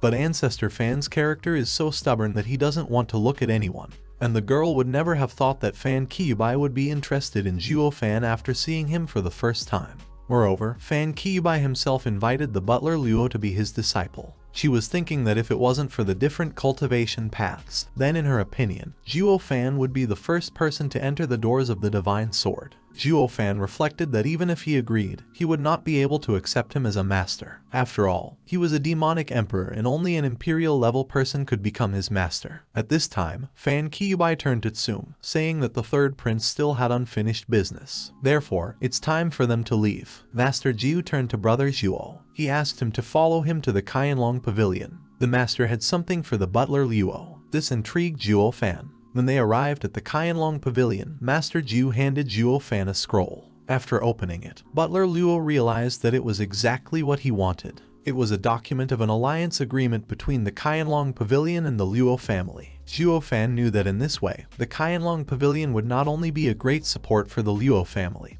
but would also unconditionally help the Luo family. Now no one would dare to go against the Luo family. The guy understood that now he would be able to focus on increasing his strength without worrying about his family. Master Ju asked why he had the feeling that Brother Zhuo already knew this was going to happen. Zhuo Fan thought that, to be honest, it wasn't quite like that. However, the guy knew that everything he did for this was all for the sake of this contract. The butler headed for the exit, saying that he would take the document to Mrs. Luo to sign. But Master Ju stopped him by holding his shoulder. The man said that the document should have been signed by Zhuo Fan himself, and he should do it right now. Zhuo Fan said that he was not the head of the Luo family, but only a butler. Therefore, he was afraid that his signature would not fit. Master Ju told him that this agreement was not for the Luo family, so his young lady's signature would be useless. He added that this agreement was drawn up only for Zhuo Fan. Brother Ju added that wherever Brother Zhuo was, the Kaianlong Pavilion would help him. He said that these were the words of their patriarch. Zhuo Fan thought that he was right. The patriarch of the Kaianlong Pavilion is indeed a wise man.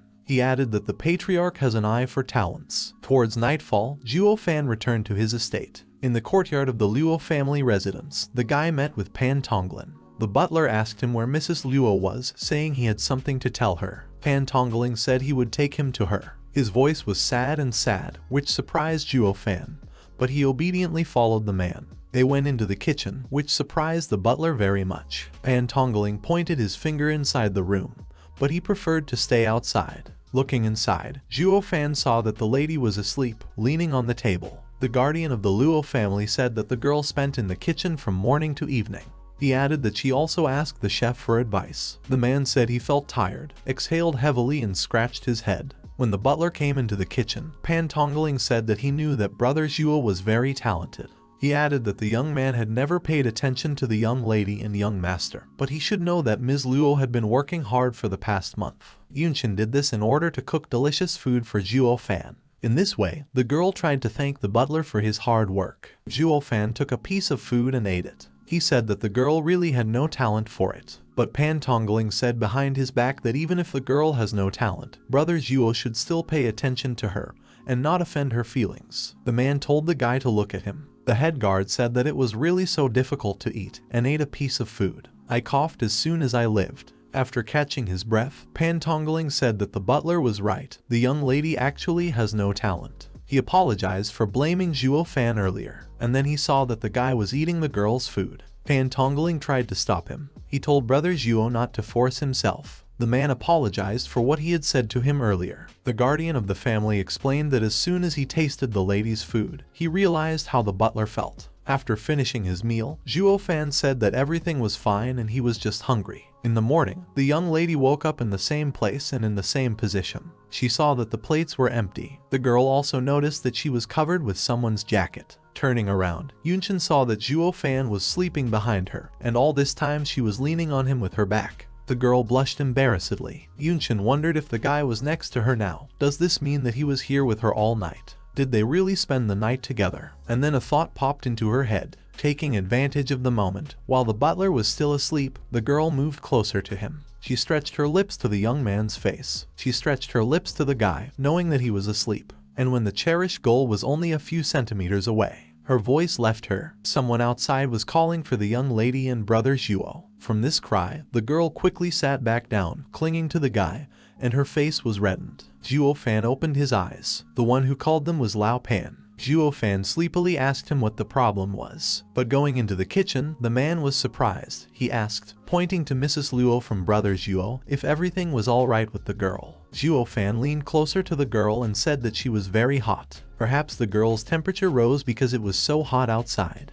The guy thought to himself that initially, he wanted to take her to her room. However, he was afraid that he would wake her up, so he just guarded her all night. He didn't expect the girl to get sick. The butler stood up and then picked up the girl in his arms. He told Lao Pan that if he had any business with him, he asked him to tell him later. But the man stopped him. The man explained that there was someone who wanted to talk to the young lady, and he and the butler could not afford to offend him. But Zhuo Fan said it didn't matter even if they offended him with their behavior. The guy said that if it was from the Kaianlong Pavilion, then he would still go, not their mistress. The butler added that he had never seen the lady in such a state. The guy suggested that the girl was most likely seriously ill. Pan Tongling called Brother Zhuo and asked him to listen to him. He said that the person who wanted to talk to Lady Luo had brought an imperial gold token. This information made Zhuo Fan stop. He remembered that if someone has an imperial badge, it means that he is a member of the imperial guard. Even if it concerns a family of families, they should greet them. Butler Luo knew that otherwise it was considered as disobedience to the imperial order. Zhuo Fan was sure that they would not contact their family. Therefore, he asked Lao Pan to tell him that young Lady Luo is not feeling well, and to ask that person to come tomorrow. But Pan Tongling was surprised, saying that this was the emperor's order, and Brother Zhuo wanted to tell him to have a guest come tomorrow. Zhuo Fan was just sure that this was the order of that fat man. Therefore, a little rudely, the guy told the guard to do as he asked him. But then Ms. Luo spoke up. The girl stopped the main guard, telling him to tell this man to wait a little. She got off the butler's hands and told Pan Tongling that she needed some time to clean up. Lao Pan thought if the lady hadn't woken up, he would have done as Brother Zhuo told him. The man said he had no idea what the consequences would be for the Luo family. Zhuo Fan looked at the lady and couldn't understand how she could wake up so abruptly when she was still sick. He wondered if she hadn't fainted. Yunshin turned to Zhuo Fan, asking how he could say such a thing. The girl was indignant how the guy could offend the imperial family so easily. Zhuo Fan looked after her and asked what was wrong with her. The guy didn't understand anything at all now. There was a man standing in the living room of the Luo family's main house. He turned to the guy and asked that he must be Zhuo Fan's butler. The man added that his master had asked Zhuo Fan and his mistress to go with him to his master's residence. Zhuo Fan walked over and sat down in the chair of the head. With arrogance, the guy asked if this fat man's wounds had already healed, if he was okay. The man was surprised. What kind of fat man was it about? He thought that if Zhuo Fan had said that about his master, then he was brave. Those who dare to call his master a fat man in this empire are no more than 10 people. Did this mean that the person in front of him was related to his master? The man bowed to Zhuo Fan, saying that his master returned yesterday and did not mention any injuries. This surprised Zhuo Fan, and he asked if this was really the case. The butler laughed. He said it must have affected his master's self-esteem, which is why he didn't mention it. The guy said that yesterday he struck the fat man more than 30 blows and kicked him dozens of times. How then can he be okay? The guy added that it couldn't be that the fat man was fine. Zhuo Fan said he was just pretending. He just didn't want his subordinates to laugh at him. The guy also asked if the messenger knew that the old man had asked Zhuo Fan to become his disciple yesterday. The guy continued, saying that he would rather die than become a disciple of such an old man. The man fell to the floor from shock. He asked Zhuo Fan in a trembling voice, not believing if Fan Qiubai really wanted to take the guy as his disciple. Zhuo Fan looked at him viciously, thinking about how this servant could play with him like that. However, the entire Luo family, not just the butler Zhuo Fan and Lady Luo, arrived at that fat man's estate. The messenger showed them the way, escorting them straight to the main hall. As soon as they walked through the garden to the main house, Zhuo Fan told Mrs. Luo that from now on, she was in charge of negotiations. This surprised the girl, as it surprised the young gentleman. The boy started to ask what brother Zhuo was up to, but stopped and said that he understood everything. She thought to herself that after all these months, she was worried that everyone in Feng City would find out that Zhuo Fan was the real leader of the Luo family. The girl also thought that she had no idea what would happen if people from the imperial families found out about it. But the girl knew that Zhuo Fan did not want to be considered a leader, so he remained in the shadows. Yunqin realized that Zhuo Fan wanted to tell everyone that the true leader of the Luo family still bears the surname Luo. In her mind, the young lady thanked Zhuo Fan very much. A delegation from the Luo family approached the gazebo, where they were led by an attendant who said that the conversation would be there. The fat man and his teacher were already waiting for them in the gazebo. But the Luo family was surprised that the elder of Black Wind Mountain was also sitting there, along with his daughter Miss Lei, and their maid Xiao Qi. Zhuo Fan suggested that this meeting was organized for the leaders of the three families. Yunqin he told her not to let them look down on the Luo family. The attendant pointed to the gazebo, telling the Luo family to pass by, and he left. This surprised the fat man. He couldn't understand since when the Imperial Guard had become so polite. The head of the Kai family and his son were also surprised why only his family, which is the first in Feng City, is being treated so badly. When the Luo family came closer to the gazebo, they all bowed. Yunqin introduced herself and said that she welcomed the third prince. The third prince invited them to sit down politely. He was surprised that the butler Zhuo Fan, with whom he had fought yesterday, was also bowing. Soon realized that this was a manifestation of loyalty. The guy noticed that Zhuo Fan acted as a defender of the safety and honor of his mistress. Fan Qiubai, watching this picture, thought that Zhuo Fan was really a valuable butler. The fat man spoke. He said that today the third prince invited three family leaders to his house because the emperor ordered them to reveal a 1,000-year-old secret. All three families were very surprised. He added that they should compliment and always support each other. Furthermore, they were not supposed to leave Feng City until the pearl began to shine. Soon addressed the Luo family, the Kai family and the Lei family, saying that they, like the 7 families, are the founders of the empire. This information surprised everyone in the gazebo. Yunqin thought that if this was true, then she couldn't understand why they had fallen to the point of becoming such a small family. The third prince continued. He apologized to everyone, saying that it was his Yuan family's duty to all of them. He added that during the creation of the Tianyu Empire, its foundation was unstable,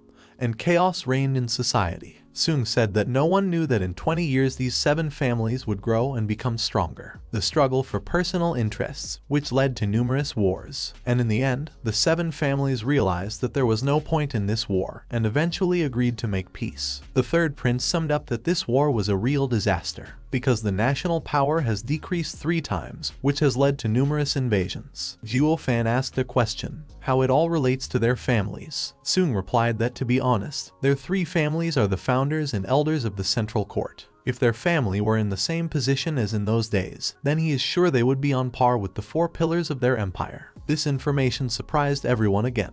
What are these 4 pillars? The 4 pillars are the pillars of the Tianyu Empire. They were a source of military, economic, political and state power, as well as many other things. There were rumors that the pillars were so strong and powerful that they kept even the imperial family in fear. Yunshin reflected that she had never thought that her ancestors were so great that they could have power on par with the 4 pillars. The third prince said that the Order of Pearls is an order designed to prevent war within the 7 families, so the imperial family has a secret agreement with the ancestors of these 3 families. When the 7 families fight each other again, the imperial family will unite these 3 families into one, so they will become on par with the 7 families. But Yunshin said that even if the 8th family appeared, she wouldn't be able to stop the 7 families. Fan explained to her that the 8th family shouldn't stop them. They will have to balance the forces of all sides. The guy added that usually, when there is a war, one side always has an absolute advantage in strength. So if 2 powerful sides collide, everything is easily solved.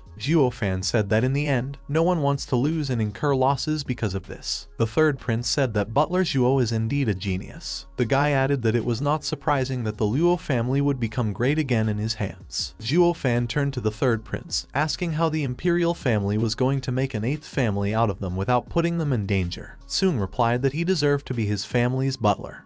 Fan only said that if they wanted their family to get up from their knees, then they could rely on the strength of the imperial family. The guy explained that the most difficult thing is to become stronger without arousing suspicion. The butler asked if the 7 families would allow them to build up their strength without doing anything. At this time, Feng Qiubai was thinking that the butler of the Luo family was very smart. The head of the Kai family thought that such a talent as a guy can be found once in 1,000 years. The third prince interrupted everyone's thoughts by saying that this was planned when the secret order was created. He asked how they think they are the most important thing in the family. Provided them with options in the form of spiritual stones, medicinal herbs. But these are just resources. The guy added that strength is the most important thing. Sung said that there are 9 elders in the Kaienlong Pavilion and they are all strong. And there are also 12 strong elders in the Human Valley. He explained that each family of the 7 imperial families has a significant power. He also explained that there are experts invited by each family. This is their trump card up their sleeve. The guy said that in order not to disturb the 7 families, Emperor Tezu confiscated the property of their families. And since the families didn't have good martial arts skills, the 7 families wouldn't keep an eye on them.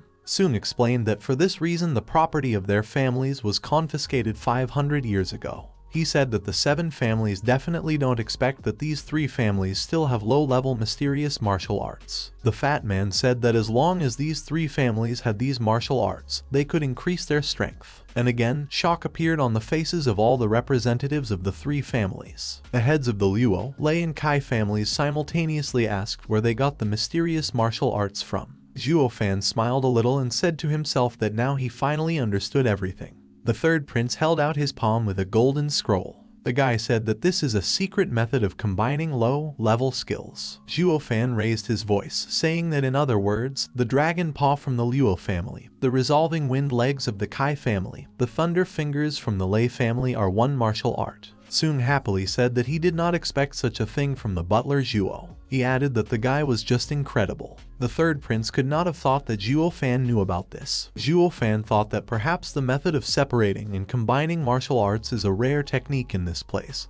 But every sect in the sacred land knows this technique. The third prince spoke to the 3 family leaders. He asked to see their family martial arts. The head of the Black Wind, Elder Lei, said that he was unable to preserve the family martial art. The man explained that it was stolen by the people of the Human Valley. The head of the Kai family also addressed His Highness. The man bowed and said that in fact the same thing happened to him. The third prince was surprised to hear these 2 pieces of news. He couldn't figure out how they were stolen.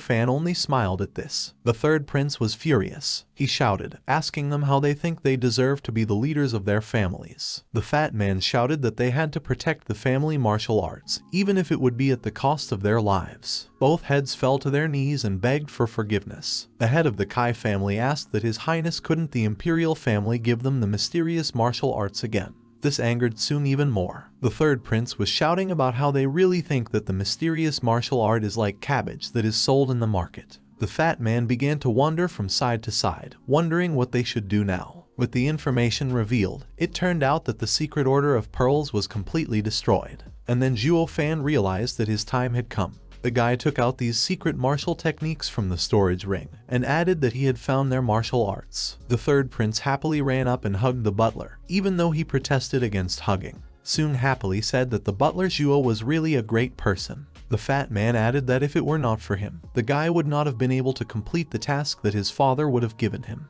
Therefore, he is now in debt. Zhuo Fan calmly told him that he was doing it all for the Luo family. The prince added that not only for the Luo family, but also for him, the prince. Then he continued the previously forgotten conversation. He said that since all the martial arts are here, they will be able to combine them. Therefore, according to the words of the emperor of those times Tezu, when creating the order, the other two families should join the strongest. The guy started to say that from now on they would be under the same surname.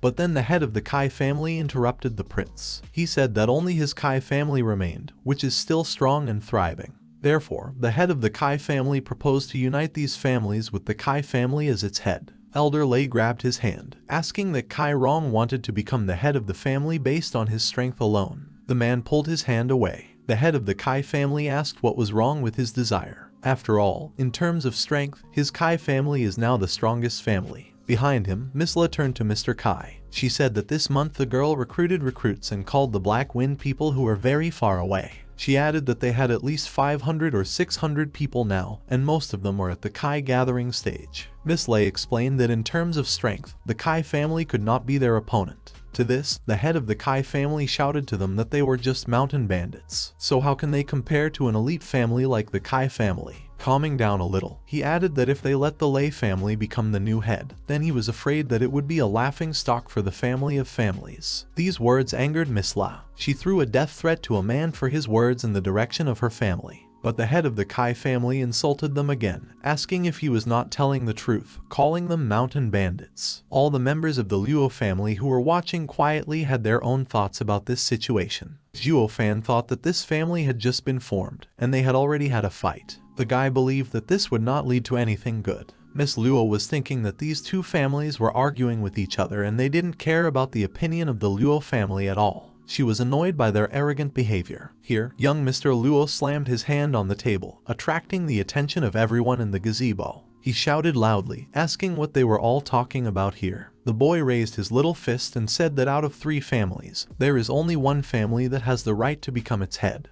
And he proudly declared that it was his Luo family. Everyone looked at young Mr. Luo in surprise. The boy made his speech and stood in a confident pose, looking condescendingly at everyone. The son of the Kai family shouted, pointing at the boy. He said how this kid could say such a thing. The guy pointed out that the Luo family is the weakest among these 3 families. Copying Zhuo Fan's behavior, in a calm tone, the boy said that his Luo family had nothing, no money, no medicine. In the family, they rely only on each other. After a dramatic pause, the boy added that they are the strongest among the 3 families. He backed it up with the fact that they have a butler, Zhuo. The head of the Kai family said that he was just a butler. He added that whether some subordinate like him would be able to deserve what the Kai family has achieved over the years. But they didn't let him finish. Zhuo Fan surprised everyone by putting an agreement on the table with a loud bang. The third prince couldn't believe his eyes, wondering what it was. The butler said that this is an alliance agreement between the Luo family and the Kaianlong Pavilion.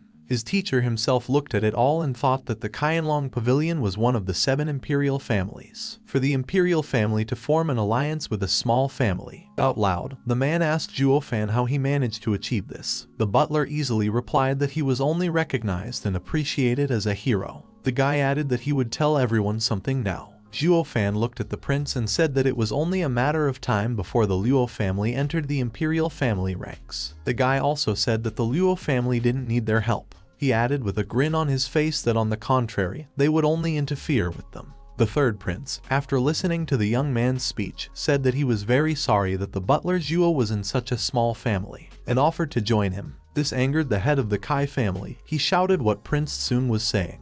In his thoughts, the man thought that this Zhuo Fan was really so strong. Yunshin was about to say something, but the butler stopped her by raising his hand. Calmly and without arrogance, Zhuo Fan said to the third prince that he had a good reputation. However, he will remain in the Luo family. The prince took a deep breath and said that everything was decided. Putting his hand on the table, Sung declared that from now on, the Luo family would be at the head of 3 families. The son of the head of the Kai family shouted indignantly, addressing the third prince. But when Prince Suna shifted his gaze, he saw that he was very angry. Therefore, the father and son of the Kai family quickly bowed and said in unison that the Kai family was delighted and sincerely wished to help the Luo family. The prince turned to the Lei family, but they calmly and without irritation bowed and told His Highness to be confident in them. Elder Lei added that this would be his atonement for the sin he had committed by allowing the Luo family to be destroyed in Gyunjuang.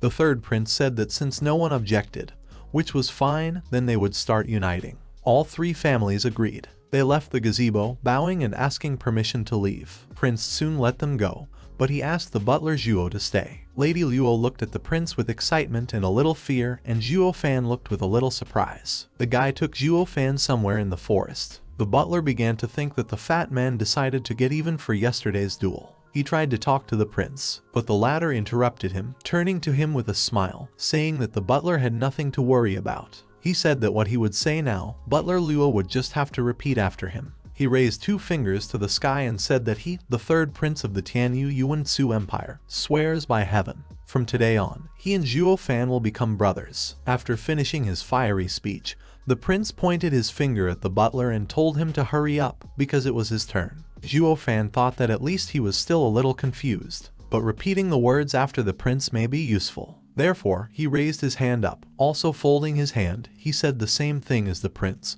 but added that if the prince would never betray him, then Fan would not do it. The prince, after his speech, said that Zhuo Fan is really a very meticulous person. The butler answered him with a smile. It's not because he doesn't believe him, but because rivers and lakes are too dangerous. The prince said that as it pleases the butler Luo. He added that in the end, he feels much better now that he has become his brother. Then Sung asked if Fan remembered their bet yesterday. He said that the one who lost should refuse to marry Sister Kui. He made a dying pained look and said that now that they were brothers, he would be able to give up Sister Kui. But then, Zhuo Fan realized that he had to tell the truth. The butler, Zhuo, told Prince Sung that there was really nothing between him and Miss Lung, and that the girl said so that the prince would leave her alone. This news undoubtedly pleased the young man.